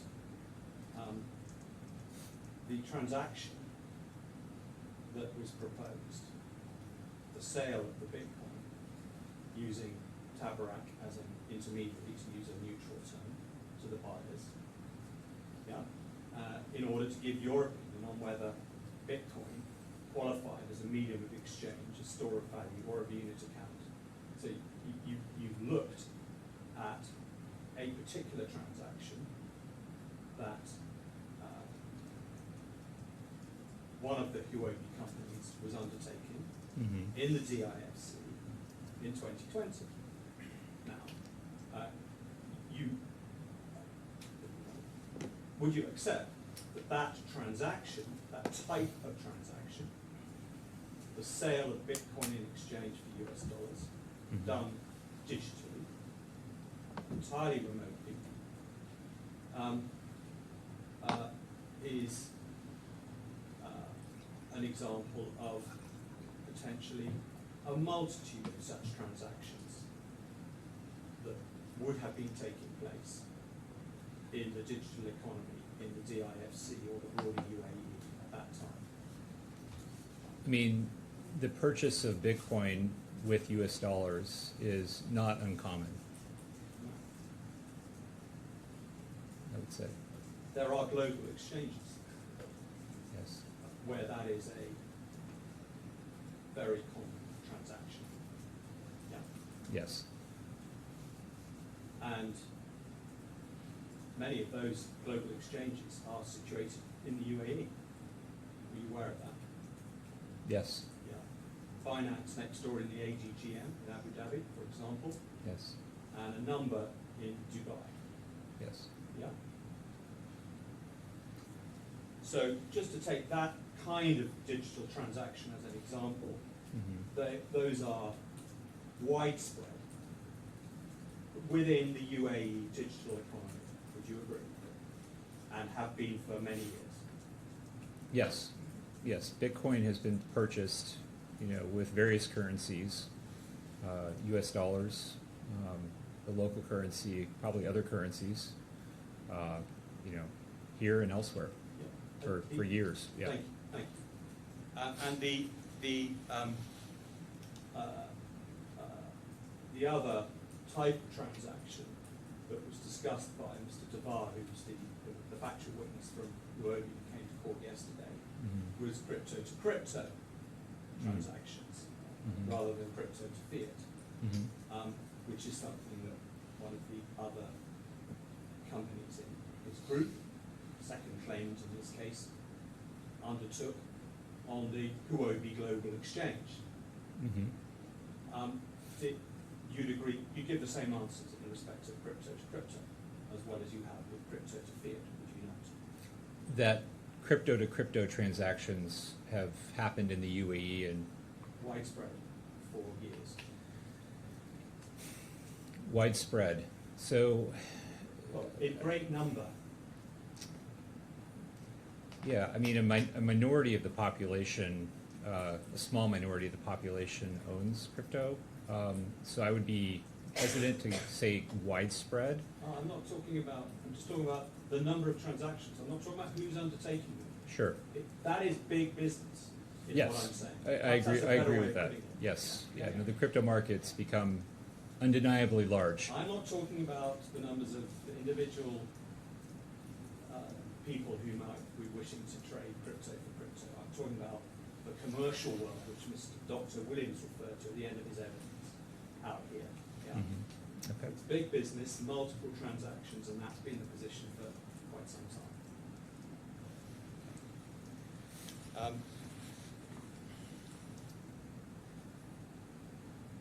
And those are transactions that are not isolated transactions or niche settings, are they? Well, I mean, I think that's open to interpretation, to be perfectly candid, because, like I mentioned, a small minority of the global population owns crypto assets. And so, by my definition, if you're talking about maybe 1 to 2% of the world population owning something, that's kind of niche, right? Well, this is you judging niche by reference to the number of people in the world. Mm-hmm. We're talking about business here. Within the business world, Mm-hmm. the digital business world, these are not isolated transactions or niche settings, are they? These are mainstream digital business transactions. I mean, this term digital business world or broader digital economy, I would, because you've introduced a new term, I would appreciate, we spent a lot of time on the digital economy during William's testimony, but I am now just hearing this broader digital economy or digital business world. So it'd be helpful for me to hear more of how you define those terms before I try to give an answer about what I think about the digital business world. And if I could just elaborate, to me, the digital business world comprises companies like Amazon.com, which does not accept Bitcoin, companies like Alibaba, others. Those are part of the digital economy. They're big, and they don't deal in Bitcoin. Well, what part of the economy is finance part of? I would say they're part of the crypto asset kind of market or sector. Okay, crypto asset is a digital asset. Mm-hmm. Should we call it the digital asset market? That'd be fine by me, but that's a subset of the digital economy. The digital economy, I would argue, is much larger than the crypto asset market. But you might say that NASDAQ was a subset of the larger global economy Sure, in the same way. correct. Yeah. And you might say that in national economy standards, Iceland is a subset of a very small subset of the entire world.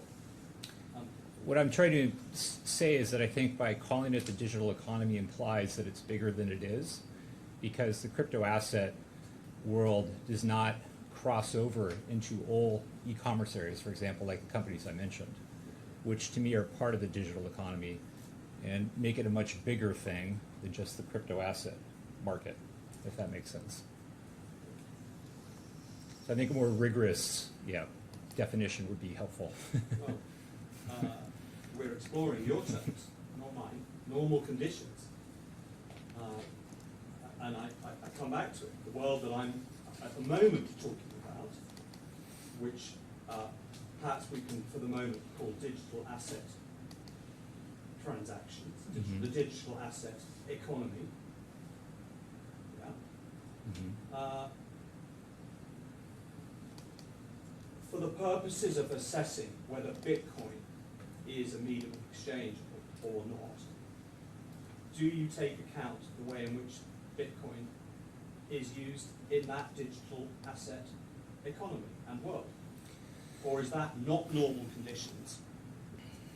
Is it isolated transactions or niche settings?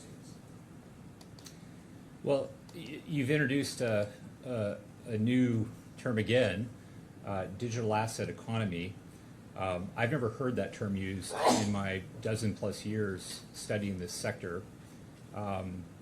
Again, I think it implies something that's maybe bigger than the reality. So I would not agree with calling it the digital asset economy. I thought a moment ago, for ease of reference, you agreed to call it that, but let's not play with words. Sure. Whatever you want to call it, is I'm what, happy with your Honor's is what market. is going on in the market. Sure. Shall we call it the market? I think that's a fine. The digital asset market. Would you Yes. agree the digital asset market is global? Yes, Yeah. I would. It is what goes on in that global digital asset market to be taken into account, with Bitcoin, to be taken into account in assessing whether or not it's a medium of exchange, etc. Is it within or without normal conditions? I'm not clear on the question, sorry. Maybe I can try to rephrase, or you're asking me, can you call Bitcoin a medium of exchange within the digital asset market? Well, that's one way of putting it. Okay. Yeah. Is that the question you'd like me to try to answer? It Or? wasn't quite the question I asked, but let's try that one. Okay. I don't think anyone denies that Bitcoin has, on occasion, been used as a medium of exchange. That has happened. But even within the digital asset market, that's not its main use case. It's primarily, and we have, cited survey evidence and other evidence to show that it's used primarily as an investment. And that's why Bitcoin is no longer commonly referred to as a cryptocurrency. It's commonly referred to as a crypto asset because that more accurately reflects how it's used and what it is today. I'm not going to keep going off into side challenges, but I don't accept that it is no longer referred to as a cryptocurrency. Let's park that point of dispute between us for a moment. But you say nobody denies that it is used as a medium of exchange in the digital asset market. Yes, nobody denies it on occasion being used. Yeah. Yeah, on occasion. Yeah. Well, what kind of occasions are you talking about? What kind of transactions are you talking about? I mean, if we go back to, the 2011, 2012, 2013 time period, which seems like a lot of, the Williams testimony seemed to focus on, it was used to purchase drugs on dark web marketplaces. Well, that's you referred to dark market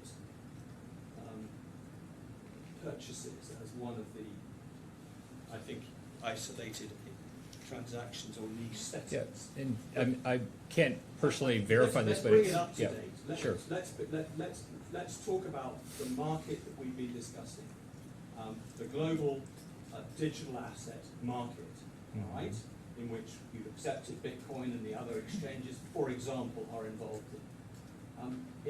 Within that market, where do you say it is used as a medium of exchange? Occasionally. Sure. I think people still will sometimes compensate a business. There are, I think, businesses that actually won't just rely on a third-party processor to, manage Bitcoin transactions. For example, some of the sellers of hardware wallets, I believe, accept and actually take self-custody of the Bitcoin they receive for their product. I would accept that that is an example of using Bitcoin as a medium of exchange.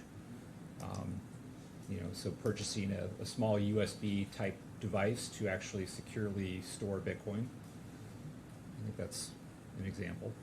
And you're thinking of that taking place where and when? The leading providers of hardware wallets, Ledger and Trezor, are European-based companies. Ledger is a French company. I think Trezor might be based or operating out of the Czech Republic. Not 100% sure on that. Okay, let's try and make this a bit more specific to the UAE and its position in the digital asset market, as I think we've Yes. agreed to call it. If you could look at a document in the claimant's second supplemental bundle. Now, this involves you having to go on screen. I don't know if you may need assistance with that. I might just initially need some Somebody. assistance on how to find text or tools. Am I in the right? So what Yep. you do is instead of doing that, you'll navigate to the bundle. There we go. Okay. And you'll find Do we have another hard copy of searches. this? Yeah. Okay. Great. Which page number would you like me to? Page 2, to? I think. Here's a hard copy of that bundle if you prefer to look at it. As long as the font isn't too small. Thank you. So page 2, just Yeah. You can see from the index on the hard copy that you've got. okay, so that's different than. That this is on the contents page. This is chain analysis article. MENA's divergent crypto paths from crisis to innovation in 2025. Yeah. Sorry, page 2. Yes. Okay. Got it. Yeah. Do you have that?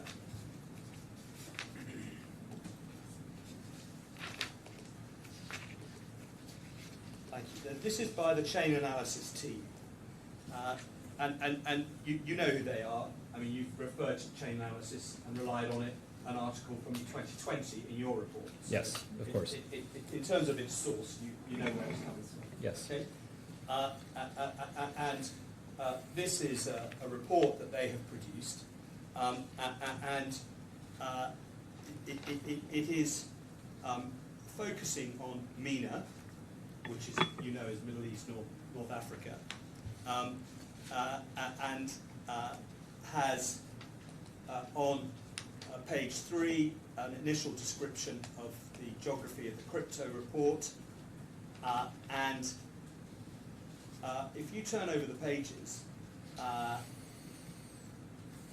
there is a summary assessment only at this stage, all right? So bear with me in that respect, of the position in a number of different areas within MENA. And on page 5, we have Turkey, which has the quite dramatic headline of massive crypto inflows amid economic headwinds. And if we keep going to page 9, we have Israel. And if we go to page 13, we have the UAE, calm in the storm. Do you see that? Yeah, sorry, I was just getting hung up on the fact that the tables in the chain analysis report and various figures aren't labeled. I don't know if you noticed that, but it's not even clear what. Well, if that becomes important or relevant, then you can we can come back to it. But sorry, page 9? Page 13. 13, okay. I have 14 and 15 of the video.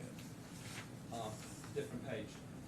Are you on UAE? UAE calm in the storm. There's a big red 14 in the top right-hand corner, and the PDF itself says it's page 15. Okay.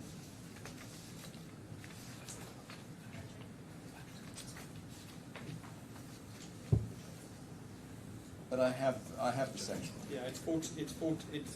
In this bundle, it's 14 and 15. Yeah. Thank you. I don't know how that's happened. That's the position. Please can you look at this, please. Amid wider regional stresses, the UAE has expanded its crypto economy with the implementation of sound regulation and macroeconomic policy. In the 2024 to 2025 reporting window, the UAE economy received upwards of $56 billion in value, growing at 33% period over period. And while this rate of growth is slower than the 86.4% growth rate in the previous period over period cycle, it still demonstrates steady continuity in the country's crypto economy.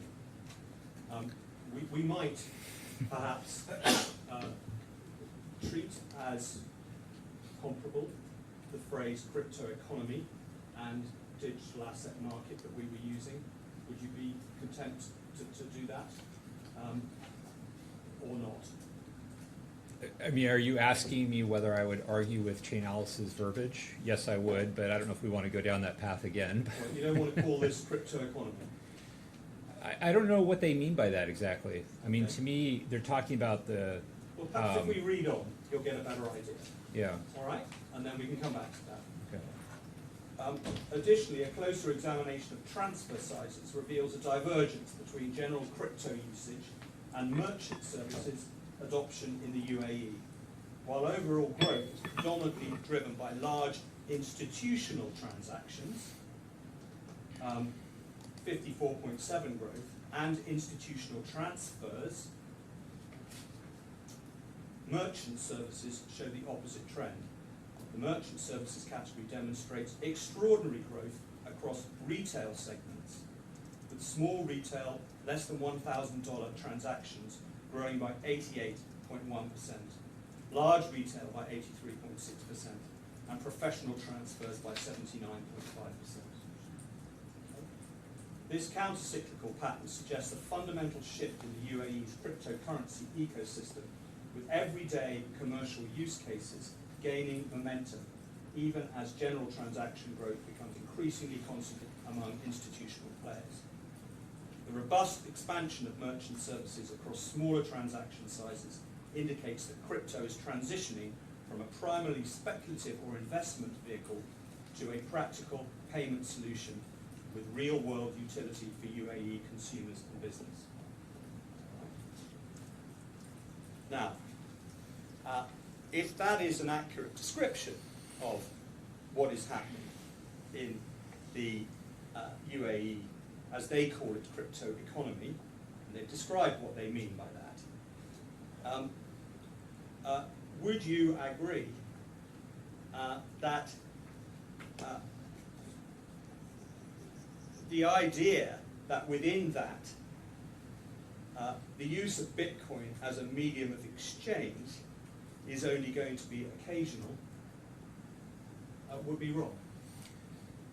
So when I look at the, again, unlabeled chart on red page 15 with the bar chart that visualizes what you just read, that's showing percentages, like percentage change figures. It's not showing me the magnitude or the nominal number of transactions for a given category. So it's very hard for me to look at that and interpret, are we going from like 2 transactions to 10, and that's why you're seeing that big of a percentage increase? You know what I mean? Like the percentage Well, increase but only the- tells part of the story. There's Yeah, a sure. missing. No, I understand that, and we could have the debate just on percentage, but if you go back to the introduction, the bottom of the previous page, we're talking about overall $56 billion in value, and it's in relation to a market which has received upwards of 56 billion in value in the relevant period, that these percentages relate, isn't it? So And that's a massive market. 56 billion, I agree, is a big number, but what is that? What is that exactly? You know, what is that? Venture capital investment? Is it? You know, are they are they aggregating a bunch of things to get to that number? Well, we know. I mean, they're that- quoting a US we dollar, know- not we volume. have- Yeah. It's a US dollar amount they're giving here, not like a nominal number of Bitcoin. So that could be US dollar money coming in to the UAE that then goes into an exchange as a venture capital investment or something of that nature. It may have nothing to do with actual Well, crypto transactions. This is about the country's crypto economy. This is about the use of crypto. It says so at the bottom. Okay? So assume that is correct. Right? Then this shows a very substantial amount of business Mm-hmm. involving crypto in the UAE in 2024. Yes. Significantly grown from 2025, significantly grown since 2024, when the previous rate of growth had been 86.4%. You know that from the bottom of the page. So we know for at least the last 2 years there's been a massive growth in the crypto economy in the UAE. Agreed? Yeah? Right, but I think where you were trying to go with this, and correct me if I'm wrong, is you wanted to focus in on the medium of exchange component of this chart, like retail transactions and so on, and all I was trying to say was, I don't know what the denominator, I don't know what the base is from which that percentage gain is derived from. I wasn't focusing in on retail. You just said that. I'm not accepting that it is only in retail transactions that Bitcoin can be used as a medium of exchange. I'm asking you, I was going to ask you whether you accept that it may be being used as a medium of exchange in all of these categories of transactions, potentially. Institutional transactions, institutional transfers, as well as what they call merchant services. I mean, it's just too opaque and not well defined enough to, I think, support the point you're trying to make. Well, they haven't laid out the data in a granular kind of like way enough to kind of, I think, we don't even know if this is crypto, that 56 billion, like I said. That could be US dollars coming into the UAE, going into... We've got over that point, but never mind. Yeah.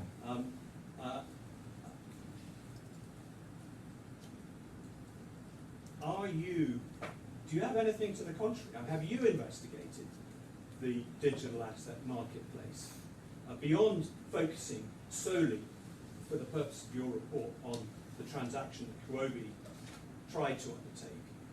Right? Have you looked at all to see what the position in the broader crypto economy over here is? Do you have any data? Do I have any data? Yeah. Do you have any evidence to counteract the suggestion I'm making to you that within this level of business, it is likely that there is a massive number of examples of Bitcoin being used as a medium of exchange? That's my proposition, and you say you can't see it proven on this. Have you investigated this for the purpose of your evidence? So I think it's highly problematic to look at a number like 56 billion that flowed into the UAE, it's claimed, and then leap to the idea that somehow proves that Bitcoin is being used in a major way as a medium of exchange in the UAE. As I tried to point out earlier, we don't know what that 56 billion is. It could be US dollars invested in a company like Binance. Or something of that nature. To give a fair and balanced opinion to the court, now that I've shown you these figures, you agree that it would be good to know how those figures are made up.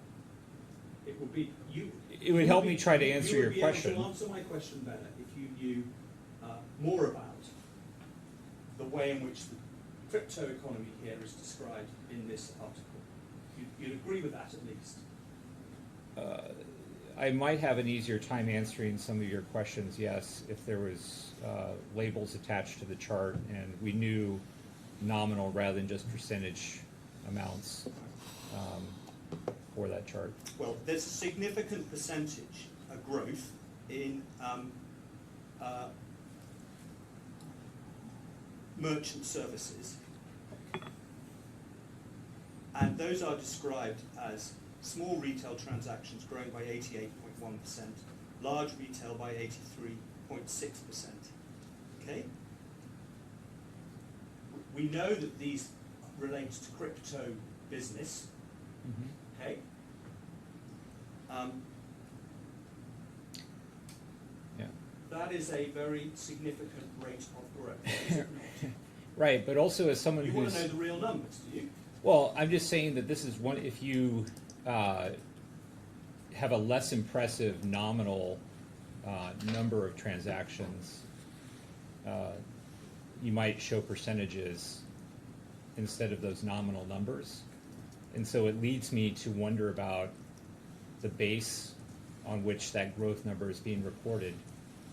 You know, the skeptical academic in me would wonder whether this chart is set up this way because it's not very impressive how many retail transactions are actually happening here in the UAE, and that's why they show percentages. You know, that's one possibility, but I don't know. I mean, I just don't have enough information to know for certain. Okay, let's leave that there for now. Just one other broader point.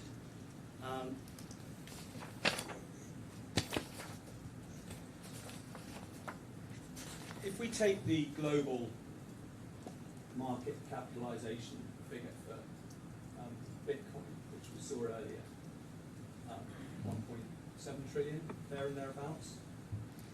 Down 40% in the last 4 months, but Sorry? yes, it's lost 40% of its value in the last 4 months, but I think it's around that, yes.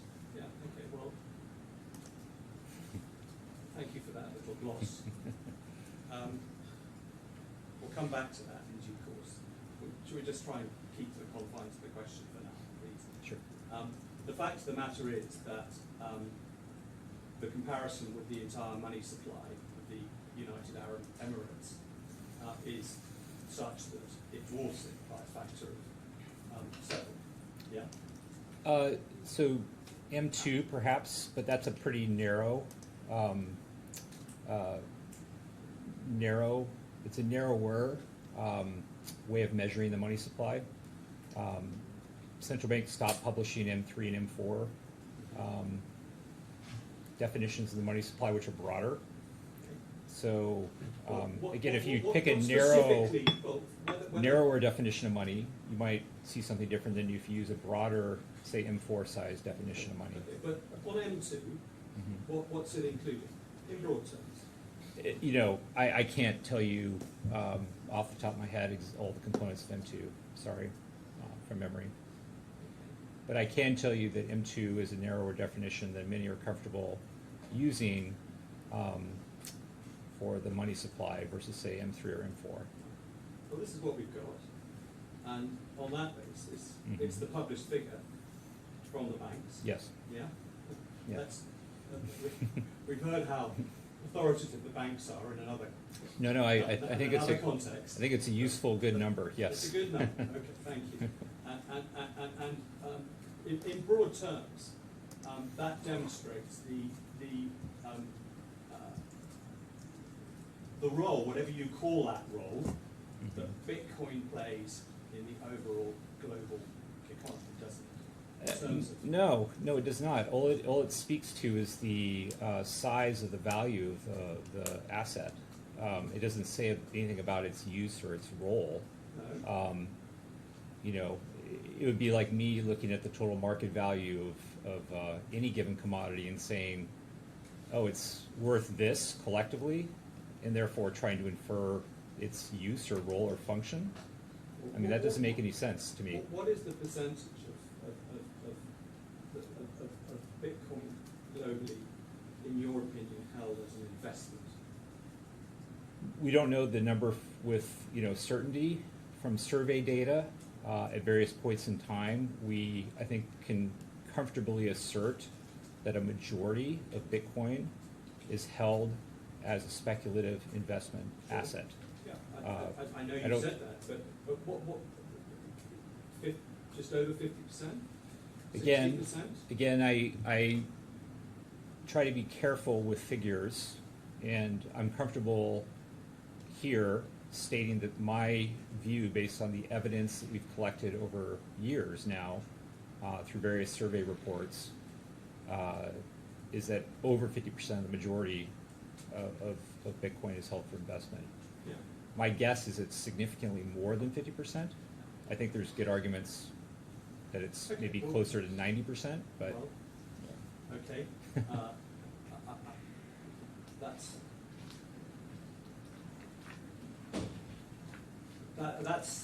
That precise term, that precise figure is a little speculative, isn't it?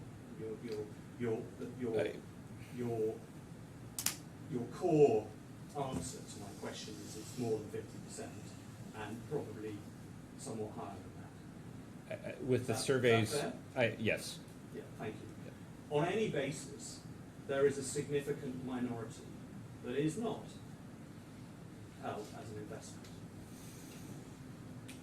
Even if we took 20%, 20% at 1.7 trillion is a lot. Agreed? Yeah, I mean, to And me, what is to that me, it 20 would be. what is that 20% being used for in the global economy, if not investment? What's happening to it? So I think where we see, like we talked about, online dark web marketplace activity or ransomware use of crypto assets like Bitcoin, we see it used for extorting UK hospitals, for example. The NHS had its computer system infected, and the ransomers demanded payment in Bitcoin. Are you really saying that the 20% can be attributed to dark web transactions? Well, so first of all, I don't accept your 20% as, I think Whatever this is, the minority is. yeah, it could be 1%, it could be 5%. I mean, we don't know. Well, whatever it is it your evidence that all of it is dark web transactions and not No, something else? No, no, they're- Legitimate non-investment trading, for example. I know people who have purchased pizza with Bitcoin. Yes, I mean, there are people who buy legitimate products and goods with Bitcoin outside of the dark web, yes.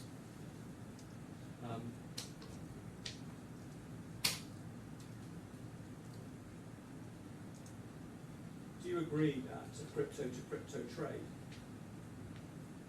would have to fall within that percentage as well? Bitcoin to Ethereum.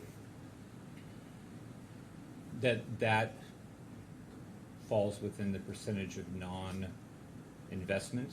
Yeah. No, because I think a Bitcoin to Ethereum transaction probably typically is done for investment purposes. That's your evidence. And in that transaction, your evidence is that the use of the Bitcoin to exchange for another crypto token, or I won't use cryptocurrency, but use crypto token, is not being used for a medium of exchange, as a medium of exchange? So when you convert one currency, like the dollar, to another currency, that's not typically, that's a Forex transaction, right? Most people would not think about that. Most economists would not look at that and say, oh, that's a classic medium of exchange example. It may be a portfolio, rebalancing decision. But hang on, in an FX transaction, the dollar is being used, it has a store of value, Sure. and it's being used to exchange for another store of value. It's a purchase of something else, of something that is valuable. Sure. You must accept that in that context, it is a medium of exchange. It's an exchange transaction. It's a medium by which value is exchanged. It's a medium of exchange. You must accept that, surely. What I was just trying to point out was that when we talk about, as economists, a medium of exchange, we typically talk about the purchase of goods and services with an instrument, a currency, That's all. Sure. Yeah. I am It's keen not, to get it's your not answer. typically how that term is used, is what I'm just trying to point Well, out. it might be historically, typically, as economists, but I want you, wearing your very experienced hat in terms of analysing how transactions take place. Mhm. I press you for an answer to my question. Sure. Can Bitcoin be used to purchase Ethereum? No question, yes. In doing so, it is being used as a medium of exchange. In any ordinary and sensible use of that word or that phrase, is it not? I'm not totally comfortable with that characterization. Why not? It's just not how economists typically characterize medium of exchange transactions, right? It's typically refined to goods and services, not foreign exchange. Well, we'll look in due course at how the regulatory regime in the UAE looks at these transactions. Mhm. But I want to be clear about your answer. As of now, 2026, and in the context of the digital asset market, the crypto economy, whatever we want to call it, in the UAE, in the case of a US dollar purchase of Swiss franc, Mhm. do you or do you not accept that the US dollar can be viewed as a medium of exchange, as can the Swiss franc on either side of that transaction? They are being exchanged with each other, and they are stores of value. Do you agree with that? Or are you I going to- agree the US dollar is a medium of exchange and the Swiss franc is a medium of exchange, and I agree they're both stores of value, yes. Thank you. And lastly, if we substitute crypto for Ethereum, Mhm. same goes. Medium of exchange, store of value. Would you agree with that?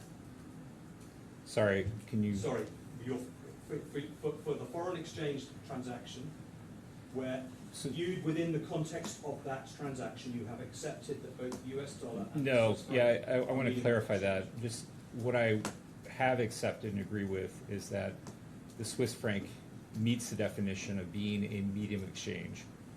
I have not, to again repeat myself, said I'm comfortable with referring to a Forex swap as a medium of exchange example, Yeah. because in economics we typically talk about the purchase of goods and services as kind of a medium of exchange activity. Forex swaps, which I'm not an expert in, are not something that I'm aware of, usually that are given as an example of and again, we're talking about the franc and the dollar here, not crypto assets. So In your report, and in some of the papers that you've written, you've clearly accepted that a Bitcoin can, in certain circumstances, act as a medium of exchange. absolutely, yeah. You think it is not sufficiently widely so done to be money.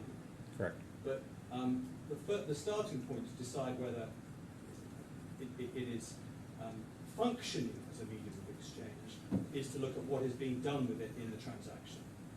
And